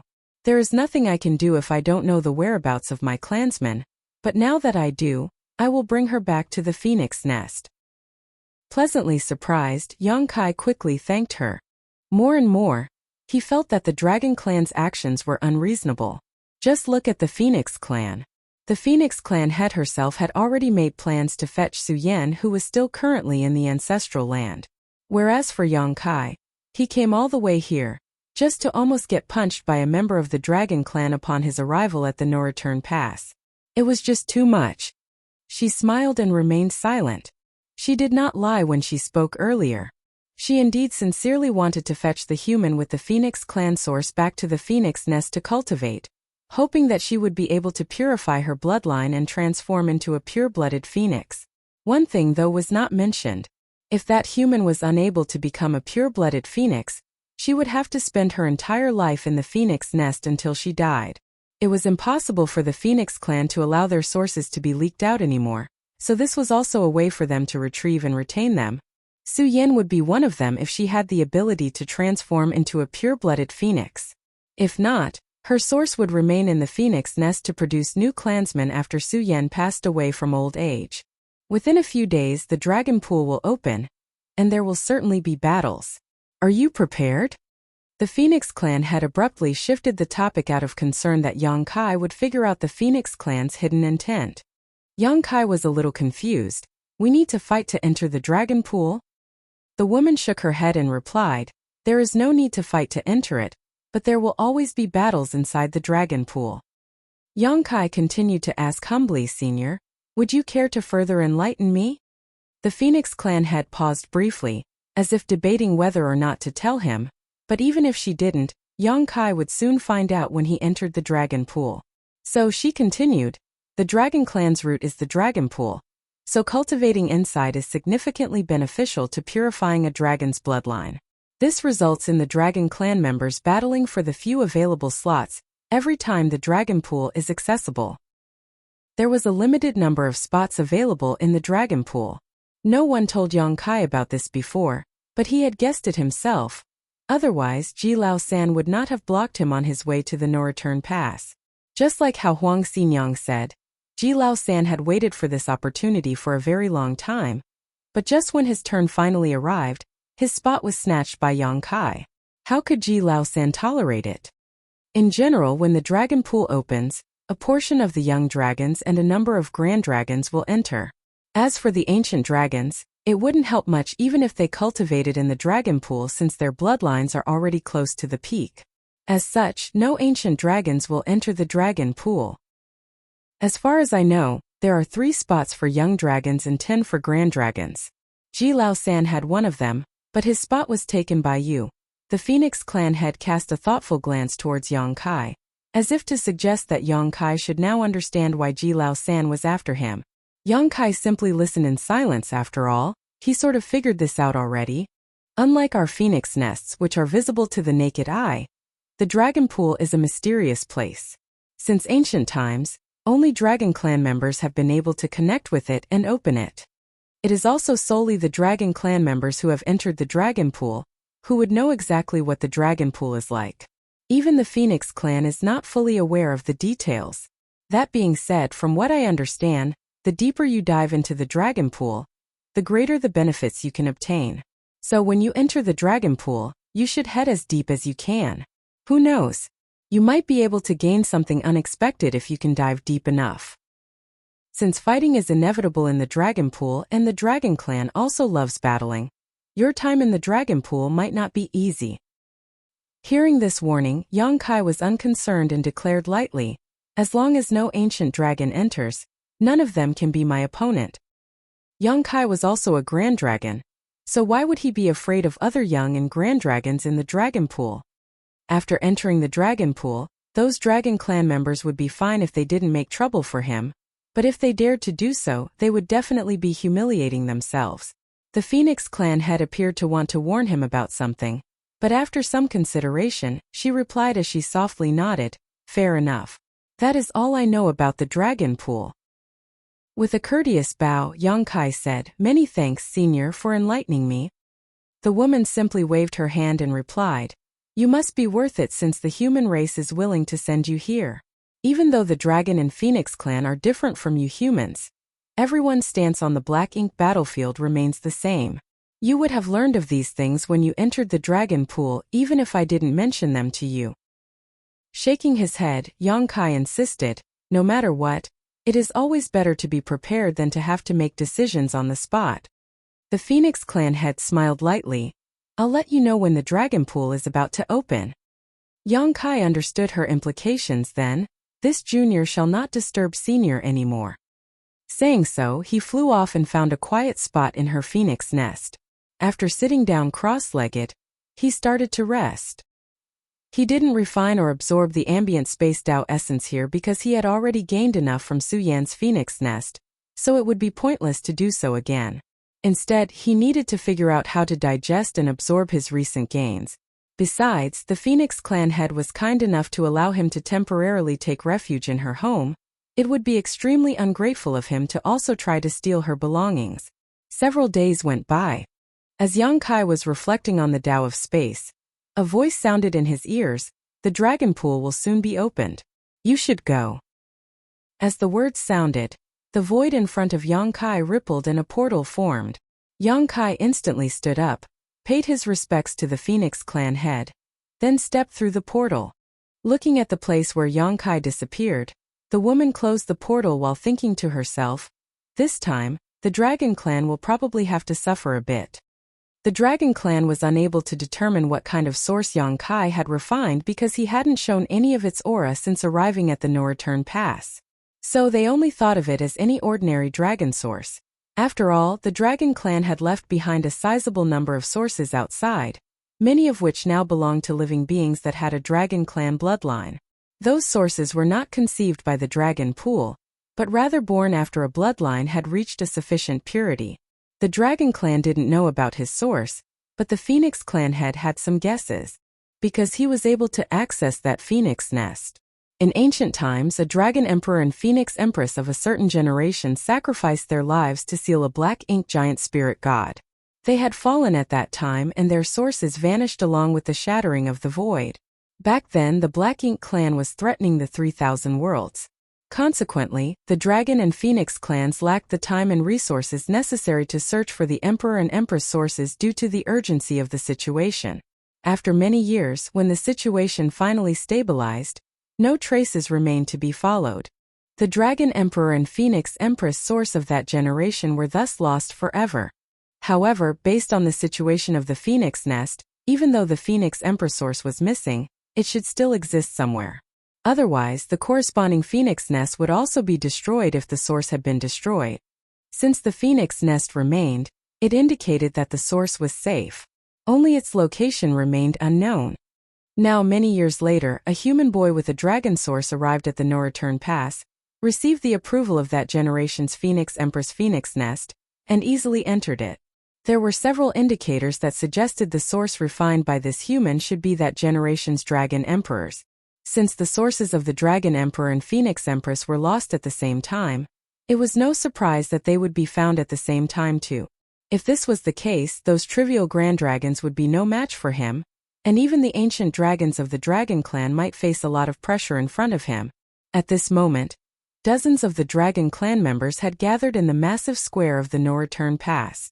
However, except for a few young dragons, all other Dragon clan members had transformed into their human forms. Those few young dragons lacked the proper fine control over their power, so they found it less energy-consuming to simply remain in their dragon form. Though they were titled young dragons, some were several thousands of meters long. Some were hovering above the square while some were curled up nearby, dragon pressure lingering in the air. In the square, 5 statues had been erected, all of them in the form of a true dragon, with the only difference being their color.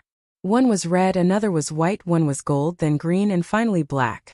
They were lifelike despite being statues, and at first glance, they looked like genuine Dragon clan members. The 5 statues formed a circle around the square. The mystery behind this unknown. Other than the statues, the Dragon clan members had all gathered, including the 3 ancient dragons that Yongkai saw the other day. When Yongkai approached, the Dragon clan members seemed to be making some preparations, and the 3 ancient dragons were each murmuring something. There was no room for any mistakes because the opening of the dragon pool was a huge affair to the dragon clan. Yang Kai didn't stand on ceremony at all, flying straight over to Ji Lao San after a quick glance around and asking, "I'm not late, right?" Ji Lao San was concentrating when he heard the voice. As he turned his head to see that it was Yang Kai, his expression darkened with rage.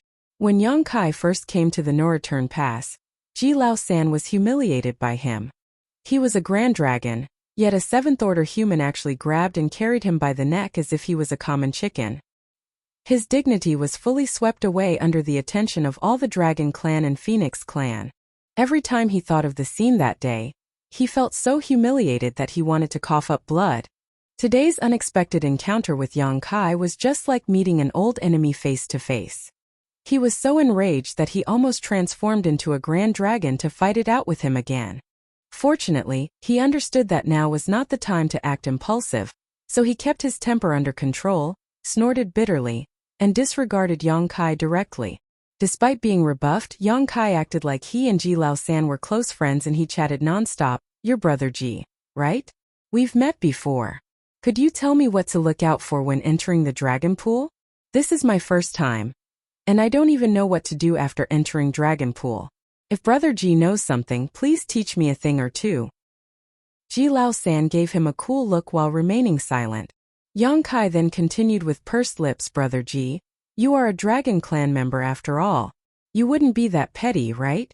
The previous occasion was really a minor misunderstanding. Why take it personally? If nothing works, I am willing to be carried by the neck by you once." As the saying went, never mention someone's pain. No matter how good Ji Lao San's self-control was, he couldn't bear it anymore and shouted, "You court death." With an innocent expression, Yang Kai blinked at him and asked, "Why is brother Ji so angry?" Just as Ji Lao San was about to speak, one of the ancient dragons abruptly opened his eyes and glared in their direction. He did not say a word, but the coercion in his silence was replete with warnings. Ji Lao San froze whereas Yang Kai quickly controlled his demeanor. Martial Peak, Chapter 5311, Entering the Dragon Pool. It would not be wise for Yang Kai to enrage an ancient dragon at this time, so after he sensed the warning, he immediately stopped talking. What was currently taking place should be the dragon pool's opening ceremony, a cumbersome, long and boring ritual. While the whole dragon clan was paying full attention, Yang Kai was incredibly disinterested. Despite having a dragon vein, he was born human, making it challenging for him to comprehend the current mood of the dragon clan. Finally, after half a day, the ceremony finally seemed to be winding down. Together, the 3 ancient dragons opened their eyes, and the middle one yelled, "Today marks the opening of the dragon pool, which will harness the ancestral power to aid dragon descendants to strengthen their bloodline. May our descendants continue endlessly and our clan last forever." Immediately after, there were endless, continuous dragon roars. These roars shook the no-return pass, and dragon pressure filled the air. At the same time, the 5 enormous dragon statues that were in the square underwent an odd change. They were obviously statues, yet they appeared to be coming to life at this very moment, all of their eyes shining brightly. Yang Kai noticed a faint tremble of the dragon source in his body, as if it was somehow connected to one of the statues. He couldn't help but be in shock, and as he focused his gaze on the statues, noticing that the one that had some kind of connection with his source was the dazzling golden statue. While cultivating in the Divine Spirit Ancestral Land's black ink sealing land, inside the Dragon Clan's sacred treasure, the Crystal Palace, Yang Kai witnessed the ancient battle where the Dragon Emperor and Phoenix Empress of old suppressed and sealed a black ink giant spirit god. From that, he knew that the source he possessed belonged to the Dragon Emperor of that generation, the Golden Divine Dragon. Naturally, given the circumstances, he was bound to make some associations. Those 5 statues were all of the different colors, yet the golden one was connected with him. If that's the case, these 5 statues were dragon emperors from different generations? Otherwise, there is no way to explain this sensation. In other words, there had been a total of 5 dragon emperors in the Dragon Clan's history. Undoubtedly, this number was quite small compared to the number of top human masters, But to the Dragon Clan it was already quite a high number due to their long lifespans. It had to be acknowledged that a Dragon Emperor was the strongest in the entire clan. So if there weren't any accidents, such a master would only pass away due to old age. Since ancient times, the Dragon Clan had had 5 Dragon Emperors in succession. There should also be one in this generation, but Yongkai had yet to see him and was unsure of his whereabouts in the no-return pass. The connection he felt was extremely subtle, which should also be undetectable by other Dragon Clan members according to their reaction.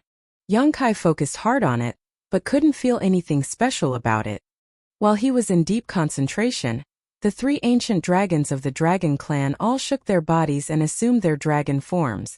Young dragons, grand dragons, ancient dragons, and divine dragons were the different divisions of the Dragon Clan. The length of their body alone could reveal their cultivation. They were young dragons if they were below 10,000 meters. They were grand dragons if they were between 10,000 and 50,000 meters. The ancient dragons ranged from 50,000 meters to 100,000 meters, with anyone at or above 100,000 meters being a divine dragon. The strongest master among the divine dragons was the Dragon Emperor. For instance, Ji Lao San's dragon form, which measured close to 50,000 meters when he previously transformed, could be deemed the upper bound of being a grand dragon. If he entered the dragon pool this time, he would certainly ascend to the ranks of ancient dragon. It was for this reason that Yongkai was blocked outside the no-return pass by him. How could Ji Lao San easily let this go when Yongkai had taken his chance to ascend? Of course, the dragon pool would still open in the future, but nobody knew how long it would take. The 3 ancient dragons had obviously been cultivating for a very long time, so they had basically reached the 100,000 meters limit. If they had fully transformed to their original size, the no-return pass might not be able to contain them. So the 3 ancient dragons didn't assume their full transformed state, and instead restricted their size to about 10,000 meters long. Still, they were tremendously intimidating. Yongkai was shaken by the sight. Although he had never witnessed these 3 ancient dragons battling, their might should be greater than that of any 8th Order Open Heaven Realm Master he encountered, judging just by the intensity of their auras. He couldn't help but wonder how long the 8th Order Open Heaven Realm Masters might survive against such existences without succumbing. The disadvantages of the divine spirits were very clear. Their long lifespan meant slower growth. However, their long lifespan was also advantageous to them as they were basically unbeatable compared to masters of equivalent realm due to their powerful physique and their long accumulation. Not to mention, the Dragon Clan was the leader of all divine spirits. Therefore, they were even more powerful than regular divine spirits. All 3 ancient dragons had different colors. One was black, one was green, and another was cyan. The variation in color symbolized the variation in their source attributes, such as Yongkai, whose source attribute was gold or more generally metal, which made his innate abilities sharper and more deadly. Transformed into their dragon forms, the 3 ancient dragons hovered back and forth in the air while various secret techniques were activated that caused time to fall into chaos. Yongkai didn't know what they were doing, but it was quite obvious that they were opening the dragon pool. The Phoenix clan had previously claimed that unlike the phoenix nests, which were basically attached to the immortal parasol tree, and were visible to the naked eye, the dragon pool was a mysterious and magical location that could only be reached by the Dragon Clan. However, Yongkai clearly felt the existence of the dragon pool in the void, which meant it was not an ethereal existence and could still be sensed. How can this be explained? He couldn't understand and was too lazy to figure it all out. After all, he was not a pure-blooded Dragon Clan member, so he didn't know a lot of the secrets of the Dragon Clan. The 5 Dragon Emperor statues grew more and more lifelike as a result of the 3 ancient dragons' actions. The magical power from the statues quickly infused and converged into one. Yongkai stared and observed that the power was slowly rotating amongst the 5 statues, its speed increasing more and more. Less than an incense stick later, a vortex-like portal appeared in the center of the 5 statues. Yongkai felt an incredibly violent force emanating from that vortex, and he knew in his heart that this was the entrance to the dragon pool. The force was so strong that even he dared not underestimate it. Looking around, all the Dragon Clan members had no reactions, as if they were just waiting. After another moment, the whirling vortex settled and transformed into a stable portal. Immediately, the ancient dragon who had just spoken roared. The dragon pool is opened. Enter now." As soon as he completed his sentence, 3 figures flashed in the direction of the vortex, followed by 10 more afterwards.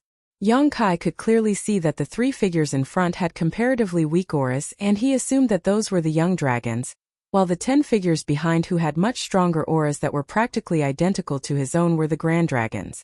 The reason why there were fewer young dragons and more grand dragons was because the dragon clan had difficulty reproducing.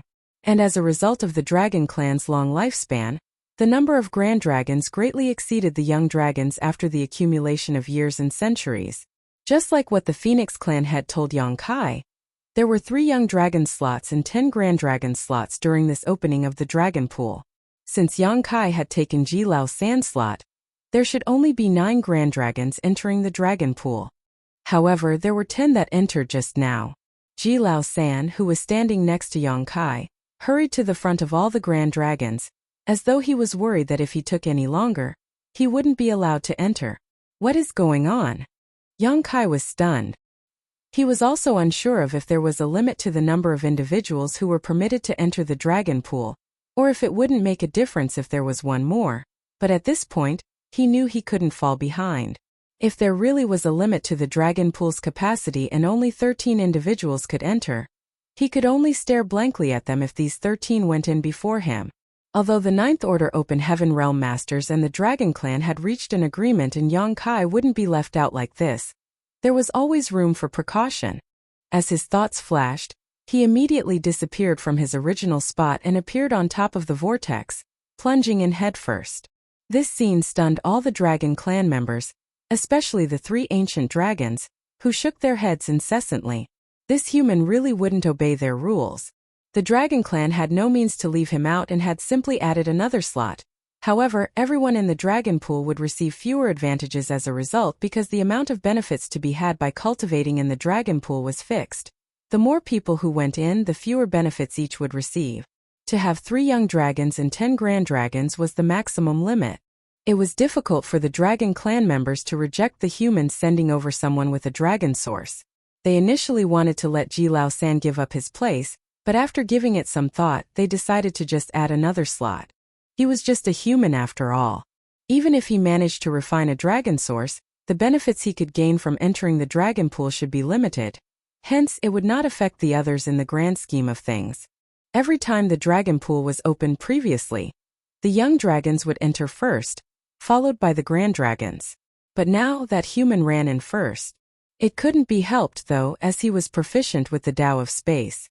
The whole thing happened so quickly that even the 3 ancient dragons were not able to stop him.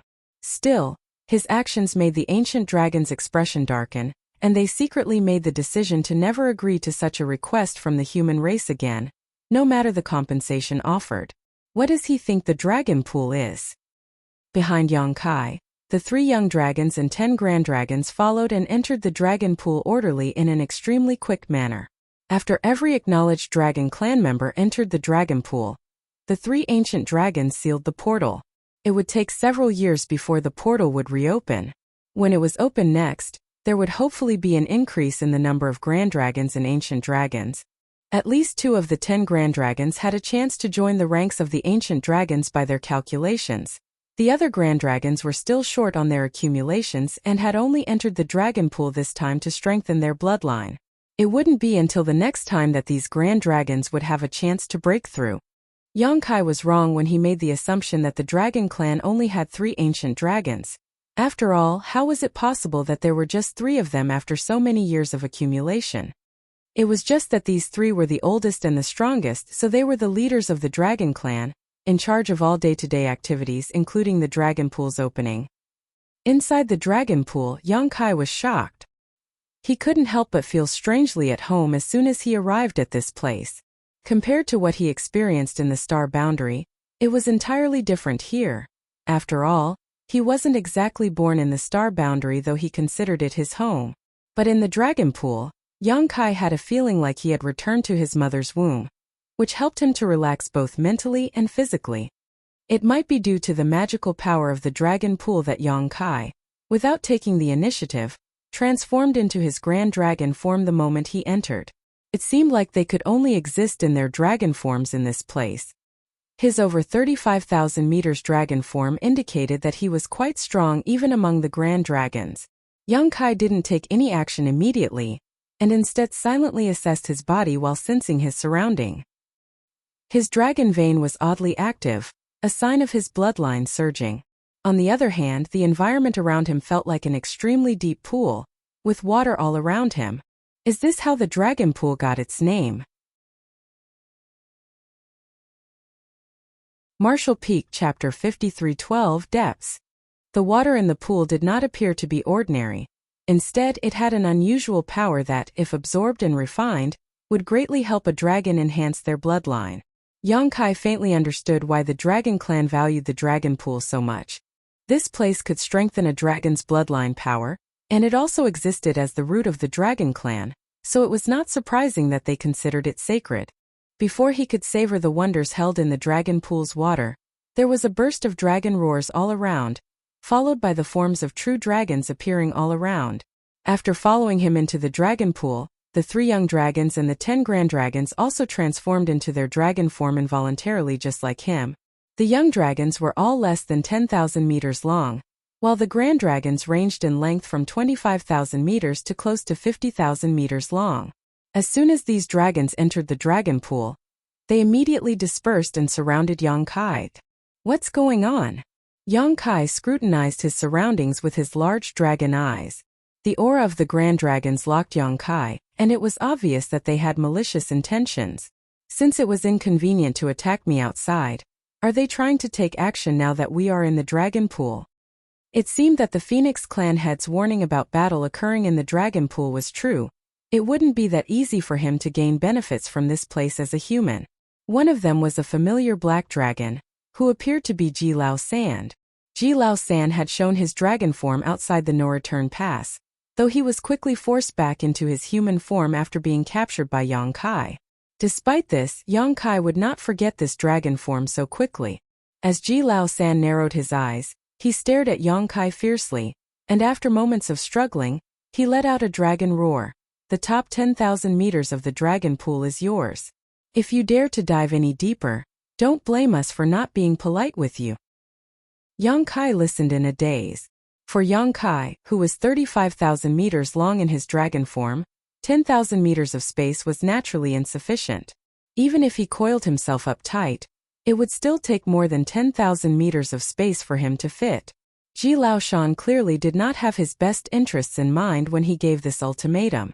This should be a consensus of all Dragon Clan members as they roared incessantly after those words left Ji Lao San's mouth, their dragon pressure in the air flowing towards Young Kai.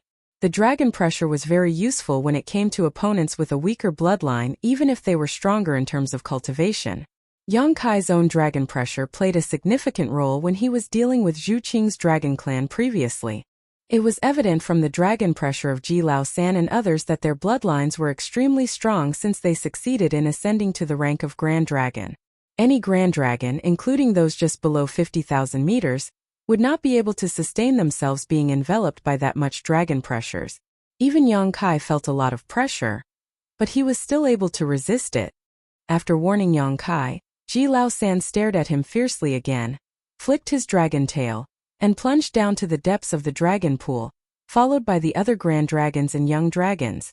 Before leaving, Ji Lao San's eyes gave off the impression that he was still unwilling and reluctant. In truth, he had petitioned for all the grand dragons to immediately team up after entering the dragon pool to force Young Kai out, preventing him from exploiting the dragon clan's benefits. Battle was inevitable in the dragon pool, and besides, the dragon clan was not a submissive race.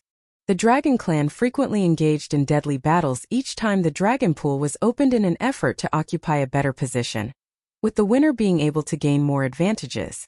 However, the 3 ancient dragon elders rejected this idea. After all, the Ninth Order Open Heaven Realm old ancestors were the ones who arranged this whole thing, and they had paid quite the price in order to send Young Kai over. Furthermore, the 3 ancient dragons knew that Young Kai, as a 7th Order Open Heaven Realm master, seemed to be important to the human race's upcoming crusade in some way. If they outright forced him out without allowing him to gain any advantages, it would be hard for them to explain to the human race. Since he couldn't be forced out, the only option was to let him stay in the dragon pool's shallowest part. Although not much, there would be benefits for him in this situation, and it wouldn't harm the Dragon Clan's interests. Thus, they wouldn't be violating their deal with the human race.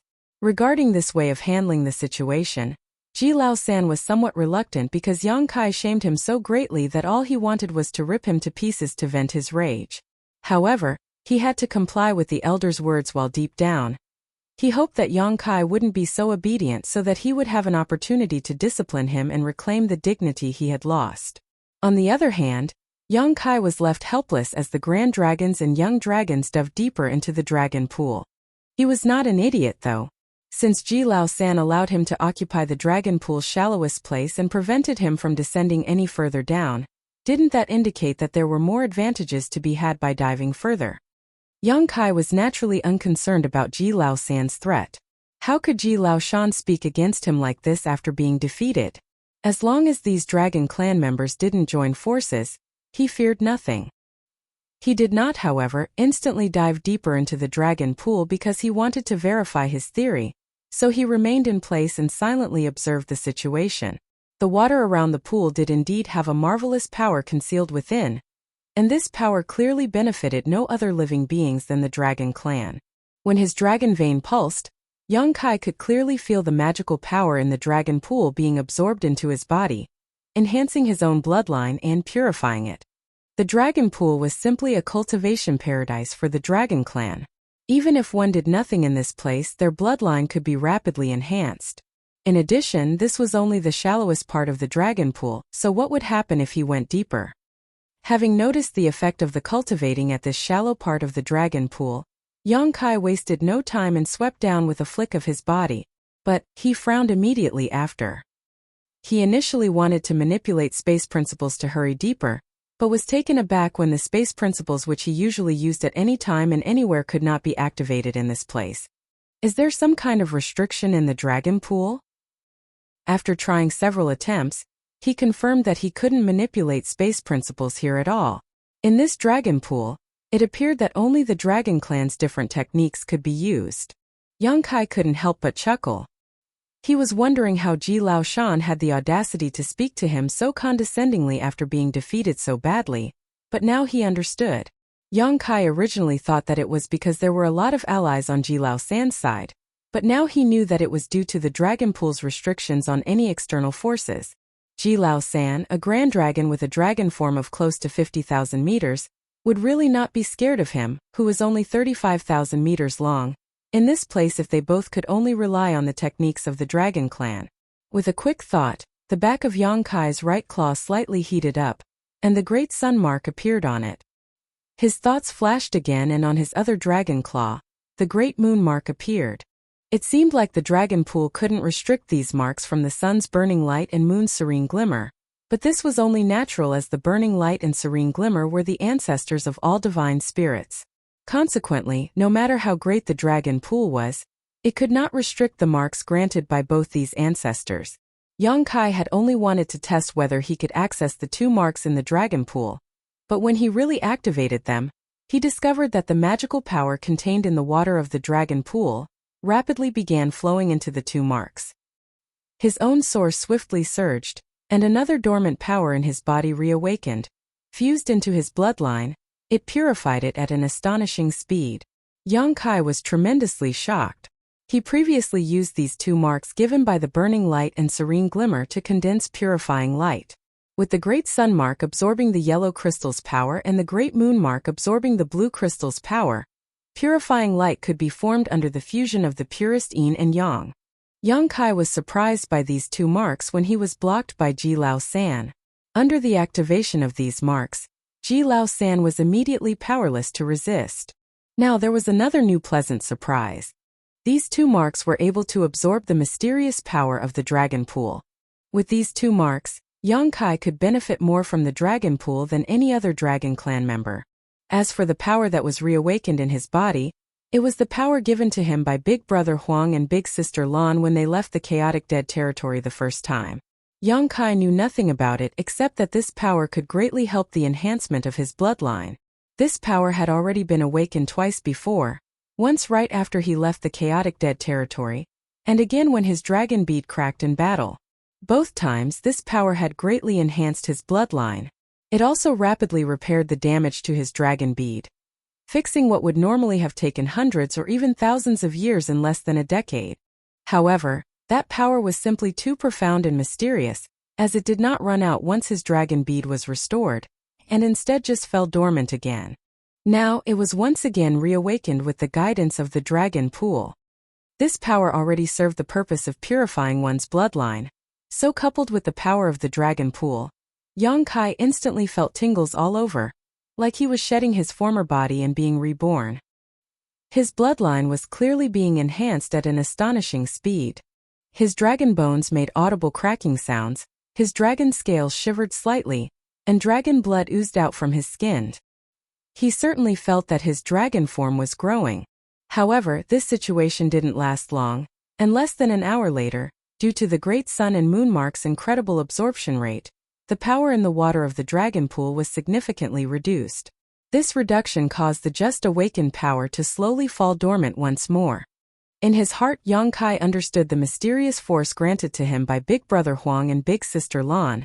The great sun and moon marks, and the dragon pool's power all needed to work in tandem. The dragon pool's power was the stimulant that awakened the mysterious power, and his marks were the beacons which drew in the water's power. Thus, in order to continue strengthening himself, he needed more dragon pool power. However, after his intense absorption, there was not much dragon pool power left nearby. So, it would not be as effective if he remained and continued to absorb the power from there. When Yang Kai inspected himself, he realized that his dragon form had increased by about 20 to 30 meters in this short period of time. An increase 20 or 30 meters to a body that was 35,000 meters long was nothing, but this was just the beginning.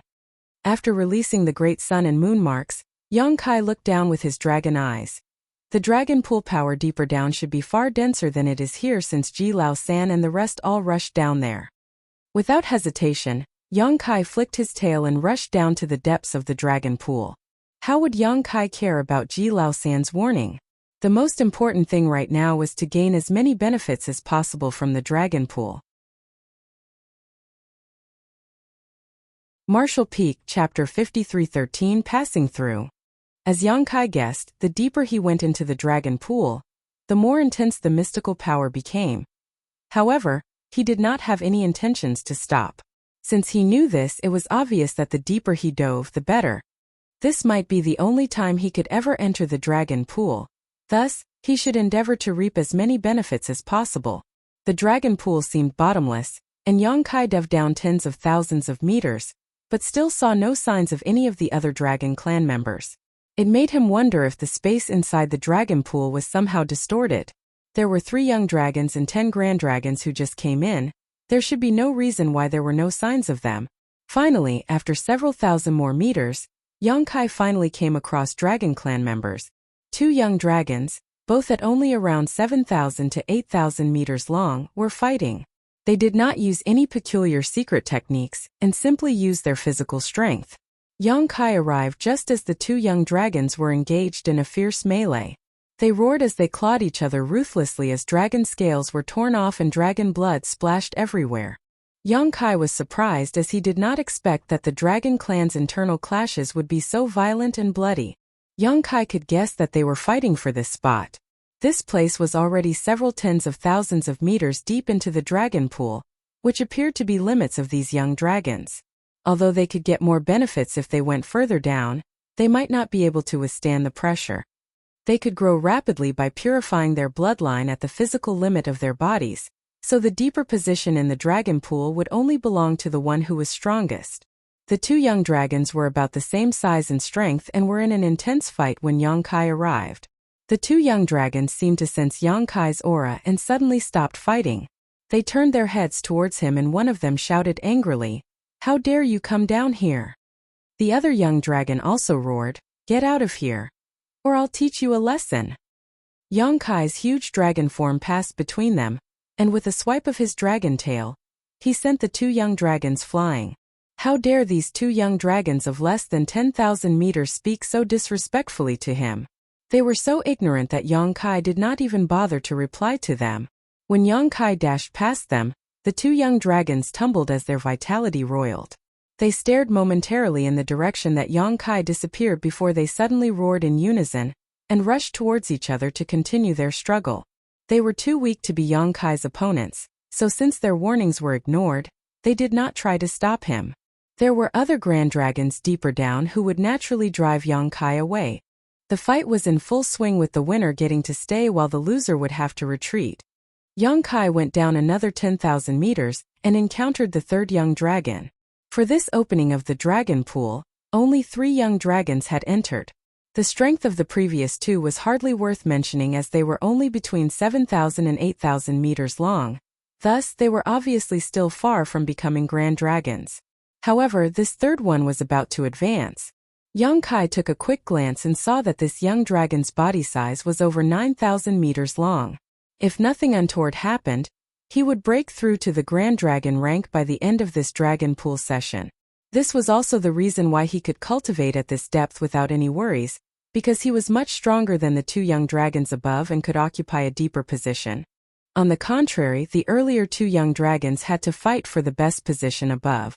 This young dragon was more sensible than his companions. When he sensed Yang Kai's aura approaching, not only did he not try to stop him and simply made way for him.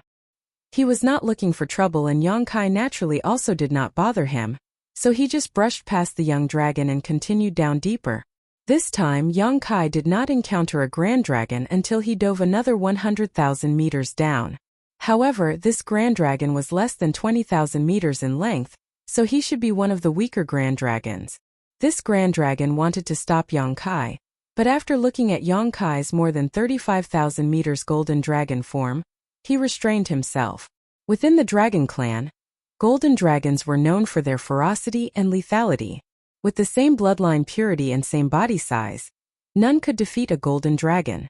Yang Kai was almost twice his size, so he knew that he was no match. The main thing was that Yang Kai seemed to be diving deeper and was not trying to steal his territory. Yang Kai continued his descent and came across 2 more grand dragons who simply made way. So far, his journey was uneventful. Yang Kai realized a pattern as he dove deeper. The young dragons were separated by about 10,000 meters of depth, while the grand dragons were about 100,000 meters apart. Every 100,000 meters there was a grand dragon, so it could be said that the power of the dragon pool within 100,000 meters was owned by the dragon clan member who took up station there. This should be a dragon clan rule passed down from ancient times. Yang Kai was outraged when he realized this. How could Ji Lao San only permit him the top 10,000 meters of space? That wasn't even enough for him to stretch his body. Such impudence. However, Yang Kai was alarmed at how deep the dragon pool was. He was already hundreds of thousands of meters deep, and still was nowhere close to the bottom.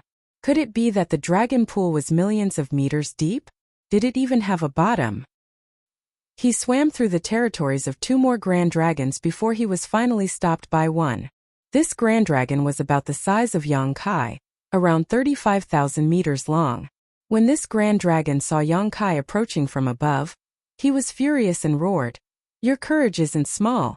How dare you come down here?" He did not waste any time and lunged towards Yang Kai with his dragon claws. With a 35,000 meters long dragon form, these dragon claws were both enormous and sharp. Even if Yang Kai was also a grand dragon, he would lose a chunk of flesh if he was hit by these claws. When he attacked, the grand dragon also activated his dragon pressure as he rushed towards Yang Kai. Yang Kai had expected such a situation. Earlier, he did not encounter any obstacles because those young dragons and grand dragons felt that they were not his match, and would only make fools of themselves if they attacked him. Now that this grand dragon was similar in size, it was only normal that he was challenged. Since his opponent had used his dragon pressure, Yang Kai did not hesitate to use his source to counter. However, this time he did not use the Great Sun and Great Moon marks as there was no need to. Yang Kai had felt threatened when the 10 grand dragons collaborated to pressure him, but it was totally different now that they were one-on-one. When the invisible dragon pressure hit him, Yang Kai was totally unaffected. On the contrary, the grand dragon that initiated the attack became frozen in place with his claws extended. Yang Kai slapped his claw on the grand dragon's enormous head, and unleashed a violent strike which sent the grand dragon flying away, leaving deep gashes and cracking many dragon scales on his opponent in the process. The Grand Dragon roared painfully, and when he finally managed to stabilize himself and turned to look around, he only saw the figure of Yang Kai continuing down into the depths of the dragon pool. He did not dare to pursue and just stopped in place, shocked and shaken by the encounter. There was simply no comparison between their dragon pressures, which was akin to a competition of their respective bloodline power and the might of their source. Although the dragon clan knew that Yang Kai had a dragon source, they just assumed it as an ordinary source. Even if a human had the opportunity to integrate a common dragon source, he would still not amount to much. At the most, he could have some characteristics and abilities of the dragon clan, and cultivate some of the dragon clan's divine abilities. They still believed this human to be incomparable to the true members of the dragon clan. They were astonished when they first saw that Yang Kai's dragon form was actually 35,000 meters in length.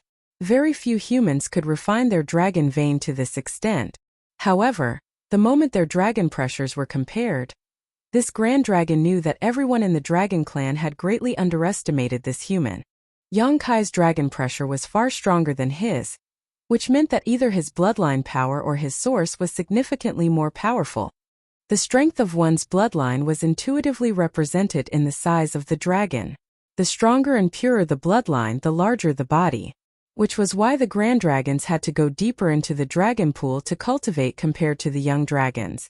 The dragon pool was of great help in refining their bloodline. Between him and Yang Kai, there was essentially no difference in their size, which meant there was a negligible difference in their bloodline power. That meant that it was all about their sources. The opponent's source was far superior to his own. The Grand Dragon was slightly lost in his thoughts. However, more than anything, he was curious about what dragon source this human had managed to acquire. How could the dragon source owned by a mere human be more powerful than that of pure-blooded dragon? Moreover, it was a significant difference between them. Did this human manage to find the source of a divine dragon? How could that be? Throughout the ages, the dragon clan did not have many divine dragons, with most of them only managing to become ancient dragons. A divine dragon was among the most powerful existences in the universe, so it was basically impossible for a divine dragon to die outside and lose their source. No, indeed there was one. One lost divine dragon source, and it was not an ordinary divine dragon either. The third-generation dragon emperor's source. The Grand Dragon was shocked when he reached this conclusion. If this was really the case, then none of them could act brazen in front of this human. What's more, no Grand Dragon who had entered the dragon pool this time would be his match. When the few ancient dragon elders learned of this human's existence, they would have to reassess him. While the Grand Dragon was pondering doubtfully, Yang Kai had already gone down another 100,000 meters and easily brushed off a 40,000 meters long Grand Dragon. Dragon pressure was incredibly useful in the dragon pool. Yang Kai did not need to fight the dragons head-on, as with his dragon pressure, he could just intimidate his opponent into giving way.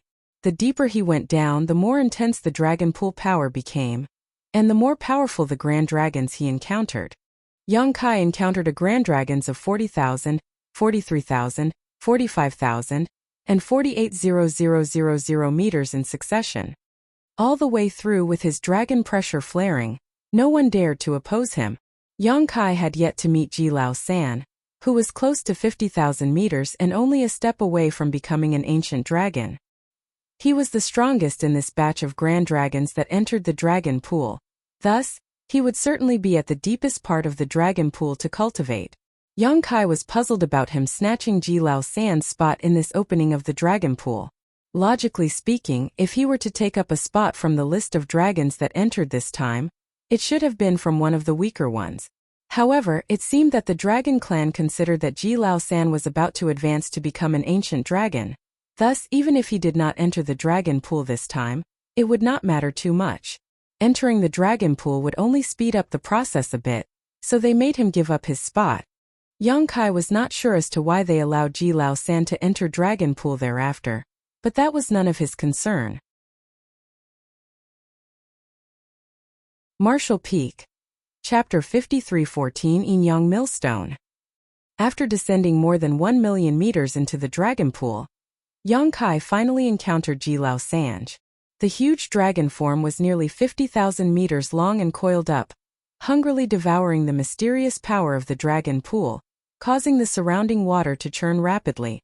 At the first sight of Yang Kai's figure, Ji Lao San became furious and roared, "Ignorant human, what impudence!"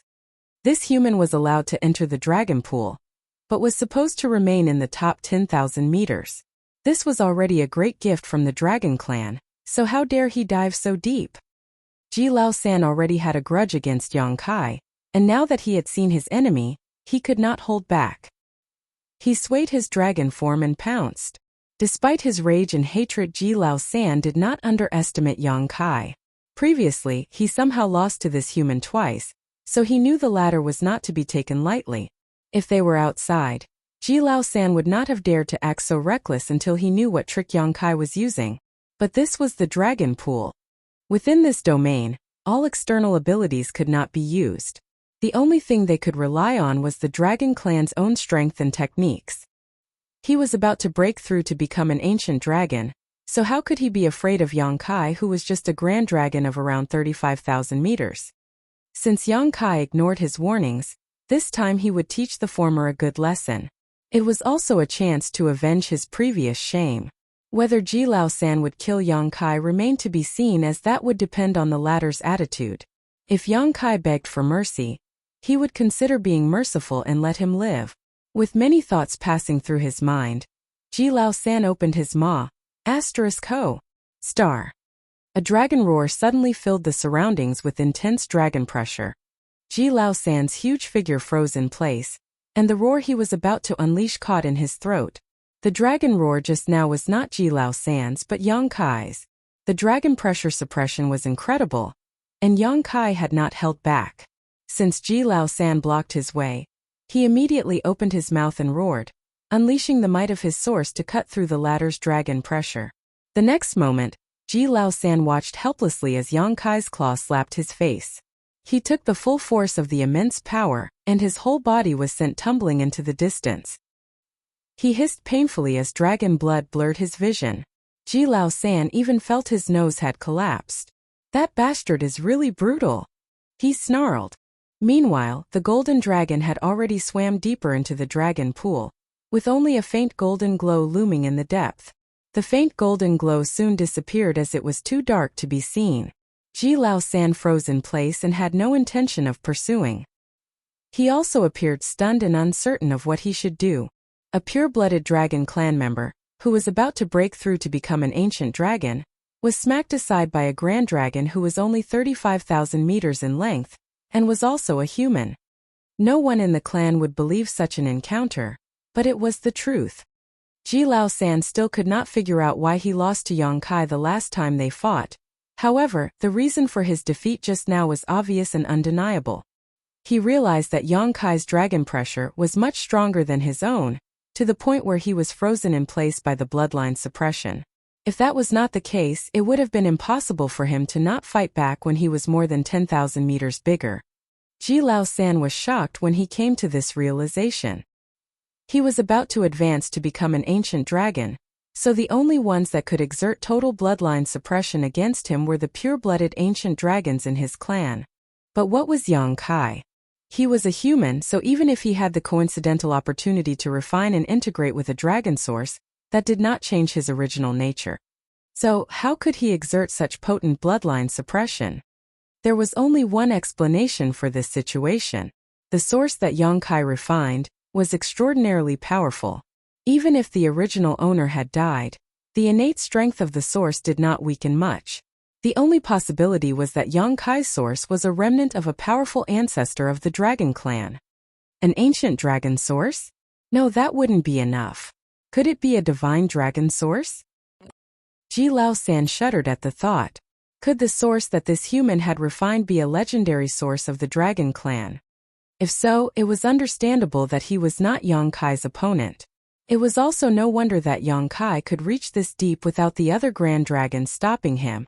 Even Ji Lao San was no match for him, let alone other grand dragons who were not as powerful as him.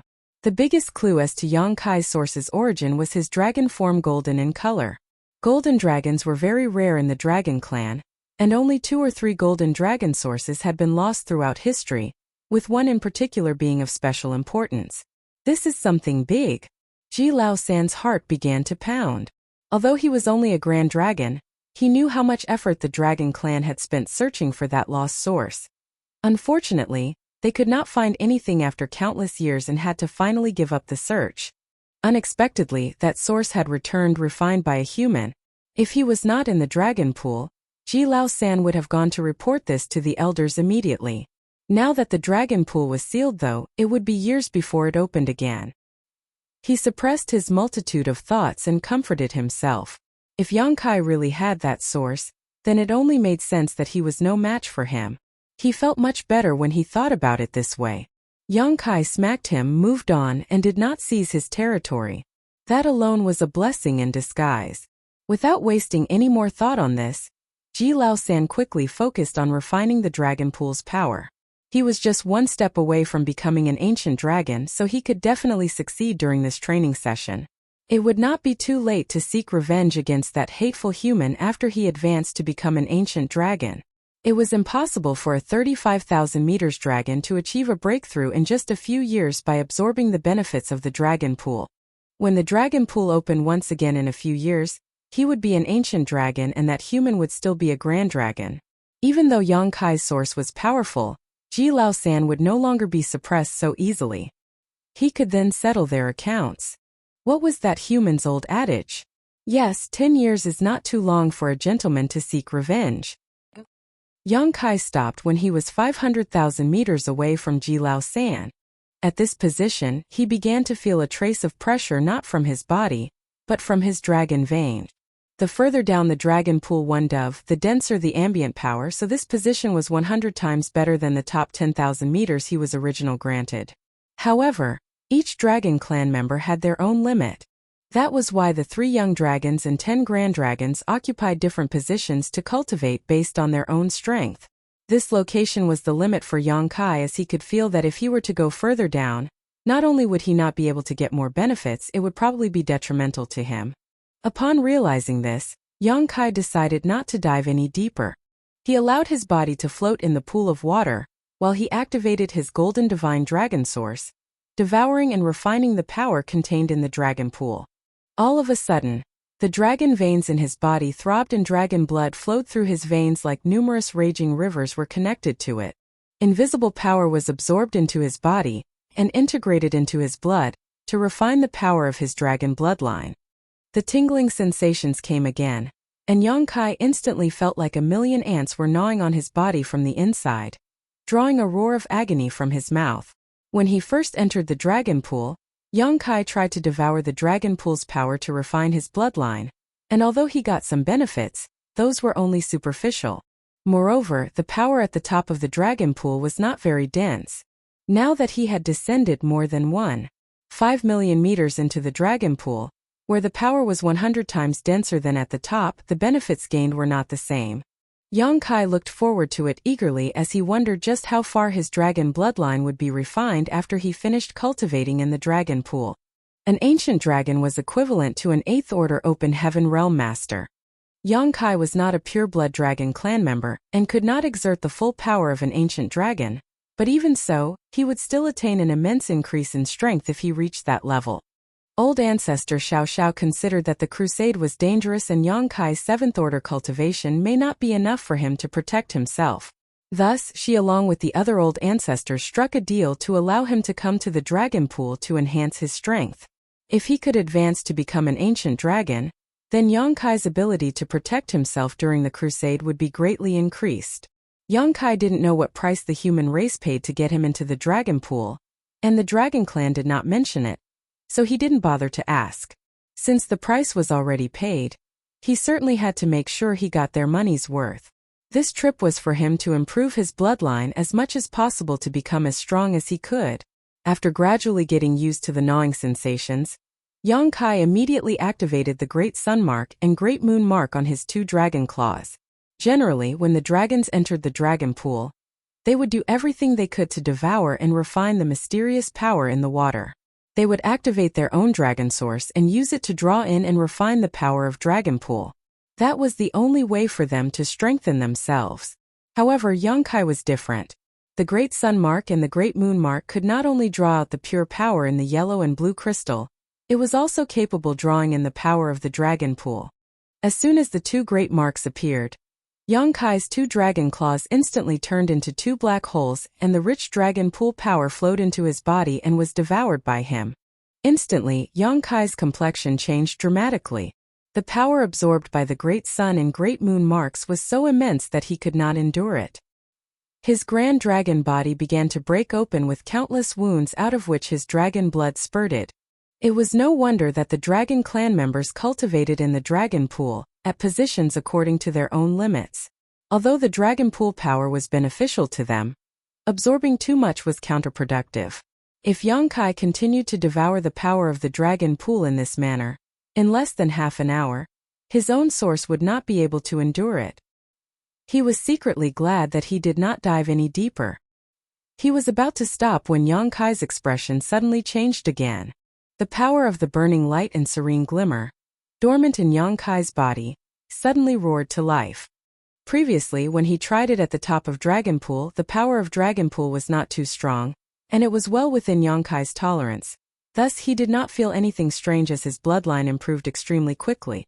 Now that the dragon pool power he had swallowed exceeded his limits, the effect of the burning light and serene glimmer's power suddenly became obvious. When these two powers revived in his body, the intersection of yin and yang seemed to turn into an invisible millstone that began to swiftly and effectively grind and refine the dragon pool power he had devoured into his body. Martial Peak, Chapter 53:15. Why so thin? In an instant, Yonkai felt a great reduction in the pressure. The uncomfortable feeling immediately eased and was replaced by an incomparable sense of comfort. His dragon bones emitted a cracking sound. Naturally, when his dragon form was growing, his skin would begin to crack and his dragon scales begin to tremble continuously. However, he did not feel any pain. There were only tingling sensations as his wounds cycled between opening and healing. Yonkai suddenly had an epiphany. When Big Brother Huang and Big Sister Lan gifted some of their power to him, they had already considered a situation such as this. Perhaps it was obvious to them that Yonkai would come to the dragon pool one day. When that happened, the benefits they gave him would be revealed to the fullest. The power of yin and yang converged in his body, and the invisible millstone continued to grind. The immense power of the dragon pool was quickly turned into pure nutrients for Yonkai's bloodline. In just a stick of incense of time, Yonkai felt his own dragon form increase by about 100 meters. This increase was extremely alarming. The stronger the dragon clan member, the more difficult it was to enhance their bloodline. Although Yonkai already some 35,000 meters in length, his bloodline still had huge room for improvement. Without some external help, just cultivating on his own, an increase of 100 meters would normally take at least several dozens of years for a dragon. This was also the reason why Yonkai hardly deliberately aimed to cultivate his dragon clan bloodline, because it was simply too time-consuming.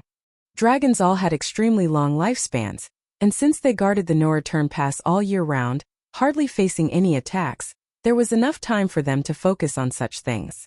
It was something they could afford to do while Yonkai could not.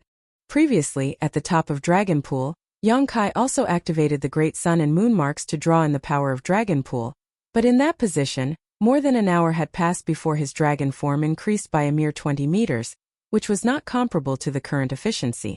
This was the great benefit that the dragon pool could bring. The rapid strengthening of his bloodline meant an increase in strength. The feeling was so intoxicating that Yonkai soon immersed himself entirely in it, hungrily devouring the power of the dragon pool around him. Dragon Clan had 3 families, Jizhu and Fu. The Dragon Clan did not have a surname in the beginning, but as the leaders of all divine spirits, from some unknown era onward, the Dragon Clan began to have its own surnames. Zhu Yu was one of the few young dragons of this generation of Dragon Clan. Although he was considered a young dragon, the truth was he was already several hundred years old. A dragon's growth was extremely slow after all.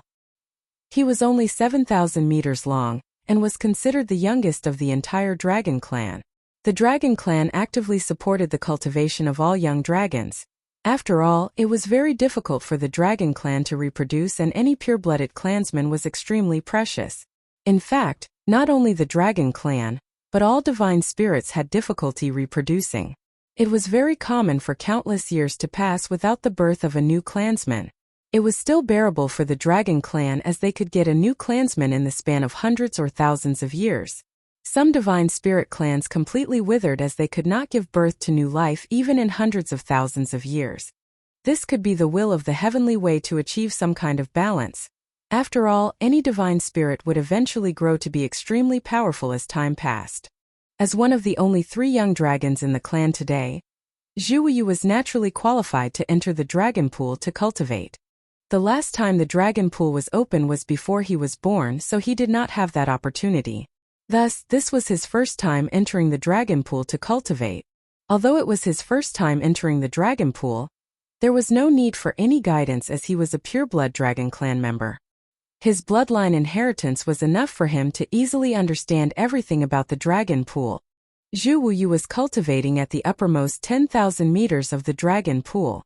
As he activated his source, he absorbed and devoured the mysterious power in the dragon pool.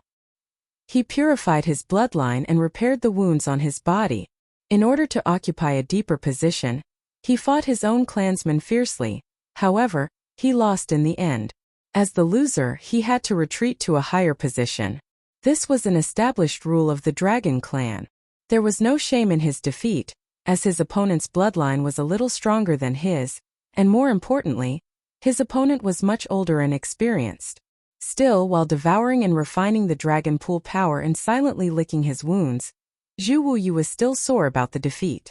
When his injuries healed and his bloodline became stronger, he would go and fight with that young dragon again, determined to snatch a better position. Although the clan elders were generous in facilitating the young dragon's cultivation, when in the dragon pool, they had to rely on themselves to fight for benefits. Half a month passed by, but as Zhu Wuyu was silently cultivating, he suddenly opened his eyes. He felt that something was strange as he looked around, like his surroundings had somehow changed. After a few moments of careful observation, Zhu Wuyu finally realized what was wrong. The dragon pool power had become incredibly weak at his location. What is happening? Zhu Wuyu began to worry. His position was bad enough to begin with, and now the dragon pool power had become incredibly thinner. How could he refine his bloodline properly in this scenario? Was the stored power in the dragon pool too weak when it opened? I've only been cultivating for half a month. Could I have already absorbed almost all of the power within the top 10,000 meters? He originally thought that he would be able to advance this time. After all, his more than 7,000 meters long dragon body was not too far from becoming a grand dragon. One trip to the dragon pool to cultivate should be enough for a breakthrough. However, if the dragon pool power was too thin, then it was not possible for him to achieve a breakthrough. After taking a closer look at himself, he realized that his dragon form had increased by more than 100 meters in this half a month of cultivating. This was acceptable, as he could cultivate in the dragon pool for several years this time. However, now that the dragon pool power had become so thin, it would be extremely difficult to further improve and grow. After pondering for a while, Zhu Wuyu swam down. Since his own region did not have enough dragon pool power, he could only rob others of it. He knew that he would have had to do this at some point, but he did not expect it to be so soon. A short while later, at 10,000 meters down, he heard a roar. Zhu Wuyu, you court death. Zhu Wuyu coldly snorted and snapped back. Enough nonsense. The last time I was careless, but this time I'll show you what I'm capable of. Amid the roars, the 2 young dragons, one around 7,000 and the other around 8,000 meters long, entangled and began to claw at and bite each other. The fight was vicious and bloody. In the dragon pool, no external powers could be utilized. The dragon clan could only rely on their own skills. The Tao of Time was a dragon clan's bloodline talent, but the 2 young dragons were not qualified to utilize this power. During their fight, they could only pit their physical strength against the other. From time to time they might use their dragon clan secret techniques, but for the most part it was just a brutal melee. This battle lasted for half a month, and both young dragons were now badly injured. A large portion of the dragon scales on Zhu Wuyu's head were torn off, exposing bloody wounds. Zhu Wuyu's opponent, Fu Qian's abdomen had a wound of more than several tens of meters long. It even exposed his squirming internal organs. Fu Qian looked at Zhu Wuyu in disbelief, not knowing why he was so desperate to fight for this place. When the Dragon Clan members entered the Dragon Pool, they naturally had to fight for better territory. However, the fights weren't life-or-death struggles. After all, the Dragon Pool was meant to cultivate in and for them to get stronger.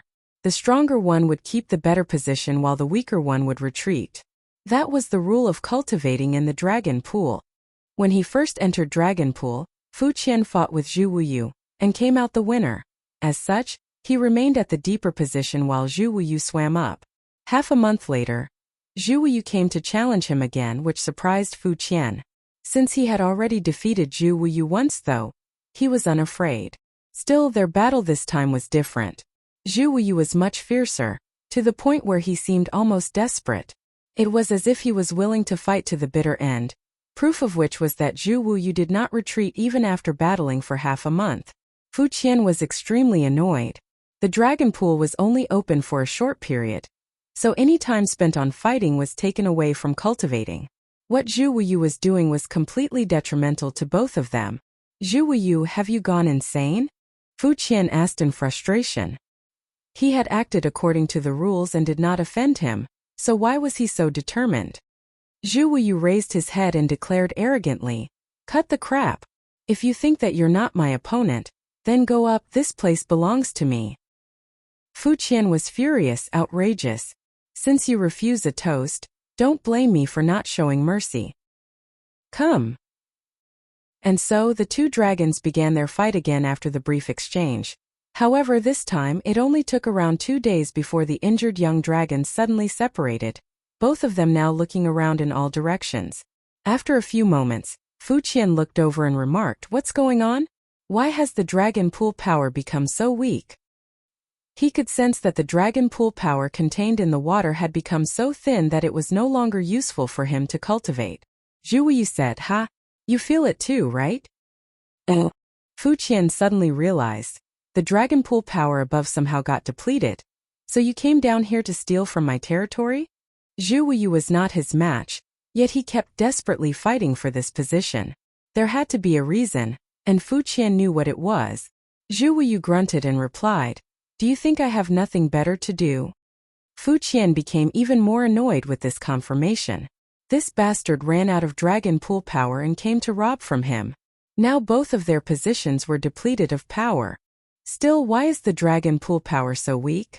Fu Qian wondered as he suppressed his anger. The Dragon Pool power was naturally not unlimited. If it was, then a Dragon Clan members could all just live in the Dragon Pool all year round and sooner or later they would all become ancient dragons. Each time the Dragon Pool closed after being used, it would take hundreds to thousands of years to reopen again. That was because the Dragon Pool required time to restore its power. When the power of the Dragon Pool was basically fully restored, it would reopen. Thus, there was no fixed duration to the time between its closure and the next opening.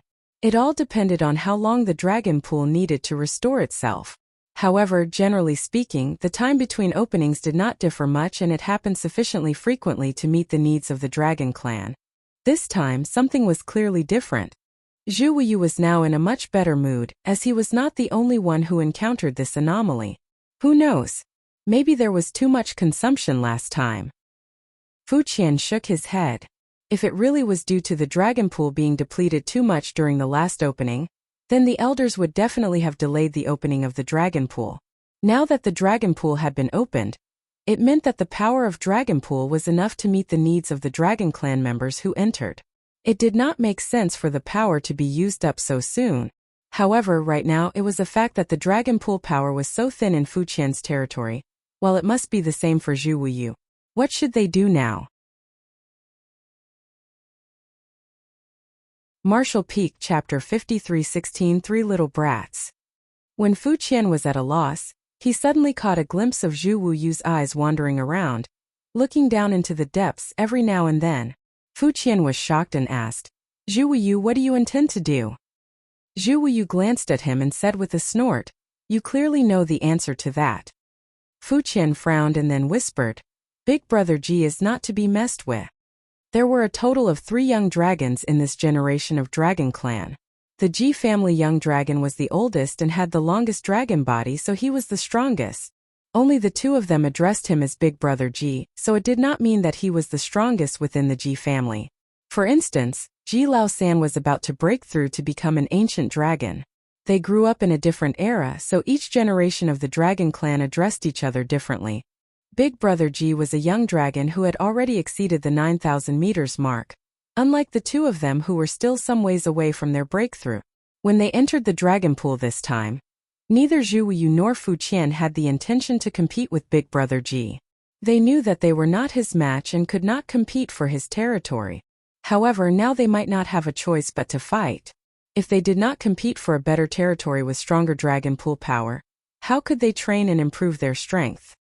Thus, one look at Zhu Wuyu's wandering eyes and Fu Qian knew what he was thinking. Zhu Wuyu followed up. I know that Big Brother Ji's is more than 9,000 meters and just one step away from becoming a grand dragon, but although neither of us are his match and even if we join forces we probably won't win, how can we not try to fight for his territory under the current circumstances? Fu Qian could not help but shrug and asked, Aren't you afraid that Big Brother Ji will beat you to death? Zhu Wuyu replied, needless to say, I am expecting serious injuries. As long as the fight does not kill me though, I will be able to carve out some space to gain some benefits. This was what he did previously while fighting with Fu Qian, as he was refining and devouring the dragon pool power around them the whole time. Although he was injured and scarred during the half a month of fighting, he managed to refine a lot of dragon pool power which was then used to refine his dragon vein. Zhu Wuyu knew he really was not Big Brother Ji's match, so his intention was not to drive the latter away. As he said, as long as Big Brother Ji did not kill him, he could always reap some benefits. It was better than waiting up here with nothing to gain. With his mind made up, Zhu Wuyu swooped down with a shake of his tails. You're really going? Fu Qian was shocked that Zhu Wuyu was acting so bold. Zhu Wuyu coldly snorted and said, To the brave go the spoils. Stay up there if you're too scared. Fu Qian hesitated and remained where he was, but a short while later, he gritted his teeth and chased after Zhu Wuyu. As Zhu Wuyu said, the power of the dragon pool in his territory was already very thin. Thus, there was no point in staying here. He had to go to compete for a better territory. Perhaps he could even take advantage of this dragon pool contest to advance to become a grand dragon. Moments later, Big Brother Ji roared angrily, You gave you the guts to come down here? You court death. Dragon pressure pulsed through the area as dragon force stirred. Zhu Wuyu and Fu Qian joined forces to battle Big Brother Ji. It was 2 against 1, but they were still no match for the latter and were beaten to a pulp. However, the 2 dragons were determined not to retreat, and as they were being beaten, they continued frantically devouring and refining the power of the dragon pool around them. Big Brother Ji was furious and his attacks became increasingly ruthless. After about half a month of fighting, the 3 young dragons were now locked in a 3-way standoff, each of them looking at the others from a short distance. Big Brother Ji was apoplectic and his eyes were shooting daggers. He was ready to devour and rip apart the both of them. Zhu Wuyu grinned and tried to appease him. Big Brother Ji, please don't be angry. I did not want to come here, but Fu Qian enticed me to come down with him to nibble some of the dragon power here. I could not resist the temptation and followed along with him. Now that you've beaten me until I can hardly open my eyes, I hope that you're done venting your anger. Fu Qian was stunned and turned his head to look at Zhu Wuyu as he said angrily, What are you talking about? You were the one who... Zhu Wuyu snorted as he snapped back, What? Didn't I say that Big Brother Ji is not to be messed with? Yet you want to come to disturb him. Look at how messed up you are now. If you go out of the dragon pool, even your parents won't be able to recognize you. Fu Qian was dumbfounded. Well, let's not talk about the past since what was done cannot be undone. Now that the power of the dragon pool in Big Brother Ji's territory is almost depleted, we have no reason to fight anymore, Zhu Wuyu shouted coldly. Fu Qian's eyes rolled scornfully and was dumbfounded. Previously, he had the impression that Zhu Wuyu was despicable, but now he knew that he was also shameless. Zhu Wuyu turned his head to look at Big Brother Ji and asked, Now what do we do? Do we wait for the dragon pool to open again and go back in disgrace? Big Brother G was furious and did not know how to vent his anger. If possible, he really wanted to hammer these two to death. However, as Zhu Wuyu said, now that his dragon pool power was almost depleted, there was no point in fighting any longer. The current dragon pool session was an opportunity. With his more than 9,000 meters long dragon form, he could easily be promoted to become a grand dragon. However, he still had a way to go until he broke through. It was not that easy to advance without the help of sufficient dragon pool power. It would be embarrassing if he did not advance to become a grand dragon when the dragon pool reopened. He was the only young dragon who was expected to advance, unlike Zhu Wuyu and Fu Qian. What are you trying to say? Big Brother G snarled through gritted teeth and restrained his anger. Zhu Wuyu scoffed and said, since we're in this situation, as the humans say, in for a penny, in for a pound. Zhu Wuyu's eyes then glanced downward. Fu Qian went pale as he stuttered, Previously, when Zhu Wuyu proposed stealing some of Big Brother G's dragon pool power, Fu Qian already felt that he was too outrageous. Now it was even more excessive that he was considering competing with the grand dragons below. Those were grand dragons.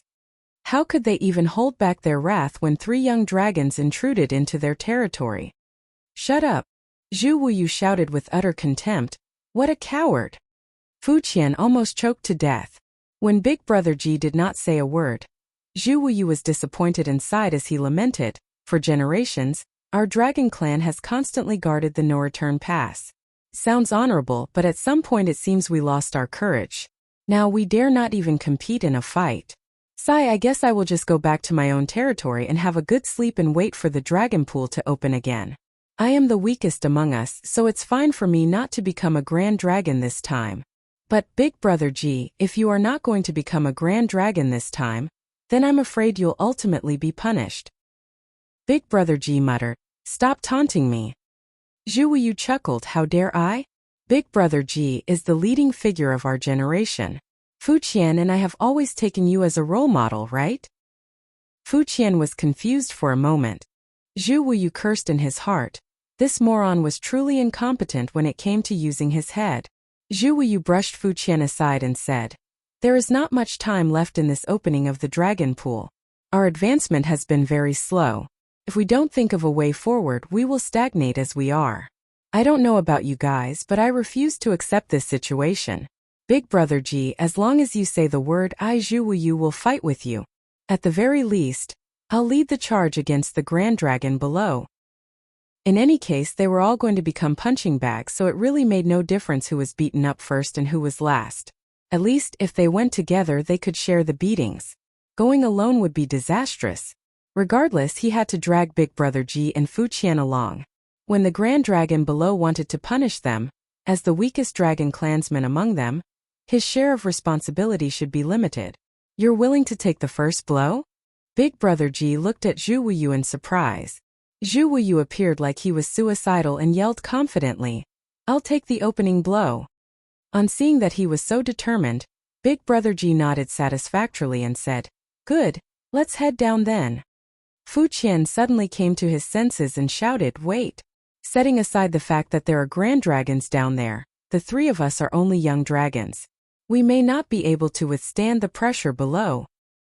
Zhu Wuyu looked at him with frustration and yelled, are you stupid? The dragon pool power above us is so weak, so how dense can it be below? Yes, in the past we could not handle the intensity at those depths, but now it is different. Fu Qian thought about it and admitted, you have a point. Zhu Wuyu braced up and said, then let's do it. Big Brother G and Fu Qian looked at each other and both nodded their heads. Let's go.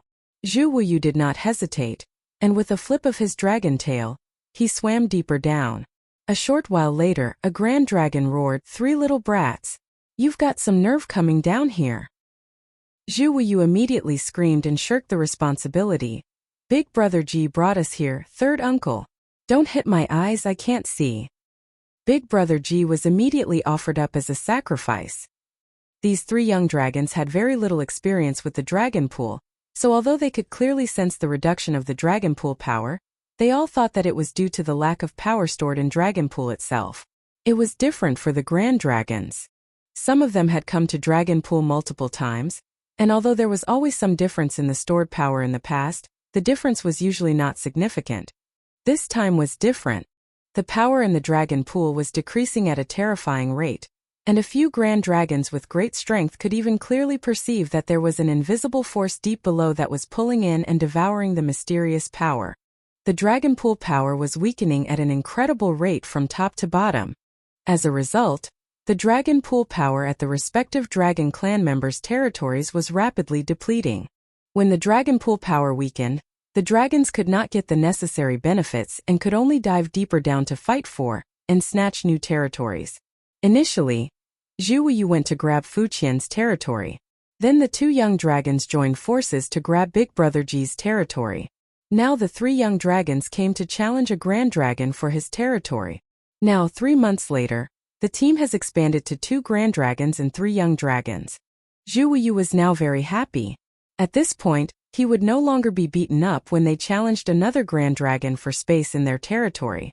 While the seniors fought, he only needed to observe from far away and take the opportunity to refine the dragon pool power. Indeed, the further they went down, the stronger the dragon pool power became. But unfortunately it did not last long before it ran out. Since ancient times, no young dragon had ever descended more than 100,000 meters into the dragon pool. However, this time these 3 young dragons vastly exceeded this feat. In a span of just 3 months, Zhu Wuyu and Fu Qian's dragon forms had increased several hundred meters in length, and Big Brother Ji was about to break through to become a grand dragon. They were only young dragons with huge room for improvement, so although they were only following behind their seniors, their growth was very obvious. Zhu Wuyu silently pondered. With such a rate of improvement, he now stood a good chance of becoming a grand dragon during this dragon pool cultivation session. Looking at the seniors who were now fighting, Zhu Wuyu grinned sinisterly. Fight, keep fighting. Fight so that we, the young dragons, can continue to reap the benefits. Martial Peak, Chapter 53:17, Ancient Dragon Vein Tempering Art. As the dragon clan's members above fought fiercely, Yang Kai was hungrily devouring the power of the dragon pool and tempering his dragon vein at a depth of more than 1 million meters. He had grown tremendously. When he entered dragon pool, his body was roughly 35,000 meters. Now, after only half a year, he had almost reached the limit of a grand dragon. He was just one step away from reaching 50,000 meters and becoming an ancient dragon. In half a year, his dragon form had increased by 15,000 meters. That meant that he had grown 2,500 meters per month, or around 80 meters every day on average.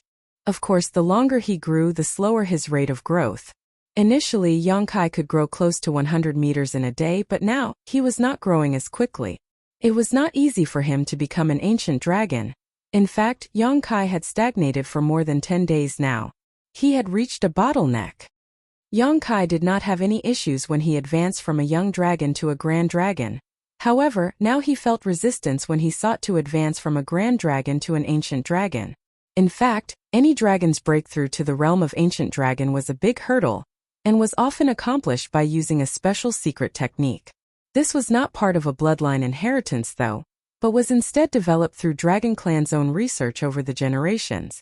For a pureblood Dragon Clan member, when he or she was ready to advance to become an ancient dragon, the Dragon Clan's elders would teach them this secret technique.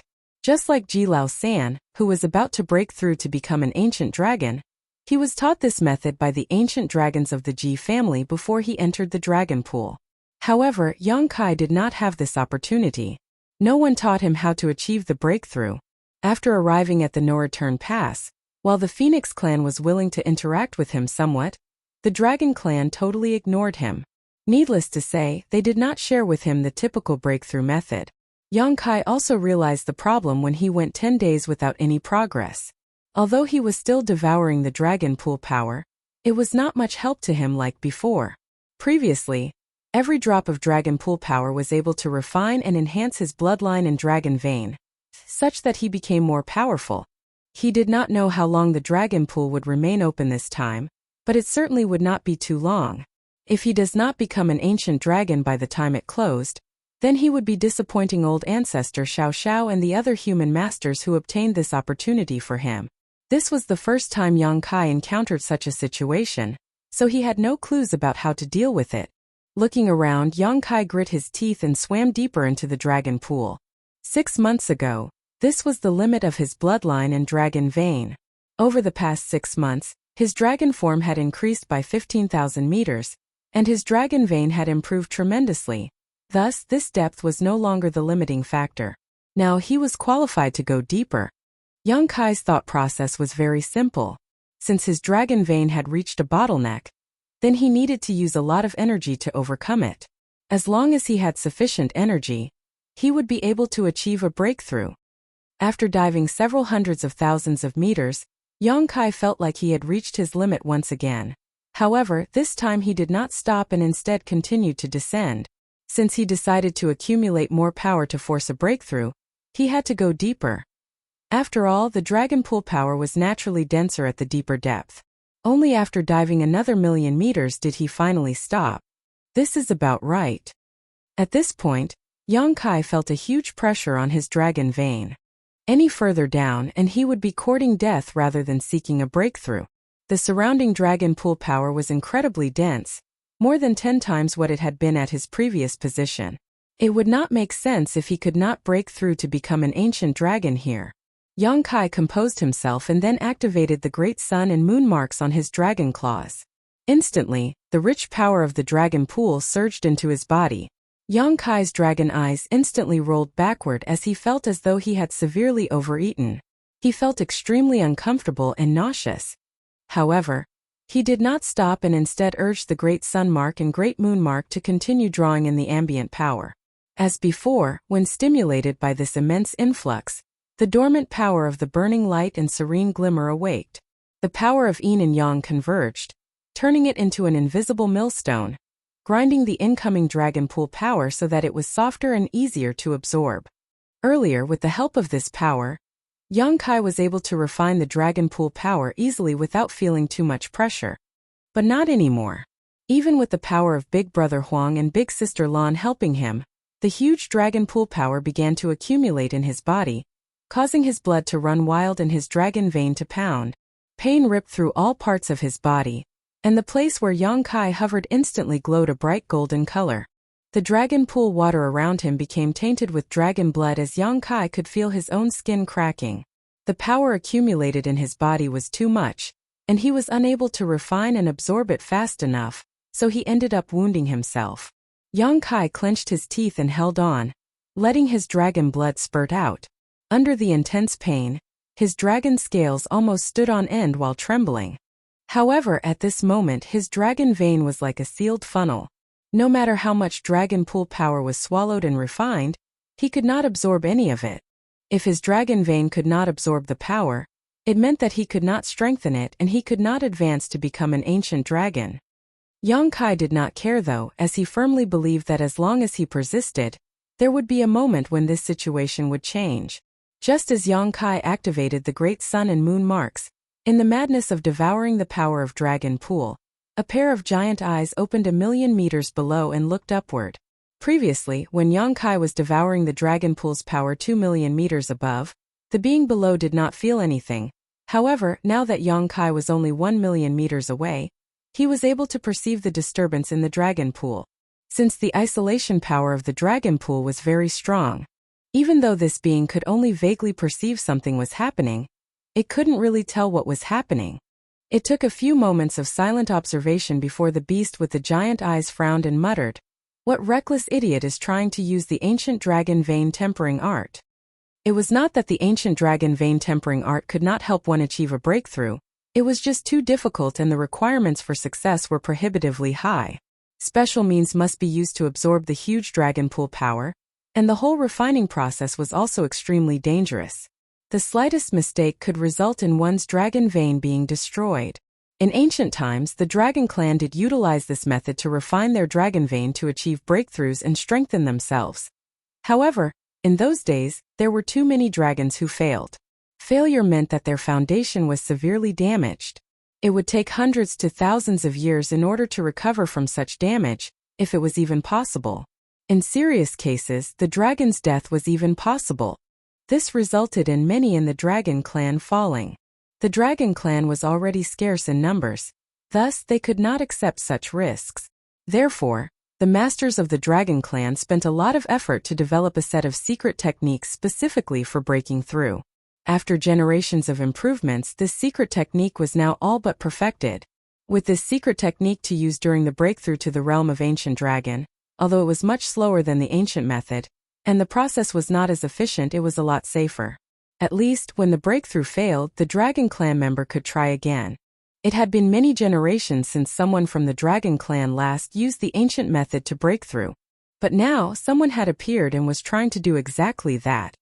Although he also appreciated the determination of this junior, the Dragon Clan did not approve of this method. Members of the Dragon Clan had long lifespans, but they were few in number. There was no shame in taking the safe path and avoiding unnecessary risks when time was not a concern. Now that this junior had chosen to use the ancient dragon vein tempering art, the being in the depths could not stop him, nor could he offer any assistance. It would be impressive if this junior could use the ancient method to advance and become an ancient dragon, but if not, it was his own choice and no one else was to blame.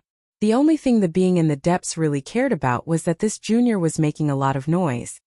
He did not know what method was being used to draw in the power of the dragon pool, but even from 1,000,000 meters below he had noticed. He was thankful that his cultivation was not at a critical juncture, otherwise he would have been disturbed by that junior. The beast with the giant eyes pondered for a moment before he dove deeper down until he could no longer feel the disturbances above him. He then stopped and resumed his meditation. Yonkai's dragon eyes continued to ooze blood, looking extremely appalling, as the golden light around him bloomed to the extreme. He was suffering from intense physical pain, which would have been bearable if that was all. However, his restorative ability was incredibly strong, and after his physique was torn apart, it began to heal and would then be torn yet again. And so, the process repeated itself over and over again. Yonkai felt like he was being subjected to the cruelest torture.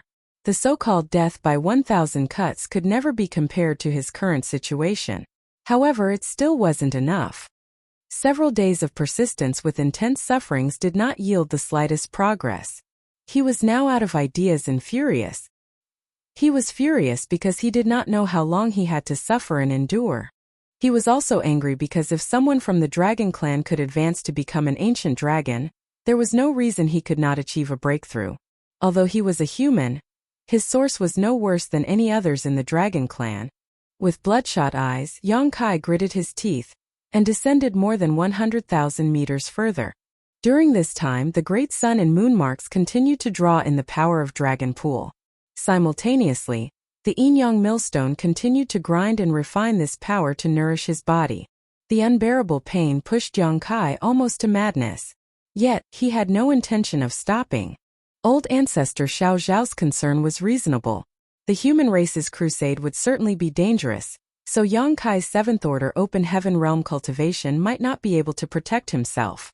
It was difficult for him to improve his strength within his current order in such a short period.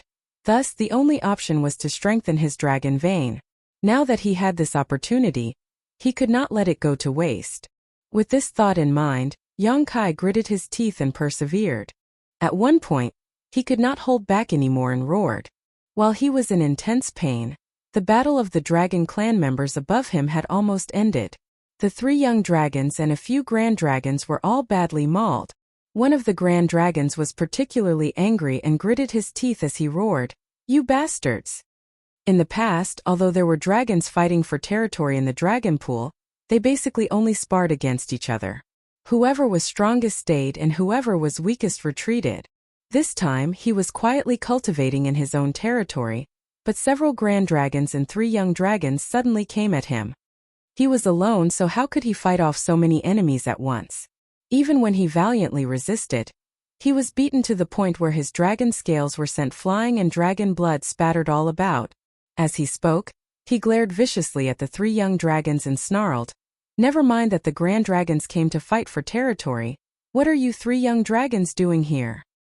Zhu Wuyu and the other 2 young dragons were startled when questioned by this grand dragon. Their 13th uncle was not known for his graciousness, so he might shift all the blame back to them. Naturally, the 3 young dragons felt a bit remorseful. But they had little choice as the situation had forced them to follow the seniors down the dragon pool to fight. Otherwise, they could not obtain any benefits at their original depths. Martial Peak Chapter 53:18 Naked. In the silence, a grand dragon sighed as he explained, "Sure Lu, we can't help it. The power of the dragon pool above has been depleted, so there was no way for us to cultivate."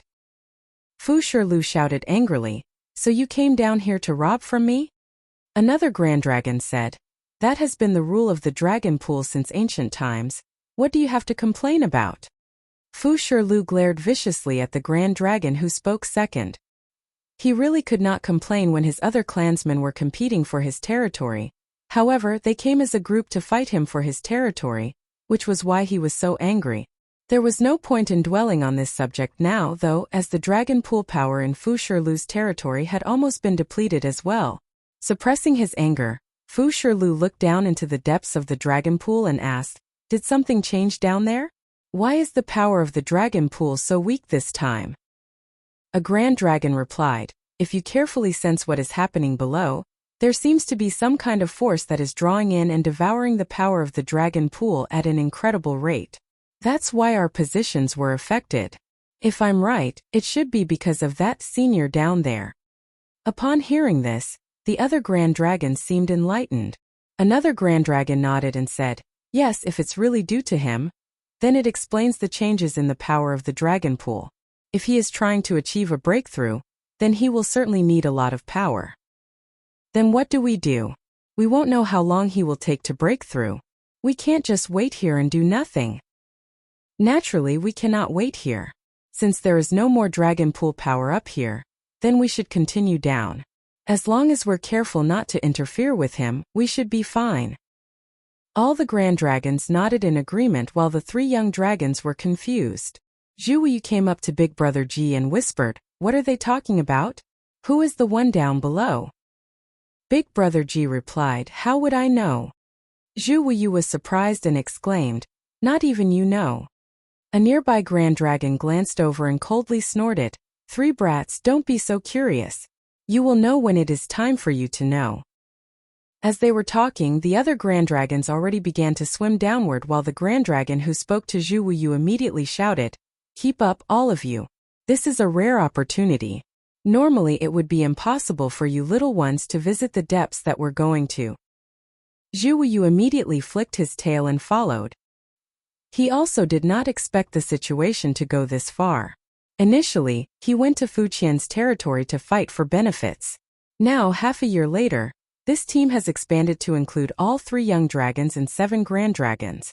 There had never been a time when the situation in the dragon pool was like this. What Zhu was more curious about was who the grand dragons were referring to.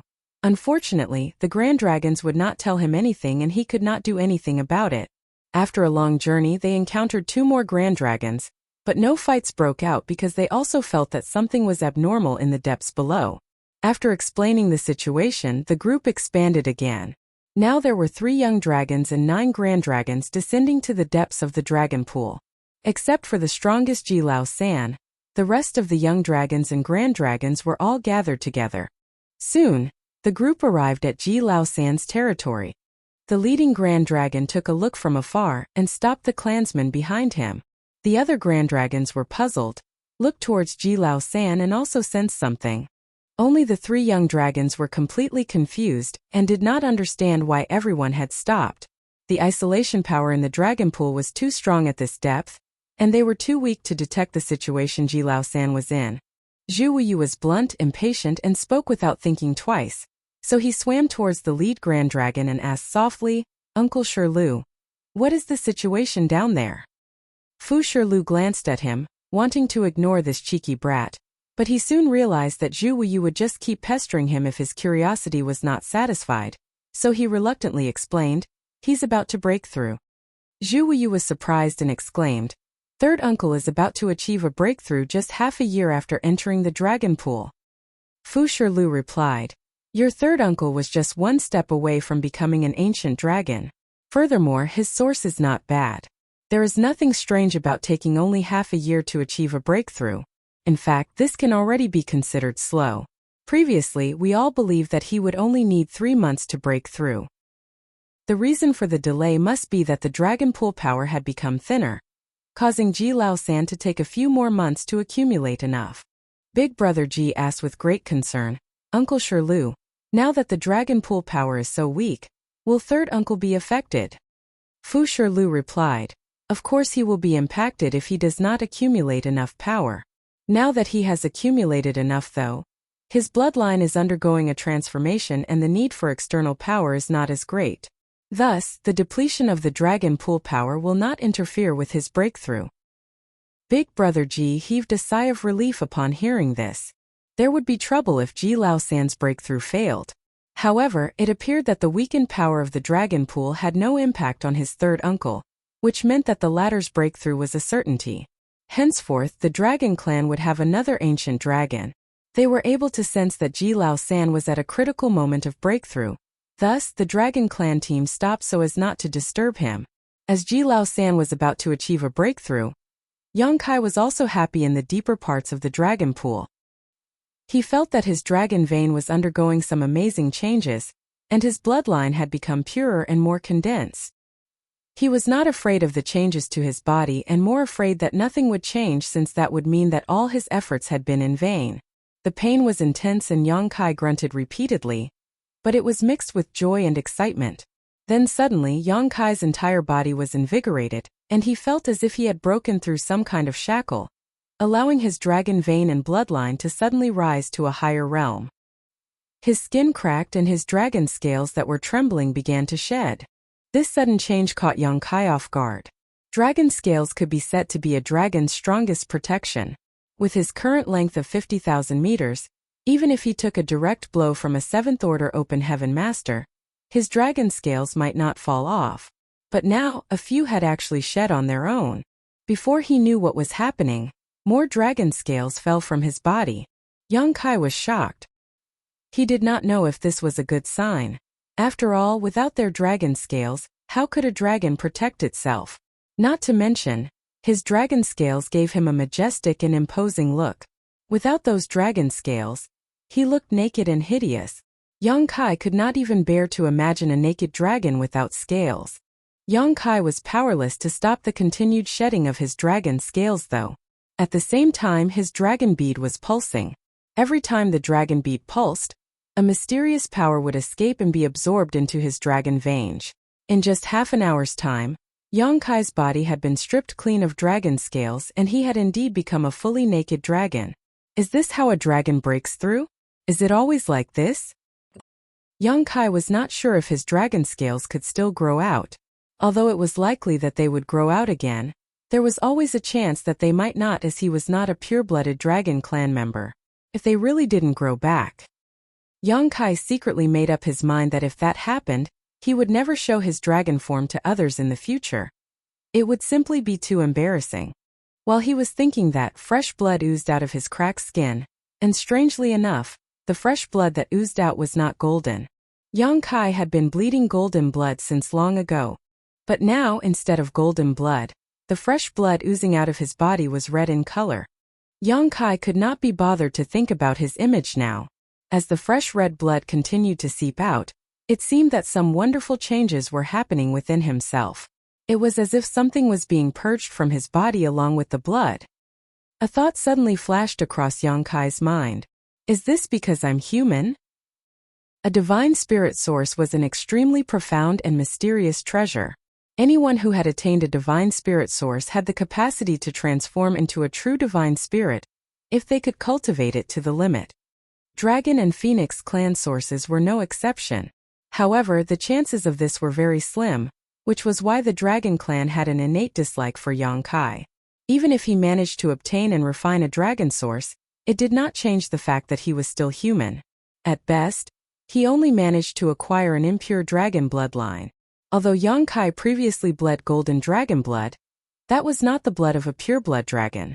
At his core, he was essentially still human. Now, Yang Kai could clearly feel that he was being transformed into a pure-blood dragon, and the human part of him was being purged. He was shocked as he did not expect this to happen during his advancement to becoming an ancient dragon. As a human, Yang Kai never felt inferior to any other race. The human race was indeed inherently weak, without all the innate advantages a divine spirit possessed. However, it was the weakness of the human race that enabled it to have so many possibilities. Without humans, the 3,000 worlds would be empty and uncivilized, completely lacking in culture, though the beauty of nature might be more apparent. If he was not human, he would not have been able to see the black ink battlefield, where the countless human soldiers sacrificed their lives to protect their homes and families. As a human, Yang Kai did not feel inferior. Since he was born weak, then he had to try harder to be strong. Compared to the divine spirits, the human race could really be considered weak. Even so, he was born a human and was proud of it. Was his root as a human going to leave him now? Yang Kai suddenly felt a bit conflicted. He had never considered this possibility previously. He had always assumed he would be a human even if he possessed a dragon source. However, at this moment he began to think a lot about such matters. He never imagined that he would care so much about being human. The dragon bead was still pulsing endlessly, and as his bloodline continued to agitate, more portions of his human physique were rejected. Now, his close to 50,000 meters dragon form was covered in fresh red blood. Yang Kai opened his mouth and released a deep dragon roar. Why should he care about being a human or dragon? As long as he could kill the Black Ink clan, what did it matter? So what if his human blood was purged? Did that mean that he was no longer a human? He was born and raised by humans. His parents were still in the star boundary. More fresh blood poured out and soon completely engulfed Yang Kai. His dragon roar gradually subsided and the dragon pool fell silent. At the same time, further up the dragon pool, another dragon roar sounded. Ji Lao San had become an ancient dragon. Although the power of the dragon pool had weakened considerably, he had accumulated enough to achieve a breakthrough. Of course, his advancement was not as problematic as Yang Kai's. After all, he was a pure-blood dragon and did not need to purge anything from his body. It was easier for him since he could omit this step. Had he been in Yang Kai's position, it was unclear if he could achieve a similar breakthrough. Martial Peak, Chapter 5319, also 50,000 meters? Oh! If Ji Lao San took on human form, he would appear as a youth who looked about the same age as Yang Kai, but in reality he was many times older than Yang Kai. Dragons were strong and had long lifespans. However, they grew extremely slowly. After nearly 10,000 years, Ji Lao San finally shed his former body and was reborn, breaking through his bloodline shackles and advancing to become an ancient dragon. The excitement was overwhelming, and he continued to roar in celebration. Amid the dragon roars, Ji Lao San's nearly 50,000-meter-long dragon body finally achieved a breakthrough. His dragon vein was enhanced as his dragon form continued to extend. 500 meters, 1,000 meters, 2,000 meters. Finally, the increase slowed to a stop at nearly 3,000 meters. Each breakthrough a dragon accomplished was accompanied by a leap in strength. Although when compared to before entering the dragon pool, he had only grown around 3,000 meters, Ji Lao San's strength now was leaps and bounds greater than before. Now, he would be able to fight and defeat 3 of his previous selves from before he entered the pool. If he encountered that human's dragon pressure again, he was confident that he would be able to block it without any difficulty. The other party might have obtained a divine dragon source, but he was only a grand dragon. How much of the source's strength could he utilize? After advancing to become an ancient dragon, Ji Lao San's immediate desire was to seek revenge and regain his dignity. Of course, it was impossible for him to kill Yang Kai as the humans had some agreement with the dragon clan. He would be in big trouble for killing the human, but certainly a beating was acceptable. Fights in the dragon pool were a common affair and would not draw any attention from the elders. Therefore, after his breakthrough, Ji Lao San immediately dove down towards the depths of the dragon pool. "Where is third uncle going?" Zhu Wuyu asked when he sensed that Ji Lao San's aura was getting further and further away. A grand dragon next to him thought, he must have gone to pick a fight with that human. Of course, that was only to be expected when he was so agitated and impatient when he left. Zhu Wuyu froze and asked, "Hey, how come I haven't seen that human as we descended all the way here?" Big Brother Ji looked at him scornfully and said, "Are you stupid? Since you did not see him, he must be deeper down. Otherwise, why would third uncle swim deeper in anger? Zhu Wuyu remarked in disbelief. Does that mean that human is so powerful he could dive deeper than third uncle? Among these current dragons in the dragon pool, Ji Lao San was the strongest with the purest bloodline. Thus, his territory was the deepest in the dragon pool compared to the other dragon clan members who entered this time. How could that human have gone so much deeper than Ji Lao San? Was his bloodline and source so much more powerful? Zhu Wuyu's casual remark caused the grand dragons to look at each other and begin to wonder what was going on. Let's follow, said a grand dragon before he immediately swam down after Ji Lao San. Even if they were not going down for the spectacle, the dragon pool power at this level had been depleted and they had to go deeper for their respective needs. Since they had to go deeper anyway, they might as well tag along to see how Ji Lao San dealt with that human. All the young dragons and the grand dragons had naturally encountered Yang Kai when he was diving deeper into the dragon pool and had lost to him. Thus, they felt humiliated and were eager to see him being taught a lesson by Ji Lao San. They wanted that human to know that the dragon clan was not to be messed with. The only reason why they were not his match was because they were not strong enough. Along the way down, the grand dragons slowly began to have an ominous feeling. This couldn't be helped, as it was getting too deep. The position where Ji Lao San was before should be the limit of his tolerance, but now they had dived 2 million meters down and still they did not see the human. They even began to suspect that the human had been overconfident, dove too deep, and been crushed by the pressure of the dragon pool. But then why had they not seen any signs of his remains? If he was not crushed, that would be even more terrifying. The grand dragons were also aware of this and the atmosphere suddenly became a lot more serious. Although the three young dragons did not give it much thought, they could sense how solemn the situation was getting. Even the normally talkative Zhu Wuyu kept quiet along the way. Hundreds of thousands of meters further down, the lead grand dragon's eyes suddenly lit up as he exclaimed, "Third brother." All the dragons fixated their eyes on Ji Lao San, who was one step ahead of them. Now, he had stopped to one side and did not descend any further. None of them knew what he was doing. Soon, all the dragons arrived at Ji Lao San's position and the lead grand dragon said, "Congratulations on your advancement, third brother. The dragon clan now has one more ancient dragon." The other grand dragons also congratulated Ji Lao San. Among the three young dragons, Zhu Wuyu went all out to flatter Ji Lao San. He praised him as the unrivaled dragon in the world and the #1 dragon in history. It was an exaggeration for him to be deemed as the #1 dragon. However, at only 10,000 years old, to have become an ancient dragon, Ji Lao San was definitely extremely talented even among the dragon clan. Many older dragons were not as talented and would go through their entire life as grand dragons, were never able to take the final step to breakthrough. On average, the grand dragons who had the ability to take this step were around 20,000 years old.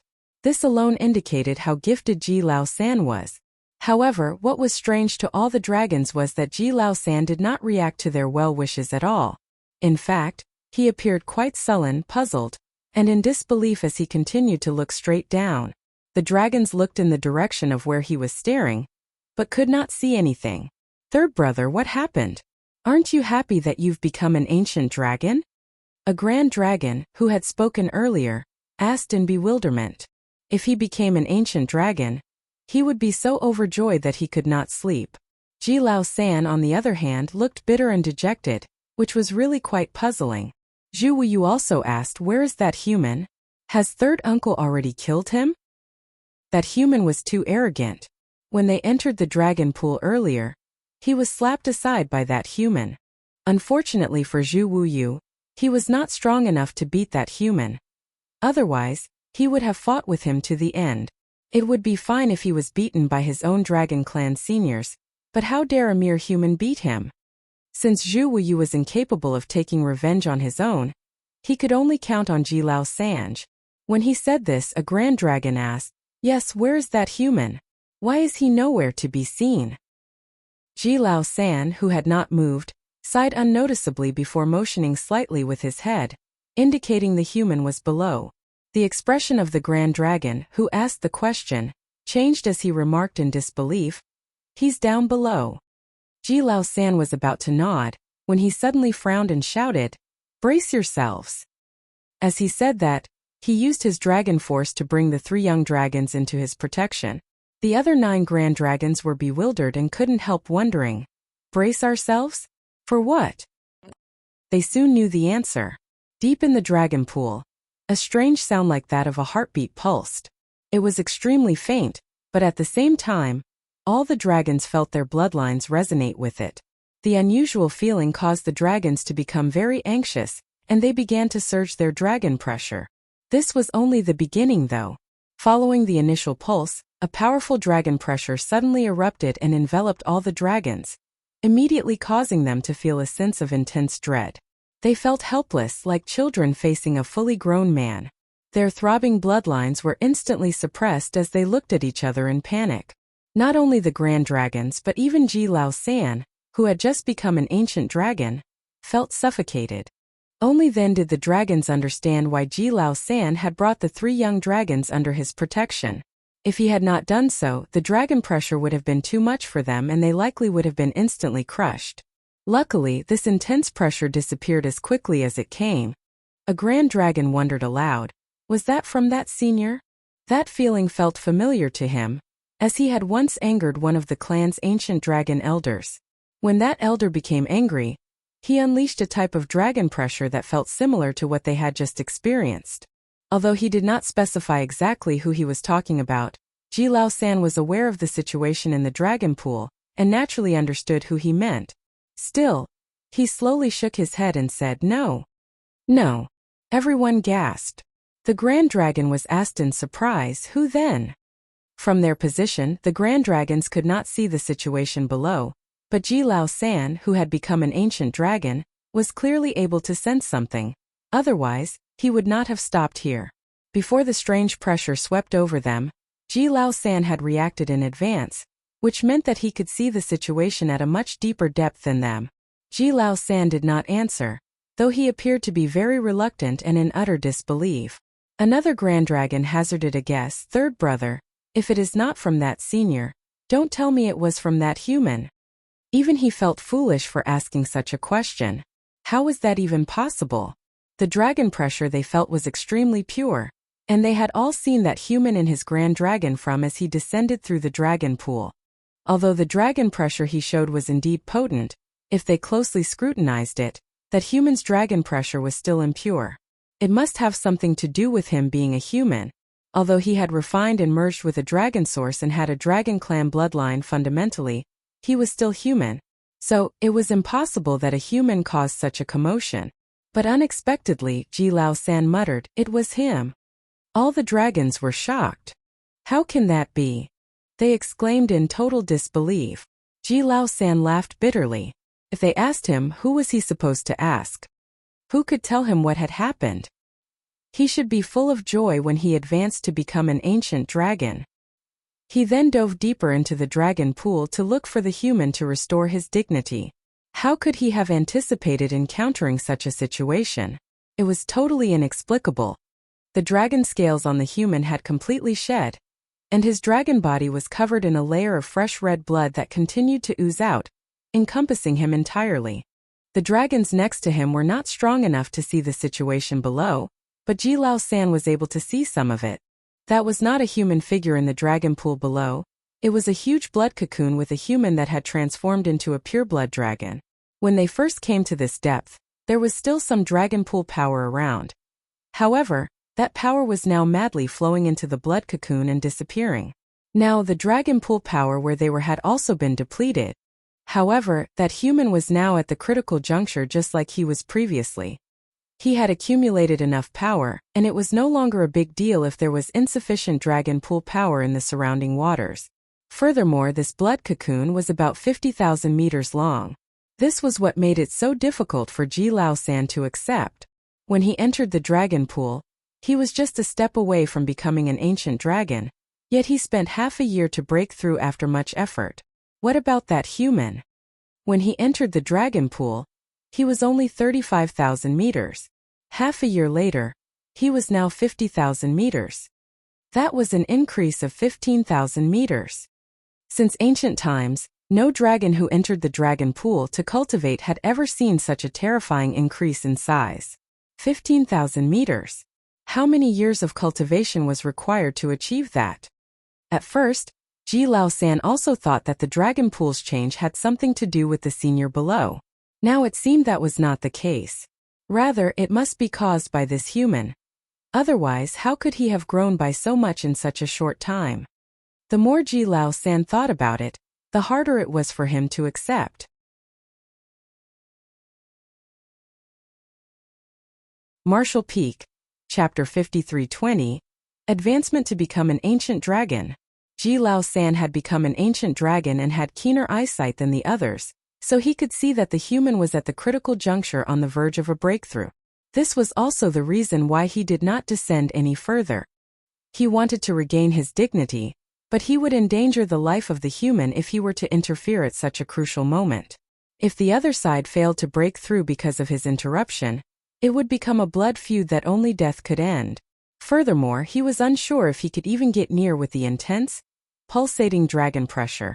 Muffled grunts were emitted irregularly from the blood cocoon below, as if a powerful life was being awoken. Along with each muffled grunt, a powerful wave of dragon pressure would burst forth. The grand dragons were at a loss as to what to do. After a long silence, Ji Lao San finally said, "There's no telling how long it will take him to break through. So take care and go around him to cultivate deeper in the dragon pool." There was no point in them all waiting here. The opening of the dragon pool was an opportunity for the dragons to cultivate, so they should not be wasting their time idling around. "What about you, third brother?" a grand dragon asked. Ji Lao San pondered for a moment and then said, "I'll stay here to observe the situation."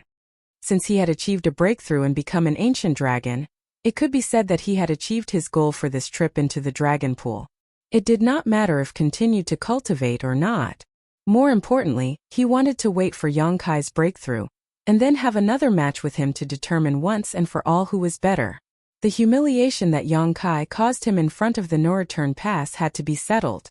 Since now was not a good time, he simply had to wait until Yang Kai was done with his breakthrough. The Grand Dragon who asked the question must have sensed Ji Lao San's intentions, and did not try to talk him out of it. He simply nodded and said, "Good. Third brother, take care." It seemed this human had a thing or two up his sleeve. The commotion during the breakthrough was intense, so if he became an ancient dragon, his strength would probably be quite profound and Ji Lao San might not be his match. If he was not careful, he might lose to the human again. However, since Ji Lao San insisted, it was inappropriate for him to try to convince him otherwise.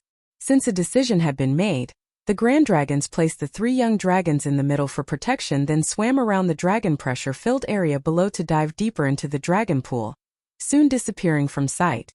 At this moment, Yang Kai's entire body was wrapped in the blood cocoon, and his mind was empty and totally relaxed like never before. His dragon vein was pulsating and his body was undergoing a radical transformation. After a period of time, he suddenly felt an inexplicable restraint. He stretched his limbs and with crackling sounds, the bindings were torn open like a thin membrane. He was slightly shocked and quickly realized that there was nothing really restricting him. Instead, there was a blood cocoon that had wrapped around him at some point. The blood cocoon was naturally the part of him that was human, and now with the purity and strength of his dragon vein reaching a certain height, the part had been discarded. When the blood cocoon was torn apart, it shattered to pieces and scattered into the flow of the dragon pool. Yang Kai literally shed his former body and was reborn. With a resounding dragon roar, Yang Kai's dragon pressure reverberated throughout the dragon pool, and brilliant golden light was emitted from all over his body. Ji Lao San watched from afar filled with a complicated expression as the golden light was so glaring that he could hardly open his eyes. His breakthrough to the ancient dragon realm was not nearly as eventful. In contrast to his bitterness, Yang Kai appeared quite joyful. His divine sense surged and he quickly examined his own body, feeling as if his dragon vein had never been so pure and strong.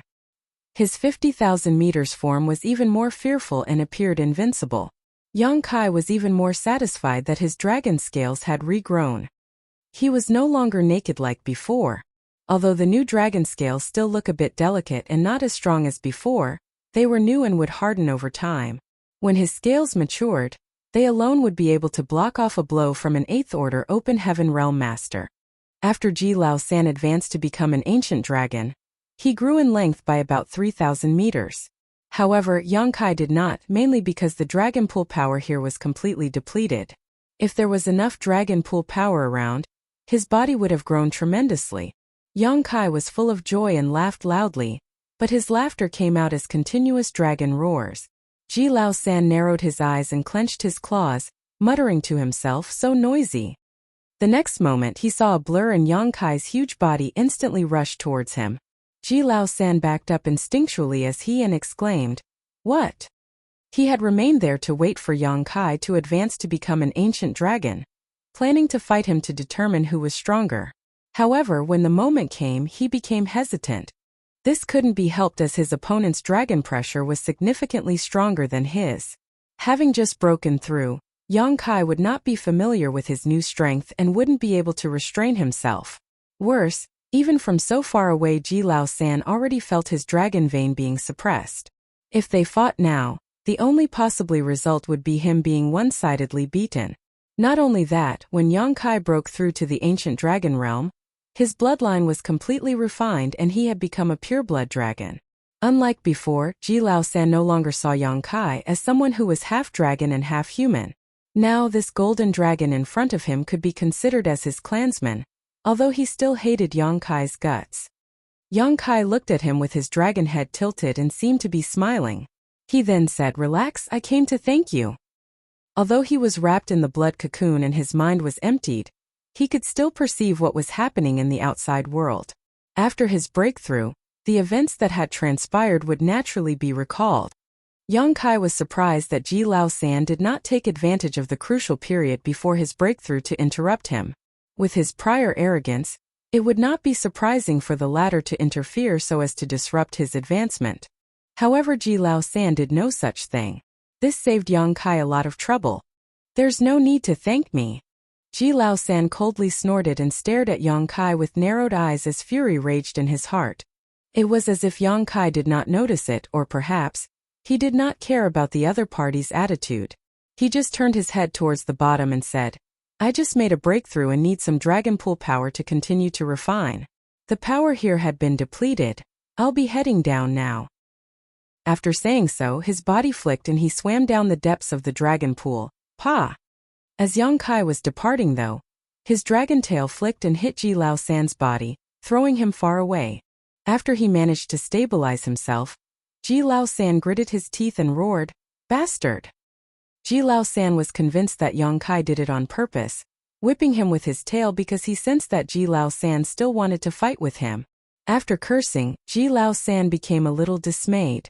He was also an ancient dragon now, so how could he just accept being smacked by a tail for no reason? He was hit by Yang Kai only because the moment Yang Kai made a move, his dragon pressure had suppressed Ji Lao San, which caused his reaction to become extremely slow. Ji Lao San secretly sighed, knowing his desire to fight against Yang Kai was pointless. Since Yang Kai knew that Ji Lao San was not his match, he smacked him with the tail as a warning to him. He had now confirmed that Yang Kai had refined a divine dragon source. Otherwise, it was impossible for him to have such powerful dragon pressure. The golden divine dragon source. It could be none other than that legendary existence. Ji Lao San felt a little better when he thought of it that way. He was not inferior to Yang Kai. It was just that his source was not as strong as that legendary ancestor's. The day his source reached the height of a divine dragon, he would be able to take on Yang Kai. With this thought in mind, Ji Lao San hastily headed deeper into the dragon pool. At the same time, Yang Kai was already dove quite deep. He met the 3 young dragons and the 9 grand dragons, all of whom quickly moved away with looks of disbelief. Nonetheless, he did not care. He was starving now. It was not the regular feeling of hunger. It came from the depths of his bloodline. Yang Kai had just achieved a breakthrough to become an ancient dragon with extremely pure and strong dragon vein. Now, all he wanted was to devour more power to satiate and strengthen himself. Unfortunately, the dragon pool power in his previous territory had been depleted. Thus, he could only continue deeper down into the pool, so as to fill the void his bloodline made him feel. After passing those grand dragons and young dragons, Yang Kai did not know how much farther he swam down, But eventually he activated the great sun and moon marks, and the huge dragon pool power poured into his body, turning into powerful nutrients. Young Kai felt a wave of relief. With the sound of bones cracking from within his dragon body, his 50,000 meters dragon form that had just stabilized began to grow rapidly. Not only that, as his own bloodline had been purified, the secrets hidden deep within it had begun to awaken. The dragon clan's inheritance. The inheritance of humans relied heavily on various ancient books and careful instruction from one's elders. However, divine spirits were different. A divine spirit's inheritance was always hidden deep within their bloodline. Even without the guidance of any elders, or any ancient books and records, as long as their bloodline was purified to a certain degree, these inheritances would naturally awaken. This was a kind of innate response to the scarcity of divine spirits. Even if there were few divine spirits in the clan, and there were no elders to guide the next generation, their inheritance could not be cut off so simply. After all, according to the heavenly way, bloodline inheritance was the basis of a divine spirit's strength. It was an inheritance that could be ensured so long as the divine spirit's bloodline remained. Now that Young Kai had advanced to become an ancient dragon, he started benefiting from this inheritance. He was consuming the power of the dragon pool to enhance his body, while feeling the gift from the depths of his bloodline. The dragon clan's bloodline talent was the Tao of Time. Young Kai's attainments in the Tao of Time were not low. At least, he had not met anyone who had gone farther than himself with this grand Tao. According to his own classification, he had reached the 6th level of exceeding the ordinary to reach the extraordinary. Although there was still a huge gap when compared to his mastery over the Tao of Space, which was at the 8th level summiting the peak, it was not bad at all. Throughout history, the only person he knew of who might be able to surpass him in the Tao of Time was Flowing Time Great Emperor. Perhaps it was possible for Yang Shao and Yang Shui to have surpassed him as well. After all, these two children were the successors of Flowing Time Great Emperor. Even so, they were probably still a bit too young. The Tao of Time was extremely difficult to master. Young Kai had already reached the 6th level, but had made no further progress for many years. With the Dragon Clan's bloodline inheritance, and his own dragon vein, which had been refined to the point that he transformed to become a pure-blood dragon, many obscure points from the past were now clear. Young Kai was overjoyed. This trip to the Noreturn Pass was a huge success. Just achieving a breakthrough to become an ancient dragon was worth the effort. Not to mention, he could now improve his mastery over the Tao of Time. He also managed to reap a lot of benefits from the Phoenix clan. While Young Kai was thirstily absorbing the Dragon Clan inheritance from his bloodline, the beast with the giant eyes looked on angrily from the depths of the dragon pool. Who the hell is this little bastard? He had already moved far away from Young Kai previously, but how could he have known that Young Kai would continue chasing after him? Did he really think that an old man like him would not dare to teach others a lesson? Martial Peak. Chapter 5321, Fu Guang. The beast with the giant eyes was at least several hundreds of thousands of meters away from Young Kai, so at such a distance, even if he was extremely strong, it was difficult for him to fully perceive the situation due to the isolation power of the dragon pool. He could only detect there was some commotion where Young Kai was. This brat hasn't broken through yet. The beast with the giant eyes felt a little strange. How could he have not broken through after he swallowed so much dragon pool power? Could it be that this junior's talent is just that horrendous?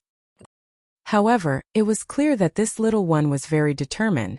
The beast heaved a sigh and was satisfied that Young Kai had the right attitude. He could not blame Young Kai for not being talented enough. He would just go deeper and give this brat some room to cultivate. After all, he couldn't fight with the brat just because he was disturbed. The beast with giant eyes did not intend to help Young Kai. A dragon's breakthrough depended mainly on themselves and outsiders could not help. The giant beast silently swam down another 100,000 meters until it finally could not feel the disturbances above. Time flew by and 2 months later, Young Kai's body size increased again by nearly 10,000 meters. Now his dragon form was almost 60,000 meters. 50,000 meters was the baseline for being an ancient dragon, which was comparable to a newly advanced 8th Order Open Heaven Realm Master. Young Kai's 60,000 meters dragon form meant that he had firmly established himself in this realm. It was unimaginable for a dragon to grow by 10,000 meters within 2 months. If dragons really could grow at such speeds, there would have been a terrifying number of ancient and divine dragons throughout history. This was all because Yang Kai was able to devour enormous amounts of the dragon pool power during that short period of time, and even that was only possible with the assistance of the great sun and moon marks. The yin-yang power left behind by the burning light and serene glimmer was also essential, as it acted like a millstone to grind and refine the power from the dragon pool so Yang Kai could more easily absorb it. However, Yang Kai also noticed that the more he progressed, the more difficult it became to improve. When he first came here, his body size could increase by several dozens to over 100 meters a day, but currently it was down to less than a dozen meters a day.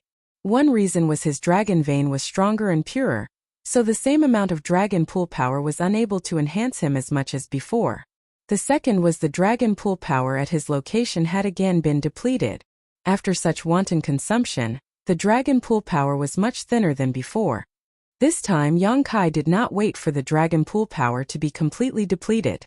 As soon as he felt that the power was significantly weaker than before, Yang Kai proceeded downwards another 100,000 meters. The beast with the giant eyes was disturbed once again, and flared his nostrils furiously. What's the meaning of this? Is that brat intentionally taunting me? He wondered. He was understandably upset, but once again, he decided to avoid a confrontation by swimming deeper. Another 2 months later, he felt a disturbance from above. It appeared like the annoying junior had descended again. The beast's veins at his temples throbbed in frustration. Suppressing his anger once again, he continued descending through the dragon pool.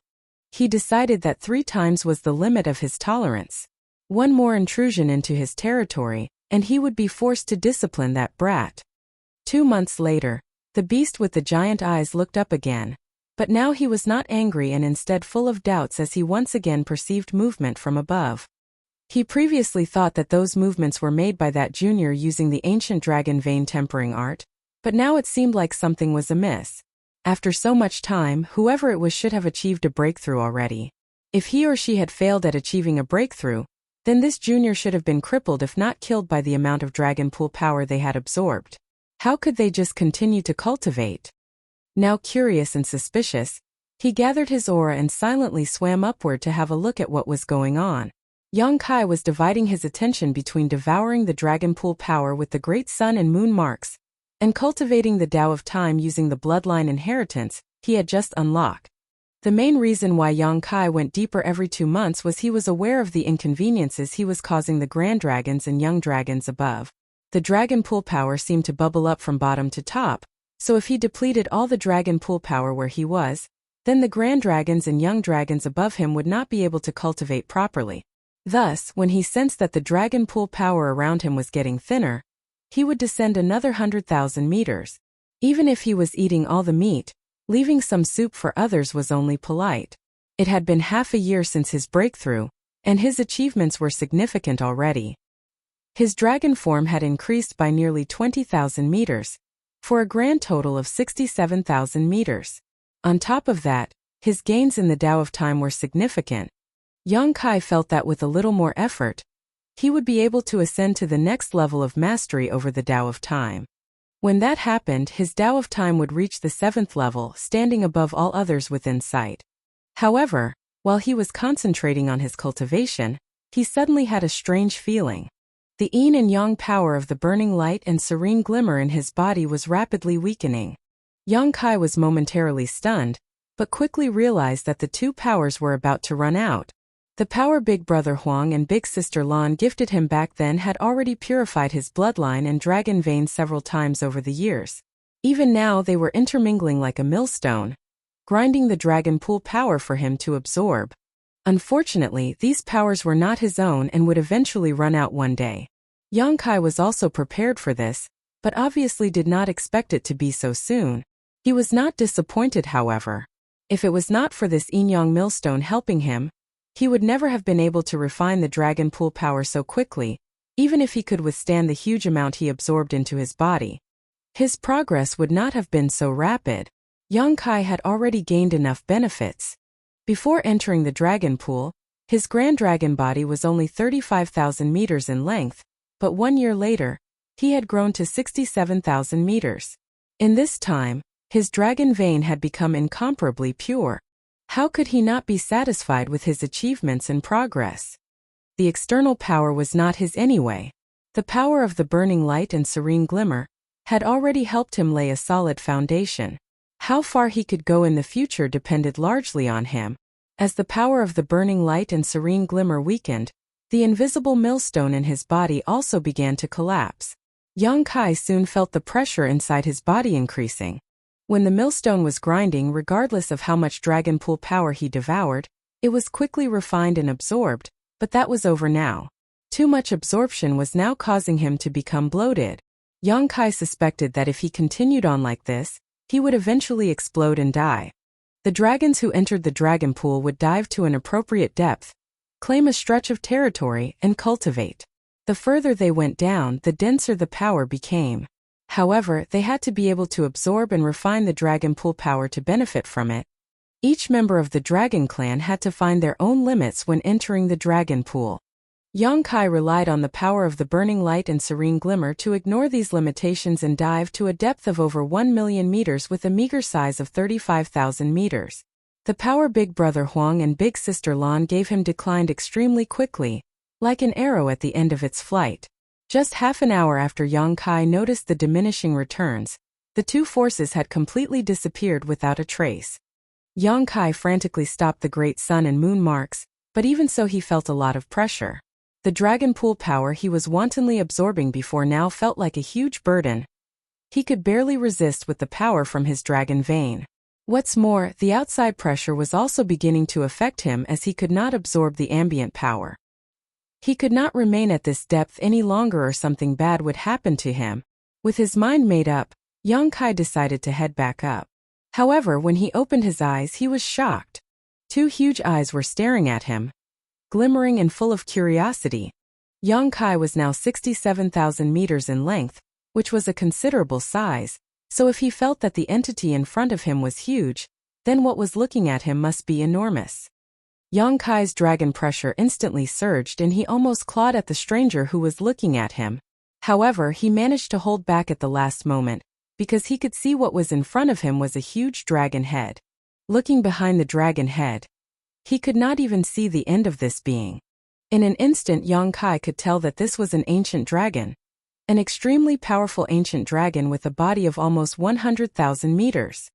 If the ancient dragon realm started at 50,000 meters, then above 100,000 meters would naturally be the divine dragon.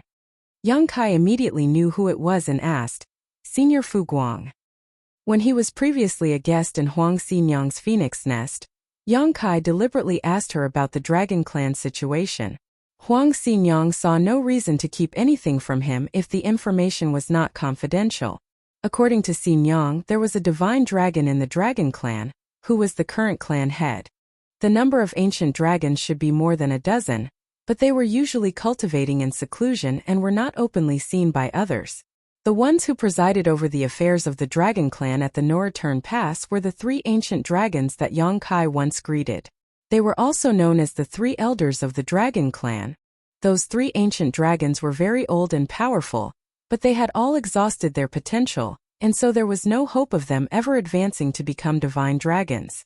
In other words, their current strength was their limit, and there was no possibility of them advancing further. However, among the members of the dragon clan, there was one ancient dragon who had reached the upper limits of his current realm, but had not exhausted his potential and thus had hope of breaking through to become a divine dragon. Fu Guang. More than 5,000 years ago, Fu Guang had already reached the limits of the ancient dragon realm, and then entered retreat deep in the dragon pool. He had not been seen since. According to Xinyang, Fu Guang would either become a divine dragon and emerge from the pool, or die in the dragon pool's depths. If he died, then his dragon force would escape into the dragon pool, leaving behind a legacy for the future generations. Without such determination, an ancient dragon who was attempting to make the final breakthrough would not easily enter the dragon pool. Throughout history, the dragon clan had many ancient dragons who died in the dragon pool, without ever stepping out of it. Rumor had it that there were many dragon bones buried in the deepest part of the dragon pool. Of course, Xin Yang was part of the Phoenix clan and could not be sure about this. However, they all lived in the No Return Pass, so it was normal to have some understanding of each other. Fu Guang had been in retreat in the depths of the dragon pool for 5,000 years. No one knew how he was doing, only that he was still alive. Still, 5,000 years was nothing for a dragon clan member. The dragons had extremely long lifespans, so 5,000 years was considered brief when living more than 50,000 years was a given. What's more, each time the dragon pool opened, it was impossible for the later generation dragon clan members to descend anywhere near where Fu Guang had secluded himself. Thus, none of them knew if his retreat was going smoothly. However, for him to remain in the depths of the dragon pool for 5,000 years, it was obvious that progress was not coming easily to him. When an ancient dragon, who was close to becoming a divine dragon, appeared at this depth of the dragon pool, Yang Kai was certainly able to guess his identity. This was a white dragon, and even at this depth in the dragon pool, it was difficult to hide its pure glory. Although the ancient dragon did not exert any dragon pressure, Yang Kai felt stifled just by being stared at by those eyes. Although his source was slightly inferior to Yang Kai's, this ancient dragon's bloodline was much stronger than his. Fu Guang nodded lightly and asked curiously, "Which family do you hail from?" Martial Peak. Chapter 53:22, You want to do what with me? Oh. The Dragon Clan was divided into 3 families, the Fu, Zhu, and Ji. The Dragon Clan's bloodline was being continued by these 3 families, which was why Fu Guang was surprised that he did not feel the bloodline aura of any of these 3 families from this young one. Moreover, if he was not mistaken, when he first perceived this youngster, he was using the ancient dragon vein tempering art, which meant that he was not yet an ancient dragon. Under up-close observation, this youngster was already a nearly 70,000 meters long ancient dragon. It was simply unimaginable for a dragon to have such a huge improvement in less than a year's time. Even for someone as gifted as himself, it was impossible to have such an achievement. Throughout history, no dragon had ever grown so rapidly. It was completely beyond Dragon Clan's ability to understand how this could be accomplished. While asking the question, Fu Guang inadvertently looked at Yang Kai's 2 front dragon claws. When he noticed the great sun and moon marks, he realized that they must have something to do with this junior's rapid growth and the enormous consumption of dragon pool power. "Senior, I am not a dragon of the No Return Pass." Since he was sure that the ancient dragon before him was Fu Guang, Yang Kai had nothing to fear. At least, he would not be attacked for no reason. "You're not a dragon of the No Return Pass?" Fu Guang was slightly surprised as he continued to ask, "Did you return to your roots from the outside to pay respects to your ancestors?" Yang Kai shook his head and explained, "No, I am human. It was a coincidence that I had the opportunity to refine a dragon source and advance to become an ancient dragon. During that process, my bloodline was purified." Fu Guang was even more surprised and exclaimed, "Human? Those few stubborn old goats actually agreed to let you into the dragon pool?" He obviously knew the stubbornness of those ancient dragons. The dragon pool was fundamental to the existence of the dragon clan, so no one was worthy to enter it except for the pureblood dragons. He wondered what they were thinking to let a human enter the dragon pool. However, Fu Guang soon nodded lightly and said, "Whether you were a human or not before, now that your bloodline is pure, you can be considered part of the dragon clan. Furthermore, you are already an ancient dragon." As he said, he continued to study Yang Kai. He noted that Yang Kai's golden dragon source was extremely powerful. If he was not mistaken, it should be the legendary source that was lost all those eons ago. No wonder those stubborn old goats were willing to let him enter the dragon pool. They must have taken this into consideration. Unaware of the other party's thoughts, Yang Kai was slightly stunned when he heard what Fu Guang said and said with a touch of dismay, "Yes, this junior is part of the dragon clan now." Fu Guang laughed slightly and asked, "What's the matter? Are you reluctant to give up being a human?" Yang Kai replied, "Not really. It's just that I'm not used to it yet." Fu Guang nodded and said, "Although someone like you is very rare, there have been a few recorded in my dragon clan's history. I do not understand your feelings, as there is no downside to being part of the dragon clan. At least when comparing to others in the equivalent realm, the dragons are much stronger than humans."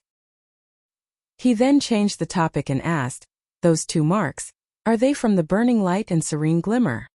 Senior's vision is truly sharp. They are indeed from those 2 seniors. Yang Kai was not surprised. Since Huang Xinyang could recognize the origins of the 2 marks at a glance, there was no reason why Fu Guang could not. Fu Guang swam around Yang Kai with some curiosity and asked, "Those 2 marks can draw in and absorb the dragon pool power? I've never heard of anything like them before. However, since they are marks granted by those 2, it's not surprising that they have this ability. What I wonder is how you managed to withstand such a huge amount of power inside your body. By right, you should have exploded long ago."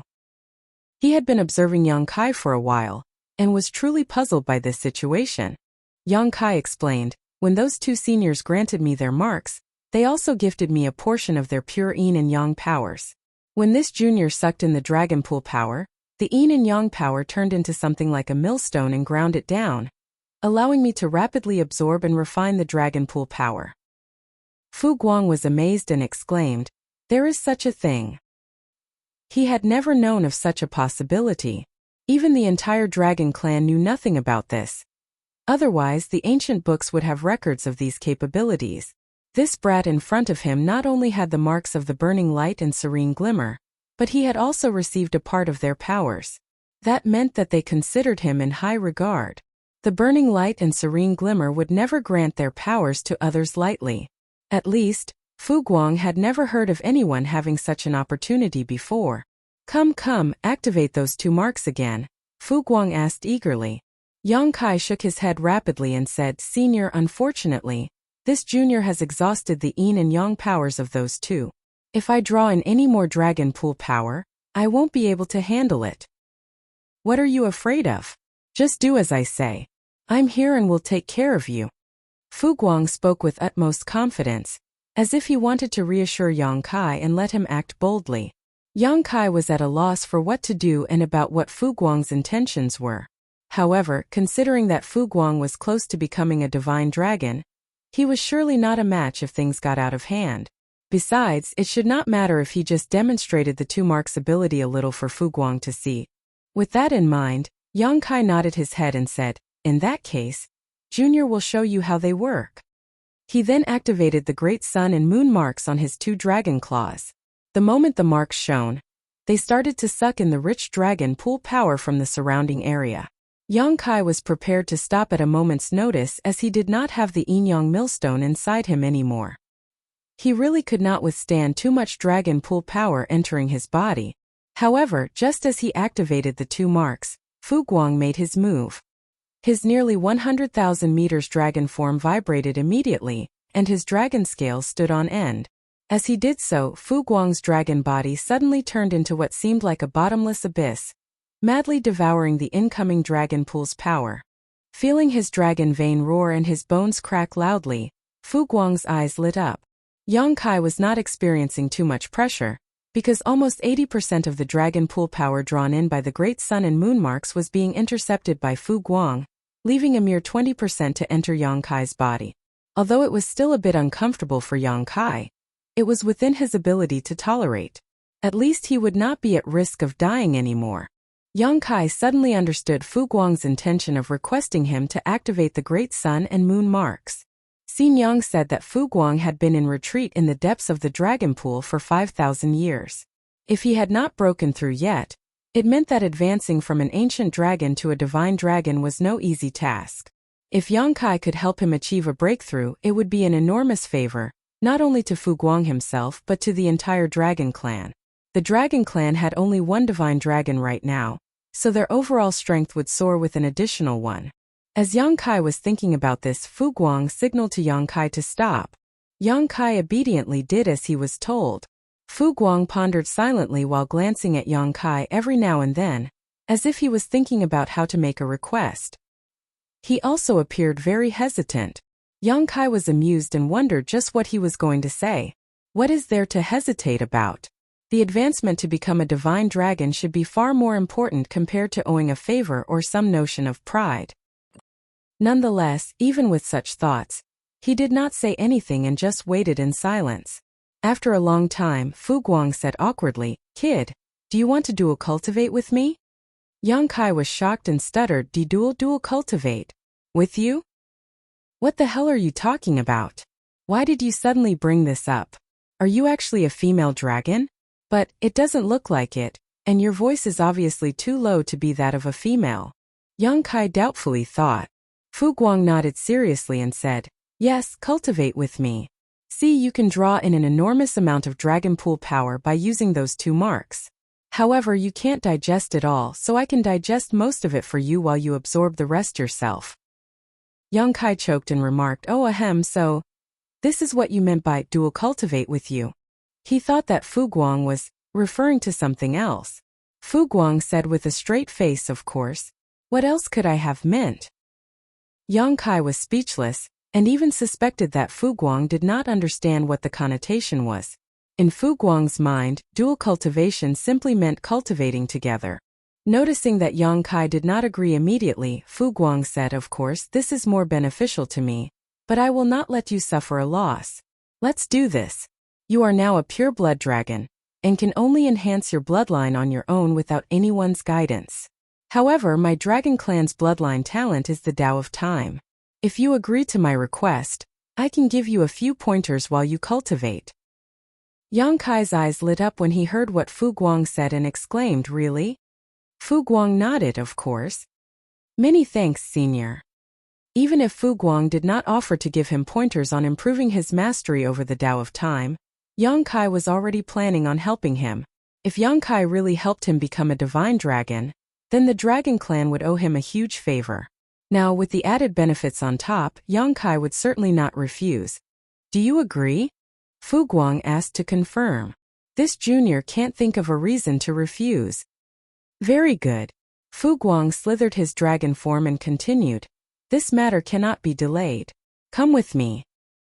It had been over a year since the dragon pool opened, so Yang Kai would leave in at most a few years' time. Thus, Fu Guang did not want to waste even a single moment. Yang Kai followed Fu Guang closely, diving deeper into the pool. He did not know how deep they went, but Yang Kai felt that he had reached his limit. If he went any deeper, the dense dragon pool power around him would kill him, even if he did not activate the great sun and moon marks. Yang Kai was not surprised that Fu Guang looked so relaxed. After all, there was a difference of over 30,000 meters between their sizes. Fu Guang was on the cusp of becoming a divine dragon, so it was only natural that he would be able to resist the pressure better than himself in the dragon pool. Fu Guang also sensed this, and without waiting for Yang Kai to say anything, he took the initiative to stop and said, "This will do." Yang Kai promptly replied, "As you wish, senior." Fu Guang was very considerate and explained, "You should slowly activate the great sun and moon marks and progressively draw in the dragon pool power. You don't have to do it all at once, just slowly adjust it." Yang Kai nodded and replied, "I'll try." He had never tried to control the great sun and moon marks, because previously, he had the yin-yang millstone in his body to help him grind however much power he could draw in. Now that he was going to help Fu Guang cultivate, though, it was necessary to use a more refined method. "Coil up your body," Fu Guang said. When Yang Kai heard this, he quickly coiled himself into a ball. Fu Guang placed Yang Kai in the middle, and wrapped him with his body for protection. On seeing this, Yang Kai felt a lot more assured. In this way, the dragon pool power sucked in by the great sun and moon marks would be devoured by Fu Guang first, and only what he could not take in would flow to him. Thus, Yang Kai's safety was guaranteed.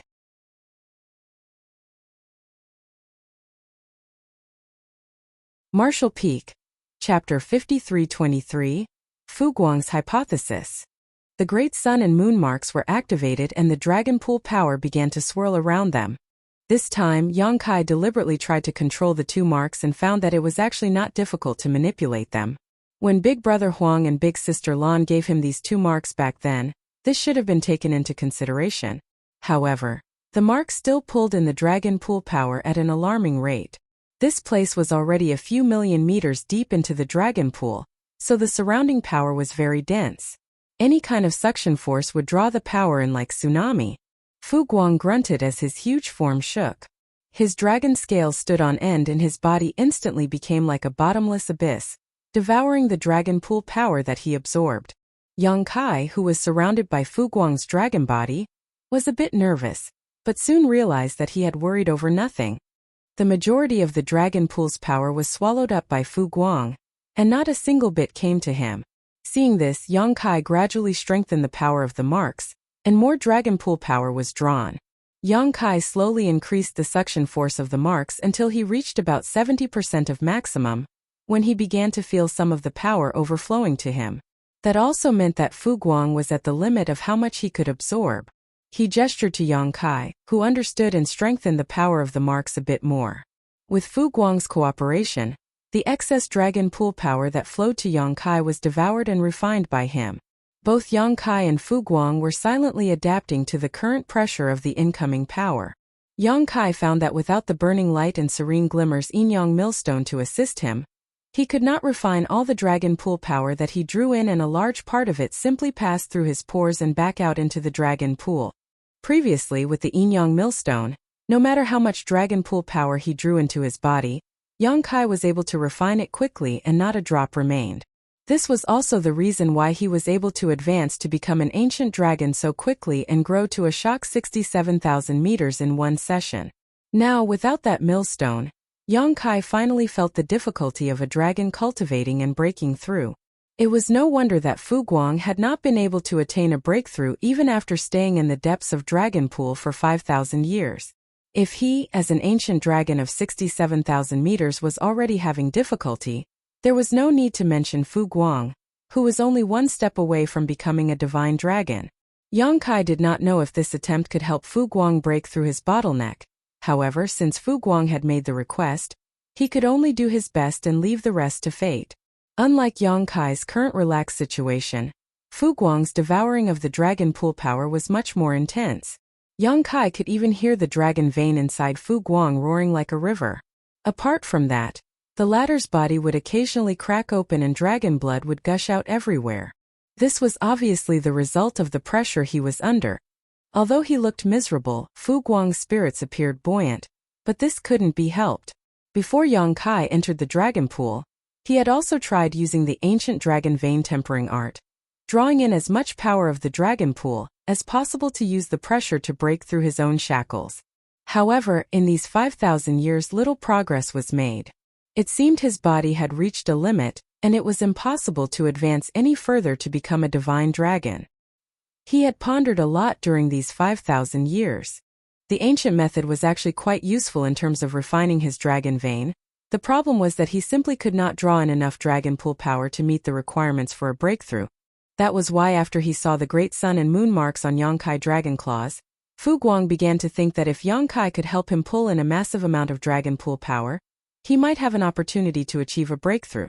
The two marks proved to be more effective in drawing in the dragon pool power than the ancient dragon vein tempering art that he was using.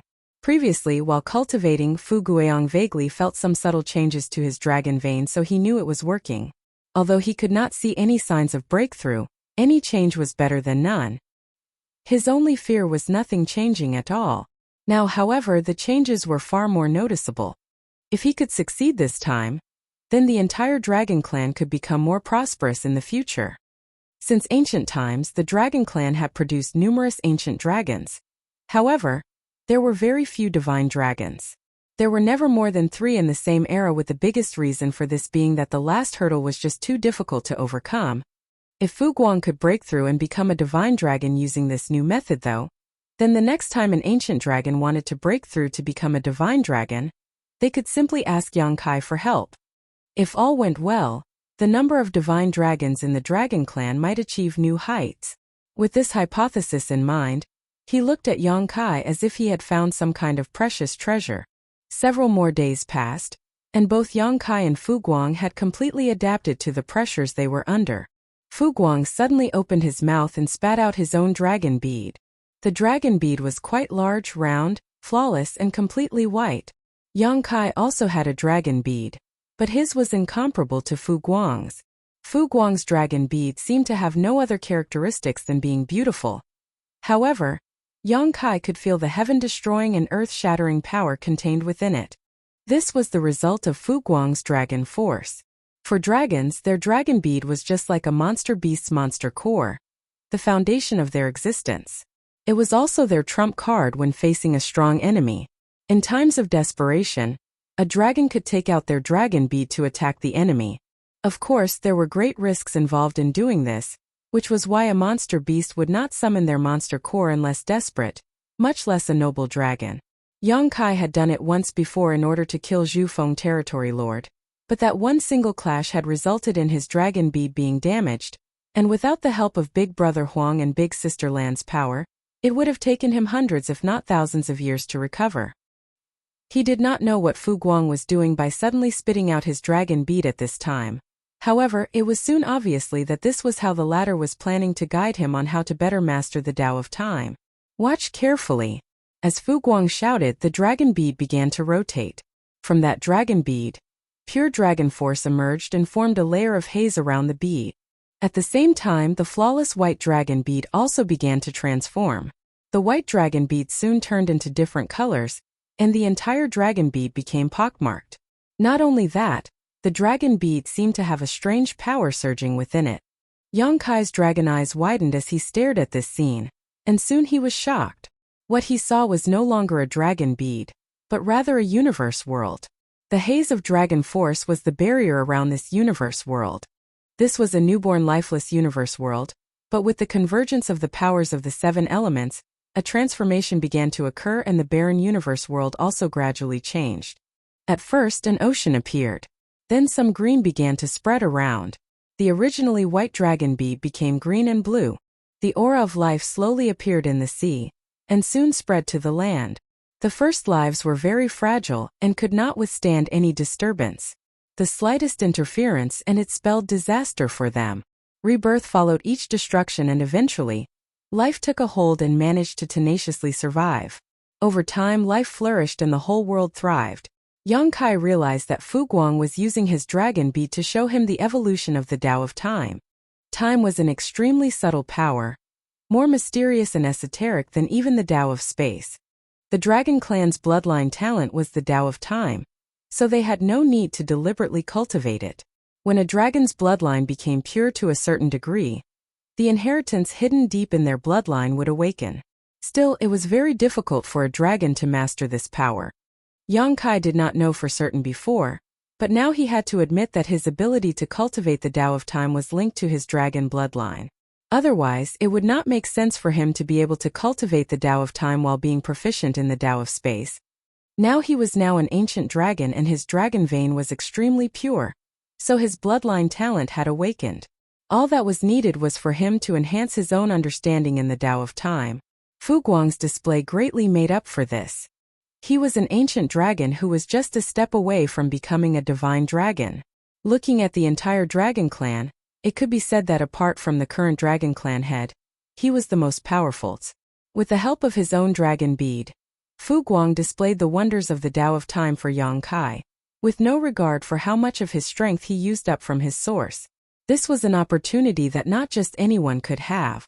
Even Fu Guang would not have done such a thing if he had not requested Yang Kai's help. Yang Kai's mind and soul had been completely absorbed by the dragon bead.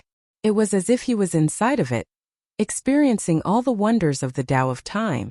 It was as if he was sucked in and could no longer feel the passage of time in the outside world. Every moment was like tens of thousands of years. The whole world's living creatures became extinct just before the universe collapsed under a violent shock and turned into an empty black abyss. Yang Kai's eyes finally blinked and his mind regained its clarity. He saw Fu Guang swallowing his dragon bead back into his mouth and looked at him with an odd expression. Fu Guang originally thought that Yang Kai's attainment in the Tao of Time would only be superficial. However, when Yang Kai's mind and soul became immersed in his dragon bead, Fu Guang realized that something was wrong. This kid's attainments in the Tao of Time were not low at all. In fact, he could perceive that the time principles Yang Kai could manipulate were extremely powerful and profound. Apart from Fu Guang, the only ones that could be compared were the clan head and the 3 elder ancient dragons. As for the other ancient dragons, they were all probably inferior to this boy. Moreover, he could clearly feel that Yang Kai's mastery over the Tao of Time had advanced another level just now. How is it? Fu Guang asked. Yang Kai slowly came to his senses and said gratefully, "Many thanks for your guidance, senior." Fu Guang's feeling was right. Yang Kai had indeed taken another step forward in his mastery over the Tao of Time, reaching the 7th level, standing above all others within sight. The most obvious change was the speed of time flow in his small universe. Previously, the speed of time in his small universe was 4 times faster than that of the outside world. Now it was 5 times faster. The faster time flow in his small universe meant that the living beings in his small universe could grow more rapidly, while the spirit herbs planted in his small universe could also be harvested more frequently. Most importantly, Yang Kai's own heritage would accumulate faster. Although Yang Kai did not know how much real time had passed outside, his mind had been following the transformation of the universe within Fu Guang's dragon bead for countless eons, sensing the mysteries in the flow of time. It was not surprising that he could make a breakthrough in mastery. Fu Guang nodded lightly, so it was not in vain. The dragon pool is about to reopen, you should leave soon. Yang Kai was dumbfounded as he asked, how long has it been? Almost 3 years. 3 years. It seemed like an instant. Senior, Yang Kai suddenly felt a little hesitant. He had gained a lot from this session, but Fu Guang did not seem to have attained a breakthrough. If he left at this time, that would mean that everything had been for naught.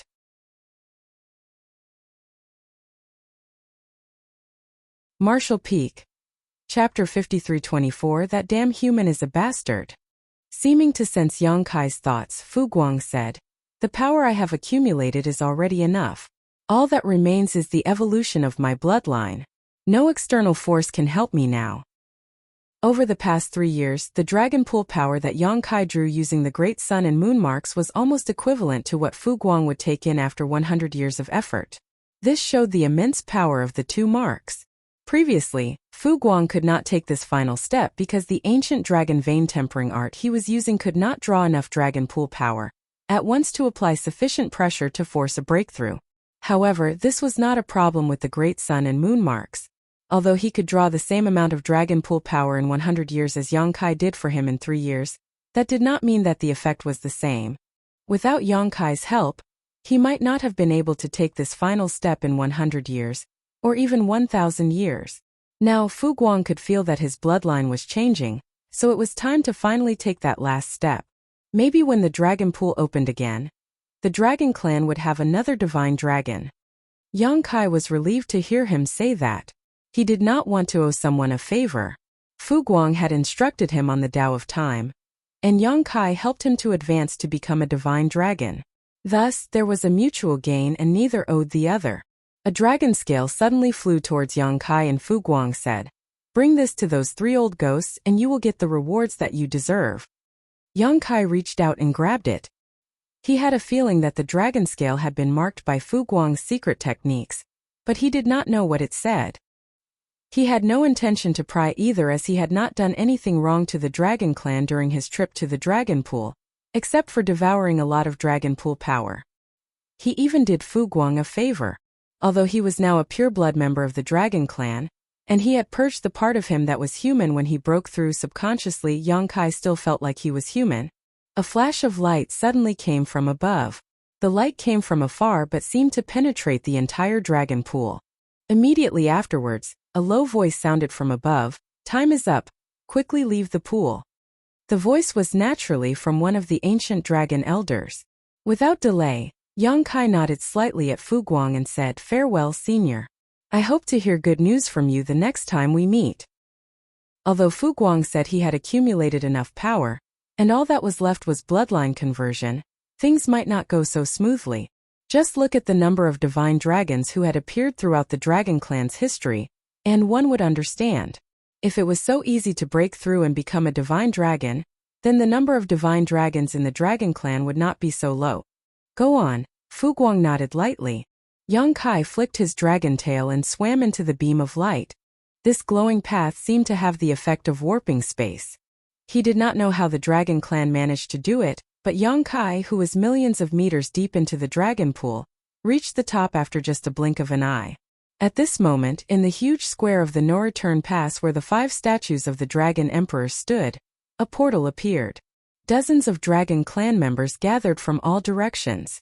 13 dragons then rushed out of the vortex, one after another, appearing in the no-return pass. Instantly, the dragons roared one after another, causing the void to shake. However, the dragon clan was stunned after seeing the condition of those who entered. Even the 3 ancient dragon elders frowned. This could not be helped though. After all, the growth of those that went in seemed too small during this dragon pool cultivation session. Their expectation was, among the 3 young dragons, the one called Big Brother G was sure to advance to become a grand dragon. After all, he was already over 9,000 meters and was not far from breaking through. A few years of training in the dragon pool should have been enough to cross this divide. Zhu Wuyu and Fu Qian were a little further behind, but if they were lucky, they might also be able to advance to become grand dragons. Although one young dragon had indeed advanced to become a grand dragon, he was just over 10,000 meters, which clearly indicated that he had broken through not too long ago. Zhu Wuyu and Fu Qian's progress was even more pitiful. They were barely 9,000 meters each, still a long way from becoming grand dragons. This was only the young dragon's performance though, and the grand dragons were even more disappointing. Among the 10 grand dragons who entered, at least 2 or 3 should have reached the ancient dragon realm. However, only Ji Lao San had become an ancient dragon, while the others were still grand dragons. Even their growth was unsatisfactory. The 3 ancient dragon elders had never seen a batch of descendants with such poor performance before. It could be said that this was definitely the group of dragons with the smallest achievements in the dragon pool in history. Some distance away, Huang Xinyang was sitting on a branch of the immortal parasol tree, dressed in her usual colorful robes. She swung her legs leisurely as she looked on eagerly at the unfolding drama. When she saw the state of the dragons that emerged out of the dragon pool, she smiled and muttered, "I knew it. When they let that human into the dragon pool, I knew that there would be a negative effect on the other dragons. It turns out that I was right." Feng Lulang stood next to her and frowned as he said, "Didn't the dragon clan ever consider checking his source?" Huang Xinyang pursed her lips and said, "The dragon clan is too proud. Even if that human had refined a dragon source, it was of no importance to them. Additionally, they made some agreements with the old ancestors from the human race so they would not waste their energy checking. What they did not know is that the source that human obtained was extremely powerful. Yang Kai had the golden divine dragon source, the source of the 3rd generation dragon emperor. While the dragon clan did not know about this, the Phoenix clan had guessed it before he went in. This couldn't be helped, as Yang Kai had been able to access a phoenix nest on his own. That phoenix nest belonged to the Phoenix Empress of the same era as the 3rd generation dragon emperor. The sources of these two were lost together, and had never been found. Since Yang Kai was able to enter that phoenix nest, and he said that his wife obtained the source of that generation's Phoenix Empress, it was likely for that dragon emperor's source to be with him. Since the dragon clan was too lazy to check, the Phoenix clan head also did not bother to tell them. By letting such a person into the dragon pool, there certainly would be some impact. That was why when the dragon pool reopened this time, Huang Xinyang waited to watch the drama unfold. It was so boring staying at the no-return pass, and there was no place to have fun when they were cultivating in their phoenix nest. Huang Xinyang did not understand what Yang Kai did in the dragon pool, but why did the dragons who entered with him grow so little? Could their lack of performance be related to him? Even if his source originally belonged to the 3rd generation dragon emperor, it should not have such a dramatic effect, right? Nonetheless, her doubts were soon answered. Zhu Wuyu went straight to his parents' side and shouted, "That Yang Kai fellow is such a bastard. He snatched so much of the dragon pool power that we did not have enough for us to cultivate with." Zhu Wuyu's parents, an ancient dragon and a grand dragon, both frowned when they heard what had happened. It was common for clansmen to fight in the dragon pool for more power. When they first entered the dragon pool, they also fought with their other clansmen for a better position. Thus, Zhu Wuyu's accusations were quite flimsy. Zhu Wuyu's father, an ancient dragon, immediately reprimanded, "What is there to complain about if you are not as good as that human? Furthermore, that human should be able to transform into a grand dragon. Even if he fought with others, he wouldn't bother with your position. You've always been too lazy, which is why you did not advance much this time." Zhu Wuyu felt aggrieved and explained, "No, father, that guy really has something strange about him. I don't know what method he used, but he was somehow able to quickly devour an enormous amount of dragon pool power. My strength is weak and I occupied the uppermost position, But just half a month after entering the pool, the position where I was no longer had any dragon pool power at all. The dragon pool power was depleted that rapidly? Zhu Wuyu's mother, a grand dragon, appeared stunned. Zhu Wuyu nodded and continued, yes, so I went to Fu Qian's territory to fight for a better position, but after just half a month of fighting, his place also did not have any dragon pool power left. We continued descending through the pool to fight with the others, but no matter how deep we dove, the dragon pool power did not last long. It not only happened to where we 3 young dragons were, but also the places occupied by the senior grand dragons. Go ahead and ask them if you don't believe me. The ancient dragon turned his head and looked doubtfully at the others who had just emerged, to which all of them nodded in agreement. Upon hearing the explanation and seeing their collective reaction, the dragons, who were waiting in the square, loudly remarked, "No wonder all those who entered the dragon pool this time have not improved much. How can that be? The power of dragon pool should have been sufficient. How could it have dried up so quickly?" The dragon pool power seeps up from bottom to top. If too much power is consumed at the lower depths, it would disrupt the replenishment above, and then the top would dry up. But how can a mere human have that kind of ability? Or could that senior be the cause of it? It's possible. If his breakthrough was imminent, he would naturally require a tremendous amount of dragon pool power, and it would not be surprising for him to disrupt the density above. Oh, if it was really because of him, then these brats were just unlucky to enter the dragon pool at this time. Oh. Zhu Wuyu did not know who they were referring to. Fu Guang had been cultivating in the dragon pool for the past 5,000 years, and Zhu Wuyu was only a few hundred years old. Thus, he did not know of Fu Guang. Zhu Wuyu's parents certainly knew about Fu Guang though. If it was really because of him that these dragons did not advance much during this dragon pool cultivation session, then there was nothing they could do about it. After all, an additional divine dragon in the clan was worth far more than having a few more grand dragons or ancient dragons. When Zhu Wuyu heard their speculations, he complained, "Why do you all keep referring to that senior? It was all due to that human. Ask Third Uncle G if you don't believe me."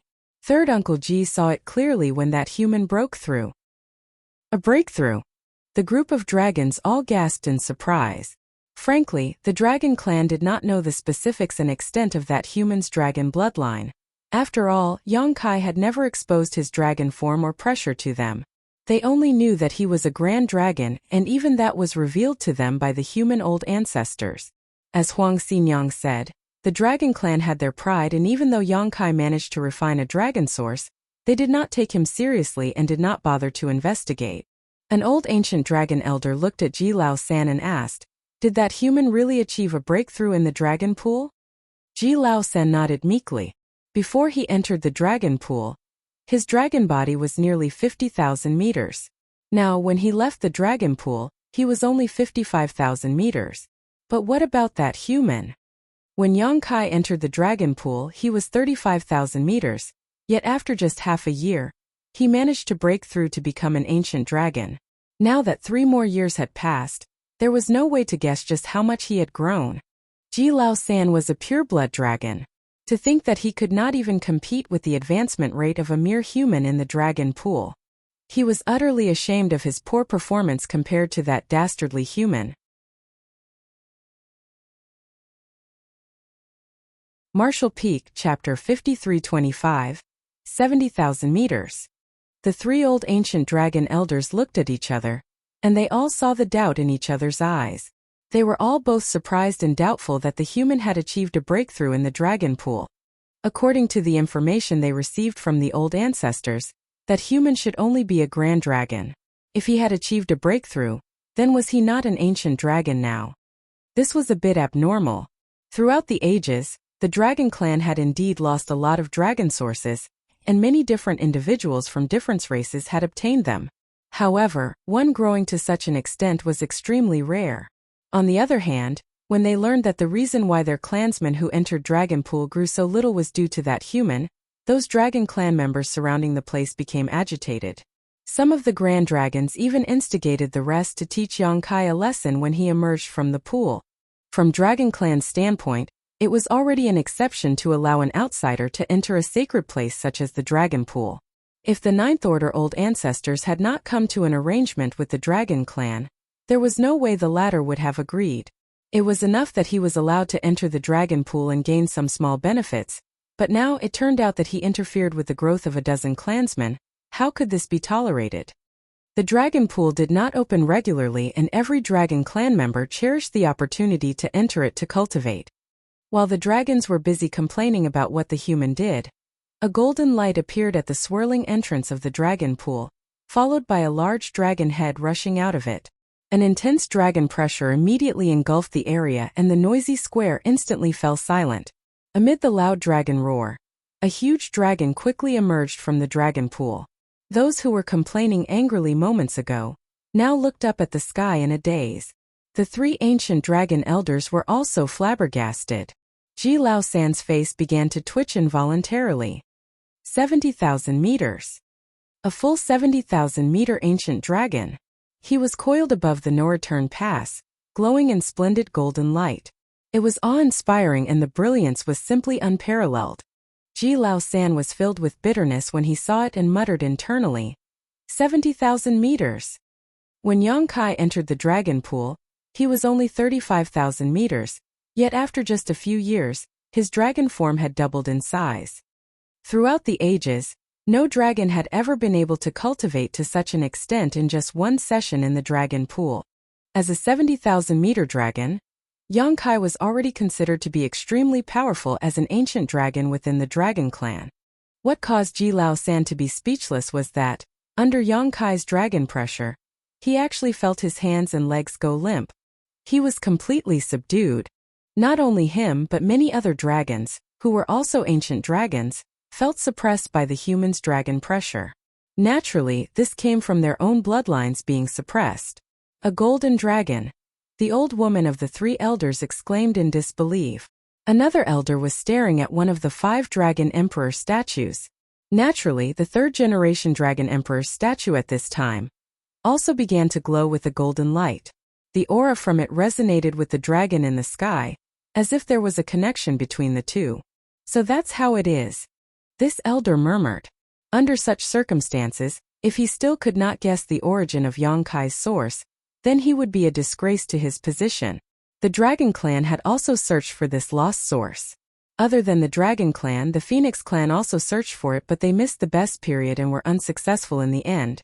However, both the Dragon Clan and the Phoenix Clan knew how powerful these two sources were, so it should be impossible for them to be destroyed. Even if they could not find them, it did not mean that they did not exist anymore. However, no one expected that this missing source would reappear in front of Dragon Clan in such a way. Immediately, the ancient dragons who knew the details had mixed feelings. They all thought that Yang Kai's source was just an ordinary dragon source, and there was nothing for them to worry about as the Dragon Clan had lost many such dragon sources. It was their fortune and opportunity for those who had found these lost dragon sources to obtain them. However, if this source involved the third-generation Dragon Emperor, then its significance was totally different. That source could pave the path to reach the peak.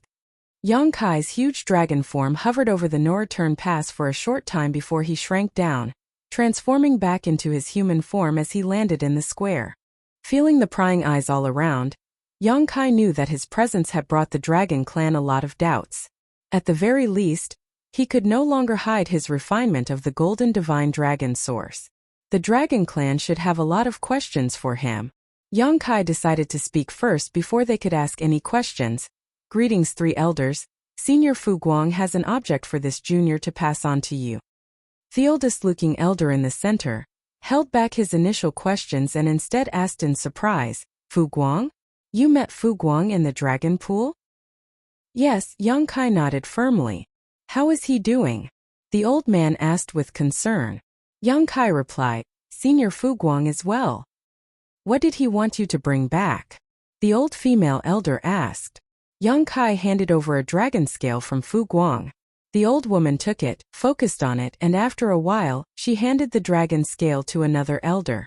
She then looked at Yang Kai in disbelief. When the other 2 elders also finished examining the dragon scale, they looked at each other silently, seemingly reaching a tacit understanding between them. The middle elder nodded slightly and looked warmly at Yang Kai as he said, Since you have shed your former body and been reborn, your bloodline is now pure. From now on, you are a member of the dragon clan. In fact, the moment Yong-kai rushed out of the dragon pool, the three ancient dragon elders already felt this. Yong-kai was not the same as when he first came to the No-Return Pass. Yong-kai had a strong human aura when he first came to the No-Return Pass.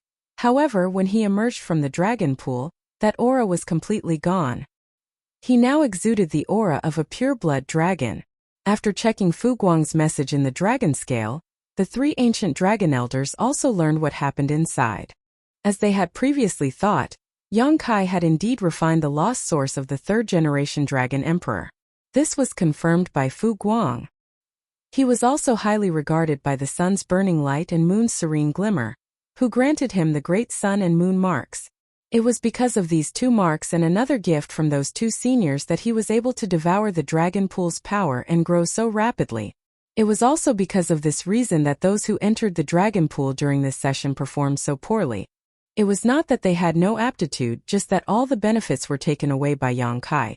If Yong-kai had been the same as when he first arrived at the No-Return Pass, the Dragon Clan would not have let him off, as the future of the Dragon Clan depended on those juniors.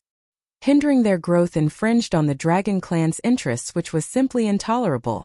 However, since Yong-kai was also a part of the Dragon Clan now, he was considered a clansman. Clansmen will naturally compete and fight for benefits. Thus, the elders could not accuse anyone of wrongdoing. Not to mention, Fu Guang left behind a message that he was now able to take the final step in his advancement because of Yong-kai's help. Fu Guang's advancement to become a divine dragon was undoubtedly more important than the growth of those dozen or so descendants. Yong-kai was now a 70,000-meter-long ancient dragon, and had returned with the source of the third-generation dragon emperor. This was more than enough to make up for the losses of the young ones this time. When the old man elder then looked up at the clansmen, he announced, "The dragon clan has been in decline for many years and our numbers are withering. Now, a new clansman has returned to strengthen and bring glory to our dragon clan." The other two elders beside him roared in unison, "Glory to the dragon clan! Glory to the dragon clan!" Yong-kai was slightly stunned. "So, I'm really now a member of the dragon clan?" Although it was true that when he advanced to become an ancient dragon, he had purged the human part of him and became a pure-blood dragon, it still felt uncomfortable for him to become a member of the dragon clan. Yong-kai actually did not care too much about whether his bloodline was human or dragon. After all, he was not born in the dragon clan, and did not attach that much importance to his bloodline. However, when the three ancient dragon elders declared it in such a manner, that meant that he became a member of the dragon clan. Many dragon clan members were eager for Yong-kai to come out of the dragon pool so that they could teach him a lesson. However, after the three elders' declaration and cheers, they no longer dared to create any trouble. The divine spirits highly valued the concept of community. If Yong-kai was an outsider, they would naturally make some comments. However, since he was now a clansman, there was nothing more to say. Even Zhu Wuyu, who was the most irritated by Yong-kai, had roared along, not to mention the other dragon clan members. Only Ji Lao-san rolled his eyes furiously as he thought, "That makes him part of our clan? If so, then how can I get my revenge?" However, when he thought about it, Yong-kai was now a 70,000-meter-long ancient dragon, while he was only 55,000 meters. His bloodline power and source were both inferior to Yong-kai's now. If he were to try to seek revenge, he was doomed to fail. He sighed inwardly and admitted defeat. At least he knew that he was too weak to seek revenge now. On the parasol tree, Huang Xinyang was very excited as she watched the entertaining show unfold before her eyes. She knew that Yong-kai's trip to the dragon pool would certainly cause a stir. However, she never expected it to end up with him being accepted by the dragon clan and becoming part of it. The Phoenix clan and Dragon clan had been living together at the No-Return Pass for many years, and were both basically numb to each other by now. However, in the end they were all on the same side. If the Dragon clan became stronger, it was also beneficial for the No-Return Pass. It had been many years since the No-Return Pass had experienced a war, but more power was never a bad thing. As the rest of the dragons were still cheering, the three elders looked at Yong-kai warmly and appeared very friendly towards him. A pure bloodline was not enough for them to show such favor to Yong-kai. However, The source he refined was the source of the third-generation Dragon Emperor. That source itself contained the heavenly Grand Tao. If Yang Kai managed to fully inherit it, then he would be able to advance to a level comparable to the third-generation Dragon Emperor, which meant becoming a divine dragon. Divine dragon. Throughout the ages, how many divine dragons had there been in the Dragon Clan? Furthermore, Fu Guang's hidden message in the Dragon Scale also mentioned Yang Kai's great sun and moon marks, which, when activated, could draw in the dragon pool power at an incredible rate. This was a remarkable help for those in the Dragon Clan trying to achieve a breakthrough to the divine dragon realm. If another ancient dragon in the clan was ready to advance to become a divine dragon, they could request for Yang Kai's help, which would greatly increase their chances of success. The three ancient dragon elders had reached the limits of their own cultivation. Still, did that not mean they were not eager to take that next step? They all wanted to, but they were constrained by their bloodline and could not advance.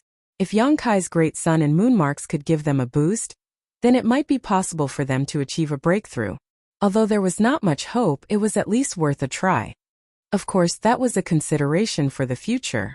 Fu Guang was still in the dragon pool and could not be disturbed. When Fu Guang emerged, perhaps the three ancient dragon elders might also give it a try. At least one could always hope.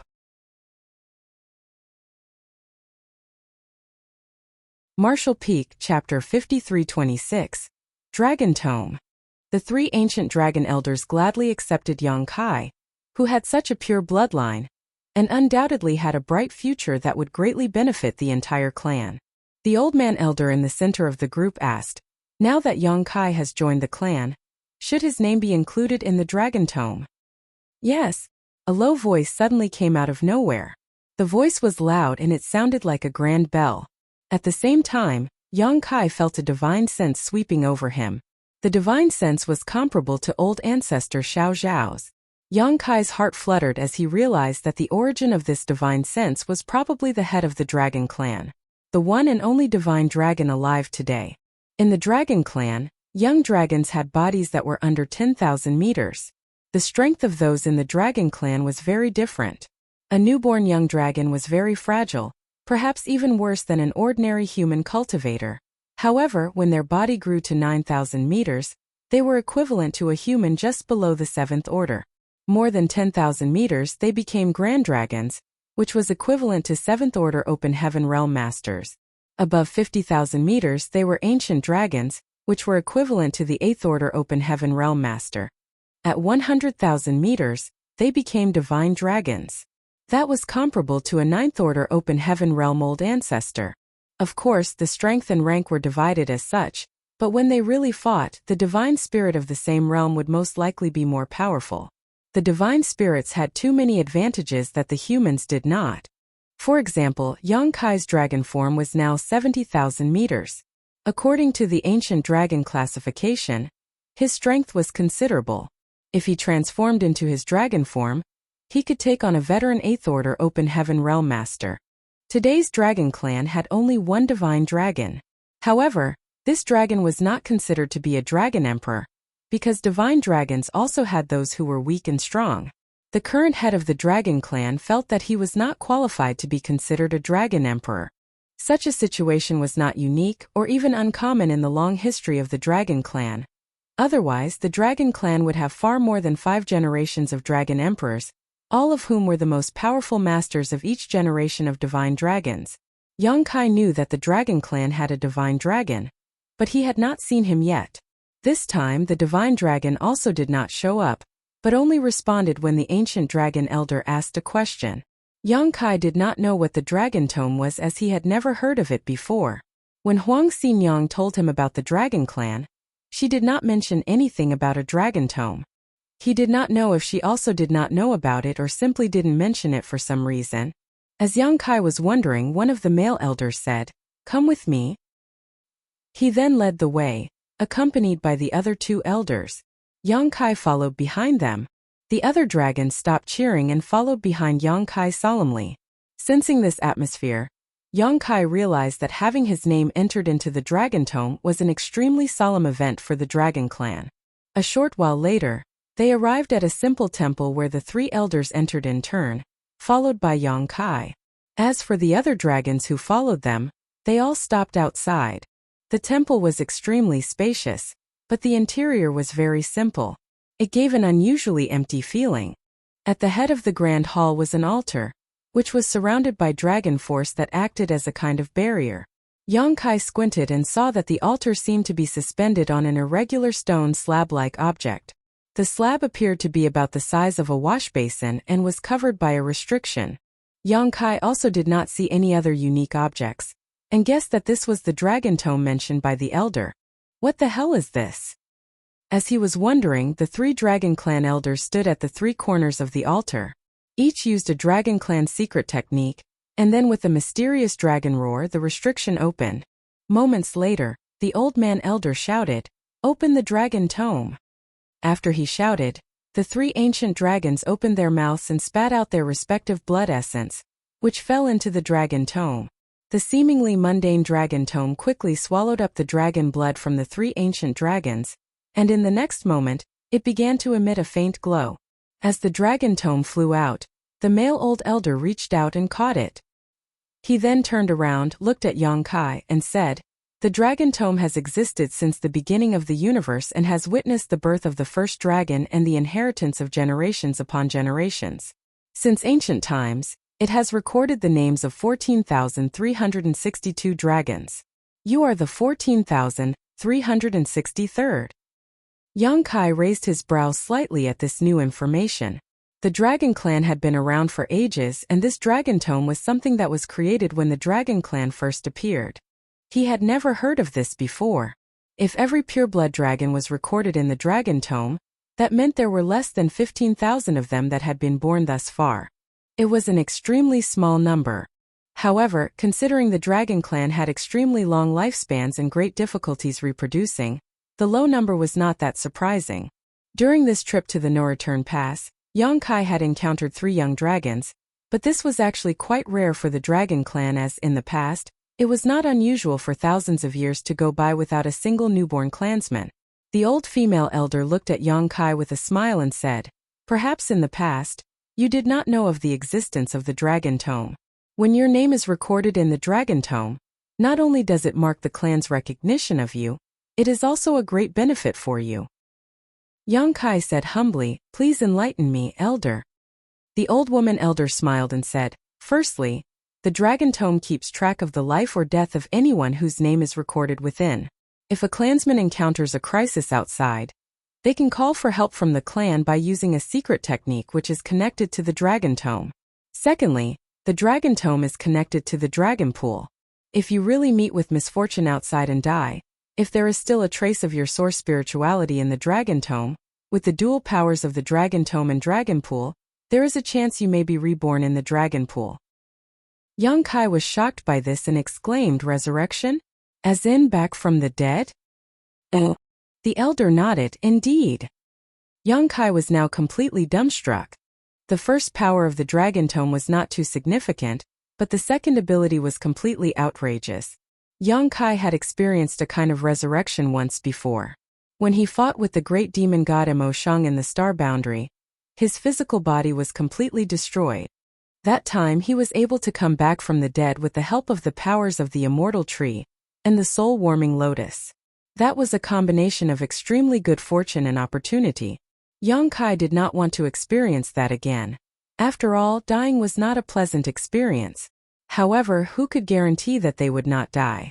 Especially in an environment like the Black Ink battlefield, where 8th Order Open Heaven Realm Master perished at a not infrequent rate, not to mention a minor 7th Order Open Heaven Realm Masters like him.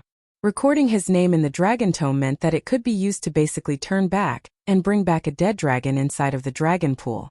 This would be an extremely appealing prospect to anyone. However, Yongkai soon realized that something was amiss and asked, "Is there a price to pay for coming back to life?" It was simply too heaven-defying to bring back the dead. Previously, he had to refine the entire immortal tree before he could rebuild his body, and the immortal tree was an extremely precious treasure of the universe, close to the ranks of supreme treasures. Even if the Dragon Clan had the power of resurrection, it should be impossible to do it at will. If they could, then the Dragon Clan would be truly immortal and indestructible. How could such a community be so withered? Setting aside the rest, if the third-generation Dragon Emperor had been resurrected, then Yongkai would not be standing here today. The old man elder nodded and said, "Indeed, it is natural to pay a huge price to be resurrected.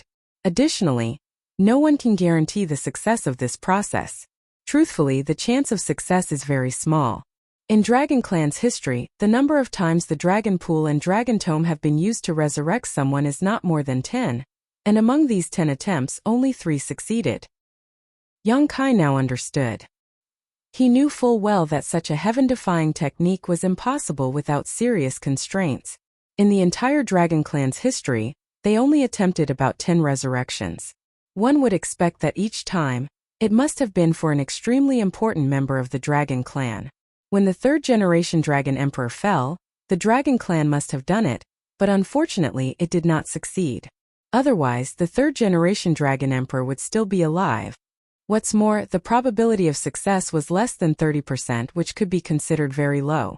Even if it was very low though, that was also a ray of hope and it was enough to motivate anyone. The Dragon and Phoenix clans were worthy of being the heads of the divine spirits, who won the favor of the heavens. The Dragon Clan had the Dragon Tome, which had the powers of resurrection, while the Phoenix Clan also had the ability to resurrect with their Nirvana fire. Even so, both clans had restrictions placed on them when it came to the act of resurrection. Such clans were truly worthy to be the leaders of the divine spirits. "What does Junior need to do?" Yongkai asked. The old man elder said, "Use your source and leave your mark on the Dragon Tome." Yongkai nodded lightly and asked again, "After recording one's name, does the Dragon Tome place any restrictions on this, Junior?" The old man elder replied, "Indeed. There is one small restriction." "Please tell me, Elder. Do you know why the Dragon Clan and Phoenix Clan are absent from the Greater Black Ink battlefield?" The old man elder asked instead of answering. Yongkai shook his head. In fact, he had been wondering about this previously. The no-return pass was located at the rear of the human race's defensive line and served as the final barrier to the 3,000 worlds. Although the location was of great strategic importance over the years, except for when the Black Ink clan took over Great Evolution Pass and launched an attack, this place had not encountered any battles at all. Both the Dragon and Phoenix clans were powerful in their own right, and as divine spirits they had a much higher ability to resist invasion by Black Ink's strength. With there not being any full-blown wars at the No-Return Pass, the Dragon and Phoenix clans could have easily sent some of their people to support the human race on the Black Ink battlefield, especially when the battles were the most intense. However, across the entire Black Ink battlefield, there was no signs of the Dragon Clan and Phoenix Clan fighting. It was only the human race. Divine spirits are not as powerful nor as effective as your purifying light, in terms of restraining and eliminating Black Ink strength. It was not surprising for the Dragon Clan to know about his purifying light, which was a powerful tool for the human race to deal with Black Ink Clan. Even though the No-Return Pass was situated at the rear, they would have heard about such a monumental development on the battlefield against the Black Ink Clan. The power of the divine spirits also had a certain degree of restraining effect on Black Ink's strength. The Black Ink giant spirit god was sealed in the divine spirit ancestral land by the third-generation Dragon Emperor and the Phoenix Empress. After countless years, the ancestral strength of that place constantly wore down the Black Ink giant spirit god's Black Ink strength, until it finally ground it down completely. Otherwise, when Yongkai helped open the seal years back, the ancestral land would have been devastated. The reason why dragons and phoenixes do not appear on the Black Ink battlefield is related to an ancient agreement between us and the human race's great experts. The old man elder continued, "In that agreement, the Dragon Clan and the Phoenix Clan were made responsible for guarding the No-Return Pass. Unless there is an existential threat to the clan, they are not allowed to leave the No-Return Pass." This agreement was simple, but was so important it became known as the Bloodline Great Oath. This was why there were no signs of dragons and phoenixes in the divine spirit ancestral land, and none of them on the Black Ink battlefield. Yongkai could not understand and asked curiously, "But why? Why would there be such a pact, and how could the divine spirit clans, who were always proud and aloof, accept such terms? This was as good as the human great expert restricting their freedom. How could the two clans agree to this?"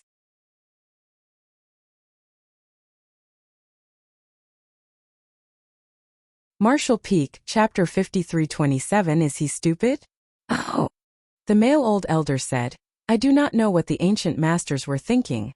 However, in this current situation, if there wasn't this agreement, then the numbers of dragons and phoenixes would definitely have been fewer than it is now. Without this agreement, the dragon and phoenix clans could enter and leave the battlefield at will, but who could guarantee that they would survive the fight? Under the powerful attacks of the Black Ink clan, even mighty dragons and phoenixes could fall. They could accept a few clansmen dying on the battlefield, but what about significant numbers of deaths? If a few important clansmen died and the entire clan became agitated and rushed to the battlefield, it might lead to complete extinction. It was because of this agreement that the two clans could continue to remain at the no-return pass.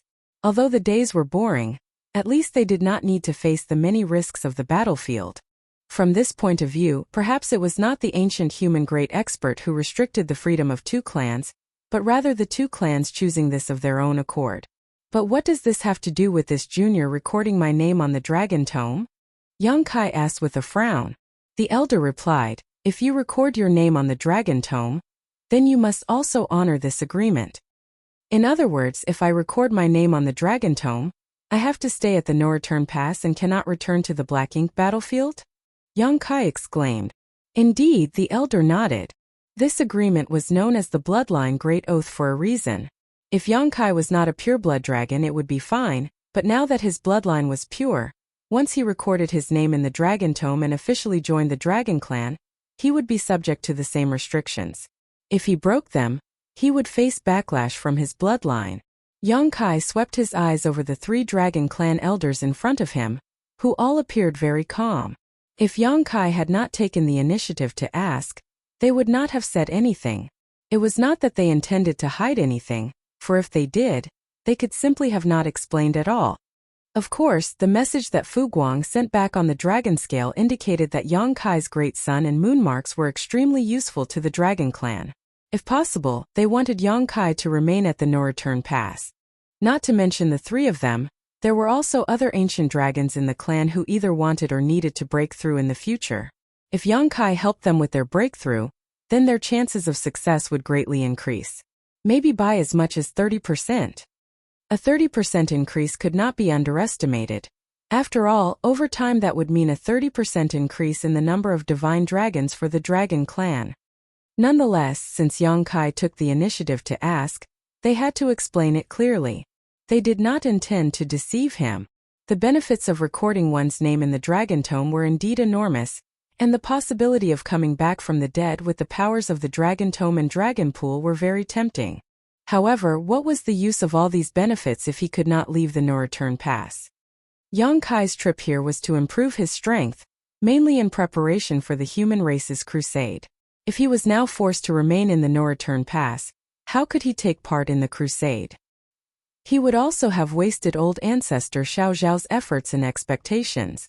Amidst the silence, the old female elder said, Young Kai, the source you received is the source of the third-generation Dragon Emperor. This source is remarkable. Additionally, you have transformed from a human to a dragon.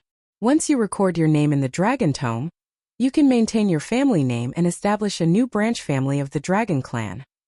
This would be a huge contribution to the Dragon Clan. The old woman elder's message was obvious. If Young Kai stayed at the no-return pass and sired a few more young dragons, then the Dragon Clan would add the Yang family to the existing Fu, Zhu and Ji families.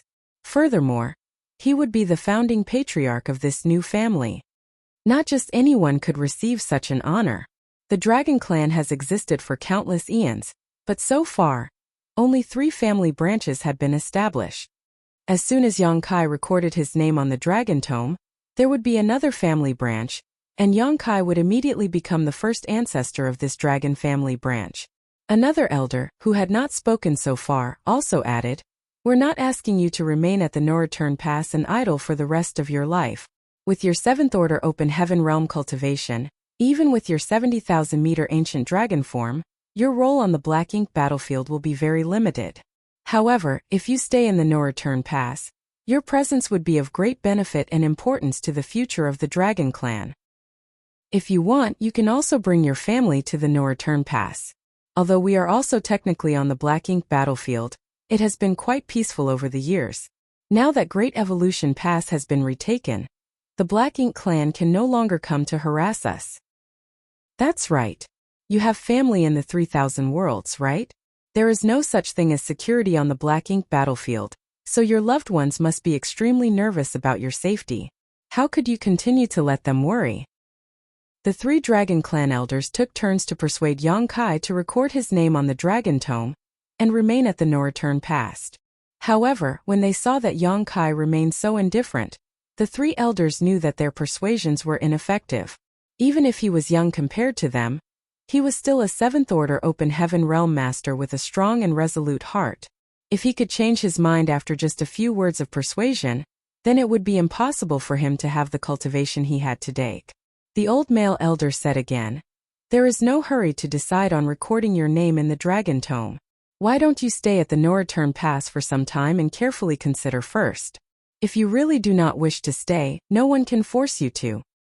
Yang Kai slowly shook his head and said, "This junior appreciates the kindness of the 3 elders, offering me the opportunity to record my name on the Dragon Tome and your invitation to stay at the No Return Pass. This junior is eager to live such a peaceful life, but many of my companions are still on the Black Ink battlefield. The human race is about to embark on a grand crusade, but this junior's cultivation was too low. Perhaps, as the elders have said, my presence may not make much of a difference on the battlefield, but every pair of hands helps. Millions of my predecessors have fallen on the battlefield to stop the Black Ink clan. This junior is not that powerful, but I would like to follow the example of my ancestors. If I fall somewhere on the battlefield, it will only be because I am not strong enough. No one else is to be blamed." The old man elder said solemnly, "So you've made up your mind?" Yang Kai took a step back, cupped his fist, bowed and shouted, "For the common people, for the 3000 worlds, I will continue to fight until my dying breath." The old female elder sighed softly and said no more. The old male elder then said, "In that case, we will not force you. About the matter of recording your name in the Dragon Tome, when the Black Ink clan has been eliminated, you can come back to the No Return Pass and we will help you do so." "Many thanks, 3 elders." Yang Kai bowed again. "I've inconvenienced you for too long now. I shall take my leave. The battlefield is dangerous. Be careful in whatever you do." Yang Kai nodded slightly, turned around and rushed out of the temple as the group of Dragon Clan members looked on with heavy hearts. He then flew out of the No Return Pass. Although the other dragons were outside the temple, they saw and heard what happened inside and understood that Yang Kai did not record his name in the Dragon Tome. Zhu Yu went over to Fu Qian and whispered, "Is that guy stupid? He would rather go out courting death than to take up such a great reward." Fu Qian looked on as Yang Kai departed and sighed softly. "Why keep sharpening a sword if you don't intend to use it?" Zhu Yu blinked at him for a moment before he snarled, "You are just as stupid." Fu Qian glared at him and barked, "You know shit." When he was about to leave the No Return Pass, Yang Kai stopped and turned his head to look at the immortal parasol tree. He saw Huang Xinyang sitting on a tree branch, looking at him with a smile, and Feng Lulang standing next to her. "Are you leaving?" Huang Xinyang asked with a smile. "I am." Yang Kai nodded, thought about it for a moment, turned around again and bowed to her. "Many thanks for helping out with my wife's affair." Huang Xinyang waved her hand and said, "Think nothing of it. Is there anything you want to tell her?" Yang Kai shook his head and said, "There is nothing to say." After a pause, he then asked, "The Dragon Clan and the Phoenix Clan had an ancient agreement with the human great experts. After recording one's name on the Dragon Tome, the Dragon Clan had to remain in the No Return Pass.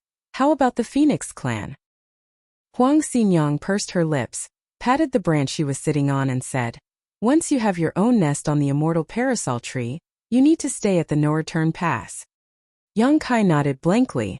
It seemed that both the Dragon Clan and Phoenix Clan had similar restrictions. For the Dragon Clan, even if one did not record their name on the Dragon Tome, he could still cultivate in the Dragon Pool. However, the same could not be said about the Phoenix Clan.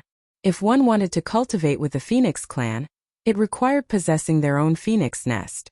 Now Yang Kai understood that if Su Yan really came here, she would be restricted to the No Return Pass.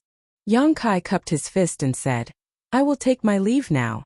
If I come back, it will be a triumphant return." Huang Xinyang snickered, shameless boasting. "Then I'll wait for your good news." As soon as he finished, he dashed away, and then a loud dragon roar could be heard from the distance. A golden light flashed brightly as the dragon pressure faded away. In the void, Yang Kai transformed into his 70,000-meter ancient dragon form. He did not do this to intentionally show off. The void was silent and no one would see even if he wanted to show off. He was overjoyed because he had gained so much during this trip to the dragon pool. His dragon body was only 35,000 meters when he first entered the dragon pool, but after emerging it was 70,000 meters long. Not only did his size double, but his dragon vein and dragon bloodline had become completely pure, allowing him to transform into a true dragon. This dramatic increase in size meant a huge increase in strength. However, his small universe still only had the heritage of a 7th-order open heaven realm master. Thus it would take time for Yang Kai to get used to this sudden surge in power. He had to find a way to adapt, otherwise it may be a problem if he had to face powerful enemies. It took Yang Kai half a year to travel from Great Evolution Pass to the No Return Pass. Now, even if his mastery over the Tao of Space had improved, it would still take roughly half a year for him to return. This was the perfect opportunity to get familiar with his new strength. During the journey, Yang Kai swung his dragon claws and whipped his dragon tail from time to time. Occasionally, he would use Dragon Clan secret techniques, and sometimes he would summon the Azure Dragon Spear. His 2 dragon claws would grab the spear and wield it around as if he was fighting invisible enemies. If anyone saw this scene, they might think that this golden dragon had gone insane. Yang Kai could not help it though. The human race crusade was about to begin, and he did not want to enter the battlefield before he familiarized himself with his newfound powers. It was a very fruitful trip to the No Return Pass. On top of the improvement of his bloodline, he had gained a massive amount of Space Tao essence from Su Yan's phoenix nest. The Space Tao essence in her phoenix nest was created from the immortal parasol tree, and contained the mysteries of the grand Tao of heaven and earth from the primordial era. So it was a great tonic for Yang Kai. Although it did not take him to the next level of master in the Tao of Space, it did enhance his comprehension immensely. The main reason was that Yang Kai's own attainments in the Tao of Space were already very high, and it would be very difficult for him to ascend to the next level. Inside the dragon pool, when he helped Fu Guang to draw in the dragon pool power, the latter even used his dragon bead to demonstrate to Yang Kai the mysteries of the Tao of Time. That enabled Yang Kai to break through the shackles of his understanding of the Tao of Time, reaching the next level of mastery. His dragon bloodline had grown and his 2 grand Taos had improved tremendously. At this moment, Yang Kai felt very fulfilled, both in terms of his strength and his perception of the 2 grand Taos. He was totally unrecognizable as compared to when he left Great Evolution Pass.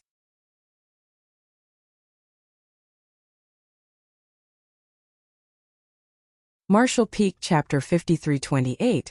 Get something back. If he could completely digest all the gains from this no-return pass trip, Yang Kai believed that his strength would improve by leaps and bounds. It didn't take much effort to familiarize himself with the power of his new dragon form. All he needed was slow and steady accumulation. Yang Kai focused more on comprehending the Taos of time and space. The rapid advancement of his 2 grand Taos gave him a faint sense of enlightenment. The Tao of Space was his main grand Tao, and his achievements in the Tao of Time were perhaps due to his bloodline. In the past, his mastery over the Tao of Space mainly affected his use of space principles, and the Tao of Time his use of time principles. The two were not related to each other. Even though he had once created the powerful secret technique, Sun and Moon Divine Wheel, that was mainly through chance and coincidence. So he did not give it much deep thought. But as his comprehension of the Grand Taos advanced, it became clear to him that time and space had always been closely related. Space was unable to exist on its own, and so was time. From ancient times until now, the existence of the universe was interwoven with both time and space. The Sun and Moon Divine will combine time and space principles. But that was something Yang Kai achieved subconsciously. Now when he gave it another look, he noticed that his Sun and Moon Divine will had many flaws and had a lot of room for improvement. Faintly, Yang Kai was struck with a flash of inspiration. If one day he was able to perfectly fuse time principles and space principles, His sun and moon divine will would definitely become much more powerful. It would become possible for him to kill territory lords using this secret technique, even when he was only in the 7th Order Open Heaven realm. Be that as it may, it was extremely difficult to fuse these two. As Yang Kai tried, his strength fluctuated wildly, but he was unable to accomplish anything. He felt like something was missing. The feeling of being unable to cross the hurdles to reach your goal when they were within sight, and you clearly knew how to reach it, was extremely frustrating.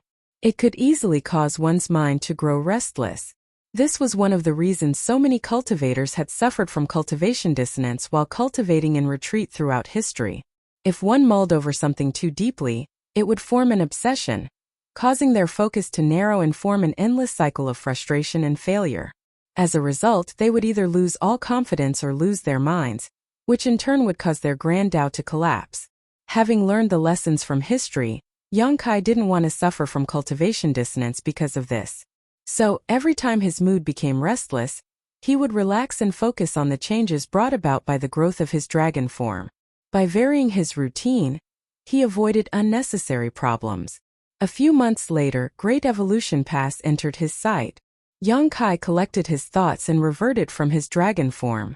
When he saw the dense figures stationed on the walls of Great Evolution Pass, he couldn't help but let out a sigh of relief. He was really afraid that if he returned too late, he would miss the crusade.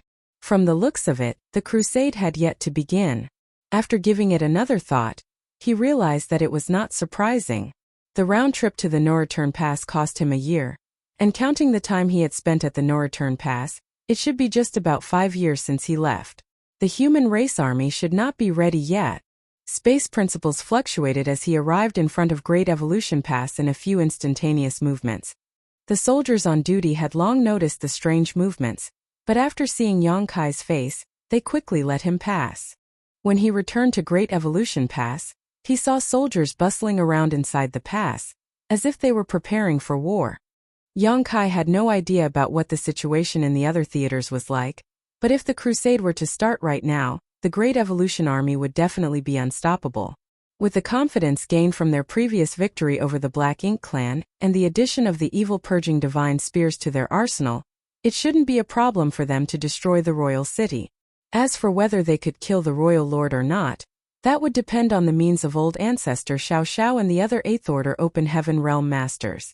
Suddenly, a divine sense sweep surged from somewhere. Naturally, it belonged to none other than the old ancestor. As soon as the divine sense came in contact with him, it withdrew.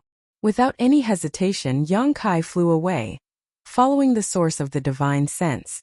A short while later, he arrived at the old ancestor's residence, where old ancestor Xiao Xiao was lazily lying on a chair inside her garden. She sized him up before asking, "How was your trip?" Yang Kai replied respectfully, "It was quite worthwhile.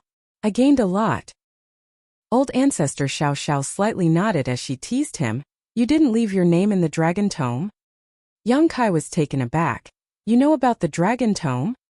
Old ancestor Xiao Xiao pursed her lips. "It's not like it's some kind of secret, so why shouldn't I know about it?" In truth, the only reason she knew about it was because she was a 9th Order old ancestor. Ordinary humans would have never have heard of the dragon tome. Even Yang Kai had only learned about it after visiting the no-return pass and completely purifying his bloodline. "The Dragon Clan wanted me to record my name in the Dragon Tome, but this junior refused." Old ancestor Xiao Xiao casually nodded. If he really recorded his name in the Dragon Tome, it would be impossible for Yang Kai to return to Great Evolution Pass. Yang Kai suddenly furrowed his brow and asked, "Were you injured recently?" He had already noticed that old ancestor Xiao Xiao was a bit pale. He thought it was because her injuries had yet to heal, but after giving it a closer look, he noticed that something was off. Old ancestor Xiao Xiao's aura was clearly unstable. This could not be due to old injuries acting up. The only possibility was that old ancestor Xiao Xiao was injured recently. "I've been going to the royal city more frequently these days," old ancestor Xiao Xiao casually replied. Yang Kai was speechless. Why fight with the royal lord? Isn't harassing him enough? During the previous war, repeated battles had caused the royal lord's injuries to pile up, while old ancestor Xiao Xiao's frequent visits after the war ended prevented him from healing in peace. Old ancestor Xiao Xiao didn't need to fight with him. All she needed to do was disturb him from time to time, frustrating him, and eliminating any chance he had to recover. Yang Kai could not understand why old ancestor Xiao Xiao had suddenly become so aggressive. Saying so, he spread out his small universe. Old ancestor Xiao Xiao furrowed her brow at the sight. It's just some small wounds. I'll be fine in a few days. Yang Kai shook his head and asserted, You're the old ancestor, so this matter concerns the entire Great Evolution Army. It's more important for you to quickly recover. The old ancestor politely refused. I know you're doing this out of goodwill, but I've spent a lot of time healing in your small universe. My recovery comes at the cost of its bustling world essence, which will have some negative impact on you. Yang Kai requested once more, smiling, This junior understands, but such losses won't affect me too much. You should focus on healing yourself. Old ancestor Xiao Xiao glanced at him before sighing, no longer insisting. Suddenly her expression changed, Your small universe. Yang Kai explained with a smile, My dragon bloodline was purified and my mastery over the Tao of time improved.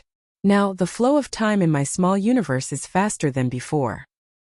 A faster flow of time made it easier for the old ancestor to heal her injuries. Old ancestor Xiao Xiao had lived there for hundreds of years inside of his small universe, so she naturally could sense the changes here. The old ancestor's injuries weren't too serious, and she had completely recovered after staying a few months in Yang Kai's small universe, while only a month had passed in the outside world. After recovering from her wounds, the old ancestor suddenly stood up. Don't be in a hurry to leave, wait here for me. Saying so, she soared into the sky. Yang Kai quickly retracted his small universe as his face twitched slightly, staring in the direction the old ancestor had left. After recovering from her injuries, the old ancestor had gone to cause trouble for the royal lord once more, so it was no wonder she told Yang Kai not to leave. Apparently, he would have to help her heal from her injuries after she returned.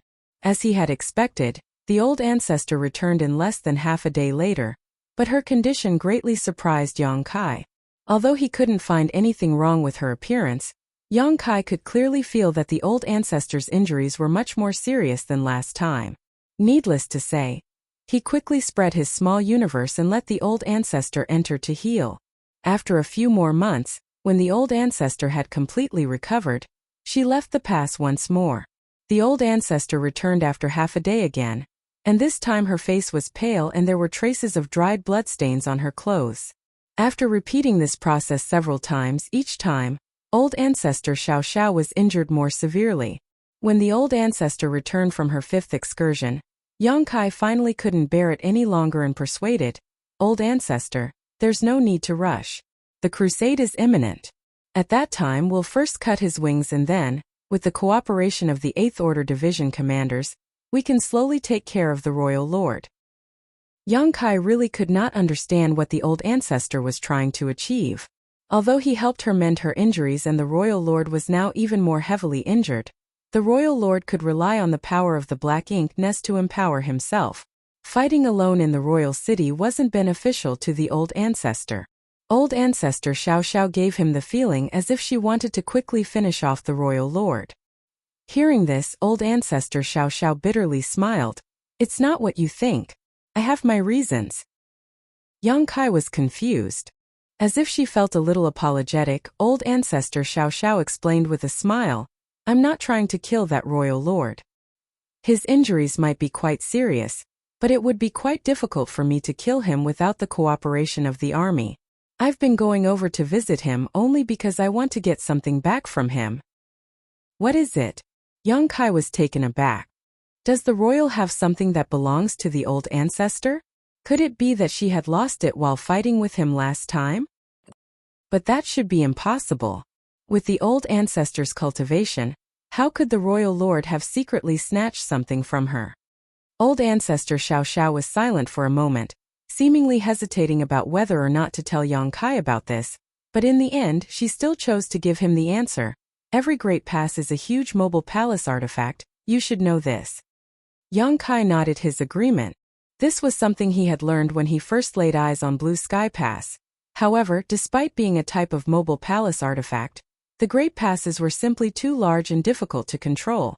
Even the old ancestors overseeing each great pass were unable to control them freely despite their fearsome strength. Every great pass has its own core, and with the help of that core, the Ninth Order old ancestors can control their respective great passes. With the assistance of others, a mobile palace artifact like the Great Pass can also be used to attack the enemy. The core is similar to an array core of a grand array. The Great Pass is nothing without its core, just a giant immobile fortress. The Great Pass can't be used for anything other than for defense in such a state, but if you have its core, the Great Pass can really be used as a mobile palace artifact. Unfortunately, the core of the Great Evolution Pass has been lost. If I'm right, it should have fallen into the hands of the Royal Lord, so I must retrieve it. Young Kai was dumbfounded. Judging by the old ancestors' words, if they had the core, Great Evolution Pass wouldn't have to remain in place and could instead be brought to the royal city at some cost. At that time, how could the royal city possibly resist the powerful Great Evolution Pass? Even if all they did was charge right at the royal city, the Great Pass would easily smash the royal city. However, the core of Great Evolution Pass had been lost, and without it, Great Evolution Pass could not move. After giving it another thought, Young Kai did not find it strange. Great Evolution Pass was in the possession of the Black Ink clan for 30,000 years. Although they had recovered it now, why would the Black Ink clan leave behind such an important thing? It was very likely that it had been taken away long ago. This was the reason why old ancestor Xiao Xiao had been frequently haunting the royal lord. With the crusade approaching, if Great Evolution Pass didn't have its core, they wouldn't be able to mobilize the pass. This would make it impossible for them to coordinate with the other great passes. So no matter what, she had to retrieve the core of Great Evolution Pass.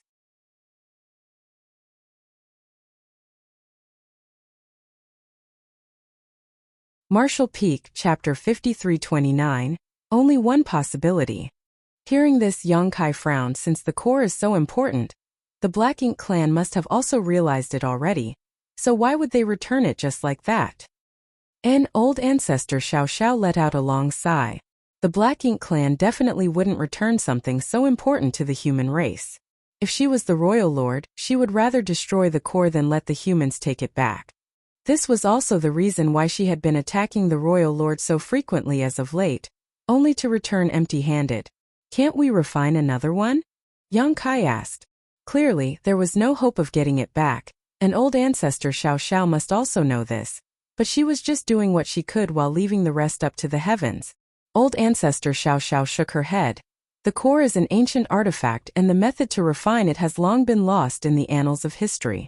Although the artifact refining great grandmasters in the past have been researching the problem, they haven't found any clues as of yet. The loss of Great Evolution's core was only discovered during the recent restoration, so they were currently pressed for time. Even Grandmaster Ma Fan and the other artifact refining Great Grandmaster were at a loss. Refining a new core would not only be extremely difficult, it would also cost an astronomical amount of resources and take an absurd amount of time, probably 1,000 years at best. 1,000 years. A lot of things could happen over such a long period. The human race currently had the advantage in various theaters, especially in Great Evolution Theater, so there would not be a better time to launch the crusade and eliminate all the royal cities in one fell swoop. If they delayed things for too long, the Black Ink clan might be able to rise from the ashes once more. If they couldn't find the core of Great Evolution Pass by the time the crusade began, the Great Evolution Army would no longer be able to borrow the power of the Great Pass and would have no choice but to fly over on their warships to confront the enemy. In that case, the Great Evolution Army's casualties would definitely be higher than the other human race armies. Unfortunately, Young Kai couldn't help in this matter. The only thing he could do was heal old ancestor Xiao Xiao's injuries, hoping that the royal lord wouldn't be able to take her harassment eventually and return the core. Although the chances were slim. Be that as it may, Young Kai finally understood why the higher-ups had spent so much manpower and resources to rebuild Great Evolution Pass after retaking the pass after listening to old ancestor Xiao Xiao. He did question why they were so heavily fortifying Great Evolution Pass in the past. Though he did not put it in words and kept such thoughts to himself, he couldn't help feeling that this was a wasteful endeavor as the Black Ink clan in Great Evolution Theater had already been routed and trapped in the royal city. Thus, restoring the pass without the Black Ink clan being capable of attacking them seemed somewhat pointless. Thus, He thought of it not as repelling assaults by the Black Ink clan, but rather for the sake of sentiment. Now it was clear he had made too many incorrect assumptions. The various repairs done to Great Evolution Pass were not just for the sake of sentiment or appearance, but rather in preparation for the crusade. As long as they could find the core, the entire pass would be their greatest reliance in the coming war. Old Ancestor Xiao Xiao continued going out once every 2 or 3 months, returning each time with varying injuries. If she ended up in this state, the royal lord definitely wouldn't have fared any better. After all, he had yet to recover from his past injuries. If it weren't for the power of the Black Ink nest in the royal city, Old Ancestor Xiao Xiao would have killed him already. The current royal lord was simply struggling at death's door.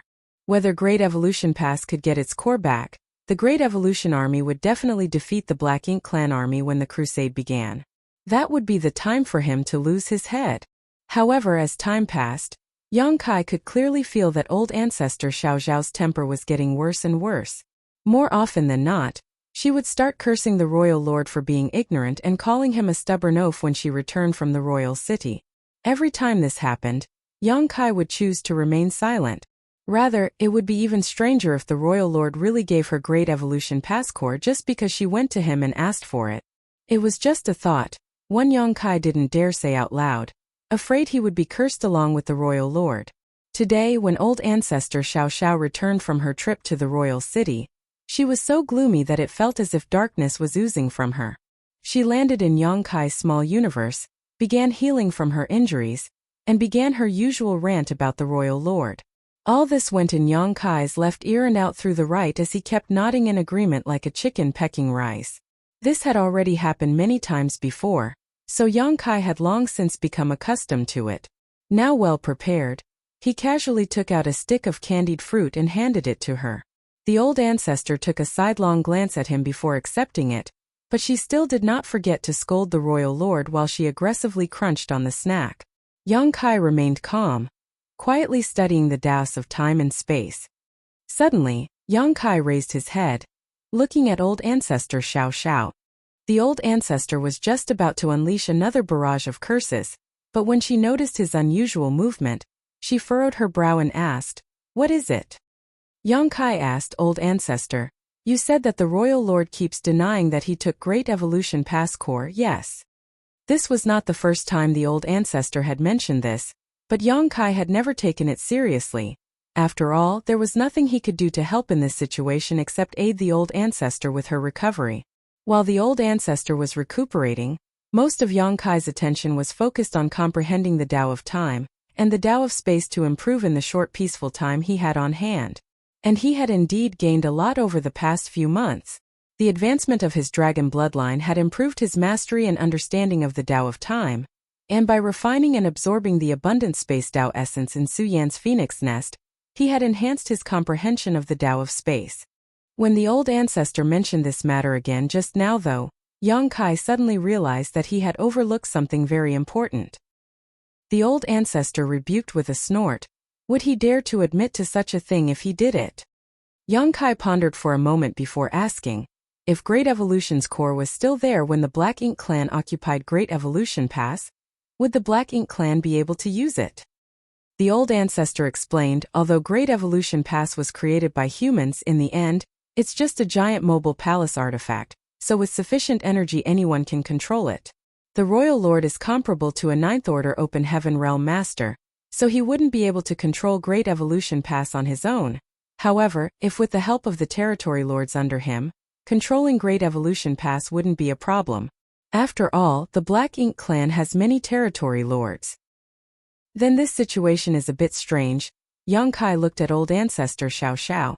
If they were able to move Great Evolution Pass, why did the Black Ink clan just leave it here? If I were the royal lord, I would have brought Great Evolution Pass back to the vicinity of the royal city to act as another fortified base of operation. I might have even directly treated Great Evolution Pass as my own royal city. The Black Ink clan royal cities were nowhere near as sturdy as the human race's great passes. By making such a pass into his royal city, the royal lord would never need to worry about the humans taking it back, which would give him a huge boost in security and face.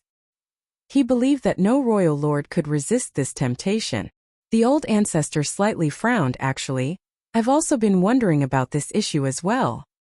Yang Kai's eyes slightly lit up. Great Evolution Pass core really may not be in the hands of the Black Ink clan. The old ancestor shook her head, denying the possibility. But if the core is not in the hands of the Black Ink clan, where could it be? Could it have been destroyed? Yang Kai asked. Back then, the old ancestor of Great Evolution Pass died in battle. Perhaps someone felt that the situation was dire enough for the humans that they decided to destroy the core, rather than let it fall into enemy hands. At a time of crisis, something as important as the core would definitely be destroyed rather than left behind.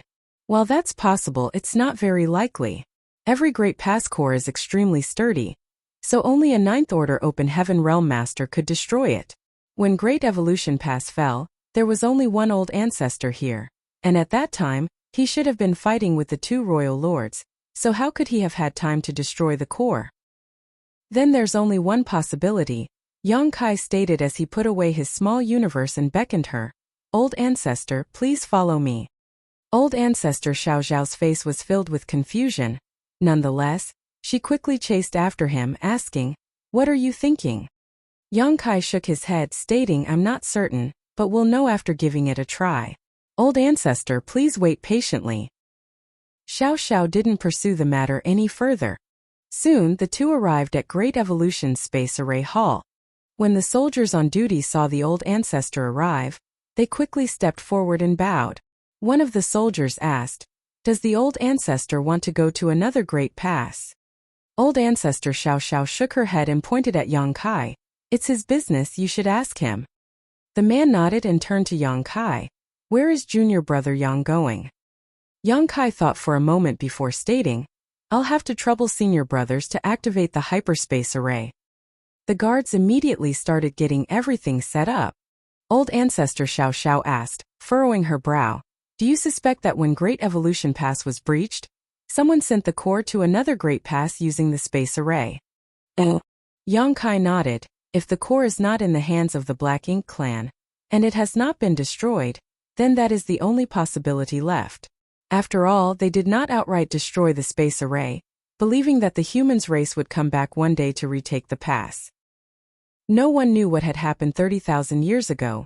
After all, on the day Great Evolution Pass fell, except for those who had been captured, almost everyone, from the old ancestors to the ordinary soldiers, was wiped out. However, just as Yang Kai had said, if the core was not in the hands of the Black Ink clan and was not destroyed, the only way to send it away was through the space array. Perhaps on that day, someone had stepped through this space array, shouldering the heavy responsibility of preserving Great Evolution Pass core. If it really was sent to another Great Pass, why would that Great Pass not report it? Old ancestor Xiao Xiao shook her head in response. Yang Kai answered with a smile, "If they don't know, how can they report it?" Old ancestor Xiao Xiao was confused. At this moment, the guard on duty stated, "Junior brother Yang, everything is set. Where should we set the location?" Yang Kai stated without hesitation, "Wind and Cloud Pass." Saying so, he stepped onto the array. The space array hummed and energy surged as the lines of the array flashed, enveloping Yang Kai's figure in a dazzling glow. By the time the light disappeared, Yang Kai was nowhere to be seen. At the same time, inside Wind and Cloud Pass Space Array Hall lit up. The guards promptly reported the situation, while searching for the source of the disturbance. Soon they found out that it was someone arriving from Great Evolution Pass. A moment later, Yang Kai's figure appeared on the space array. Junior brother Yang. A 7th Order Open Heaven Realm Master cupped his fist and greeted Yang Kai. The last time Yang Kai came here, he was also on duty, so he immediately recognized Yang Kai. Yang Kai returned the greeting. "Greetings, senior brother." The 7th Order Master asked, "What business does junior brother Yang have here?" Under normal circumstances, very few people would travel between the Great Passes, because each teleportation would consume a massive amount of resources. If it was just information that needed to be shared, then a jade slip would be sufficient. The evil purging divine spears, purifying black ink pills, and even the refining method of the void yin-yang mirrors were all shared with other Great Passes by sending out jade slips. It had to be something very important for Yang Kai to teleport here in person. Yang Kai stated outright, There are indeed some things I need to discuss. May I ask which army commander is free right now? I would like to ask them about something. The Seventh Order guard agreed with a nod. Junior brother, please wait a moment, allow me. Before this person could finish, a voice came from outside. What's the matter?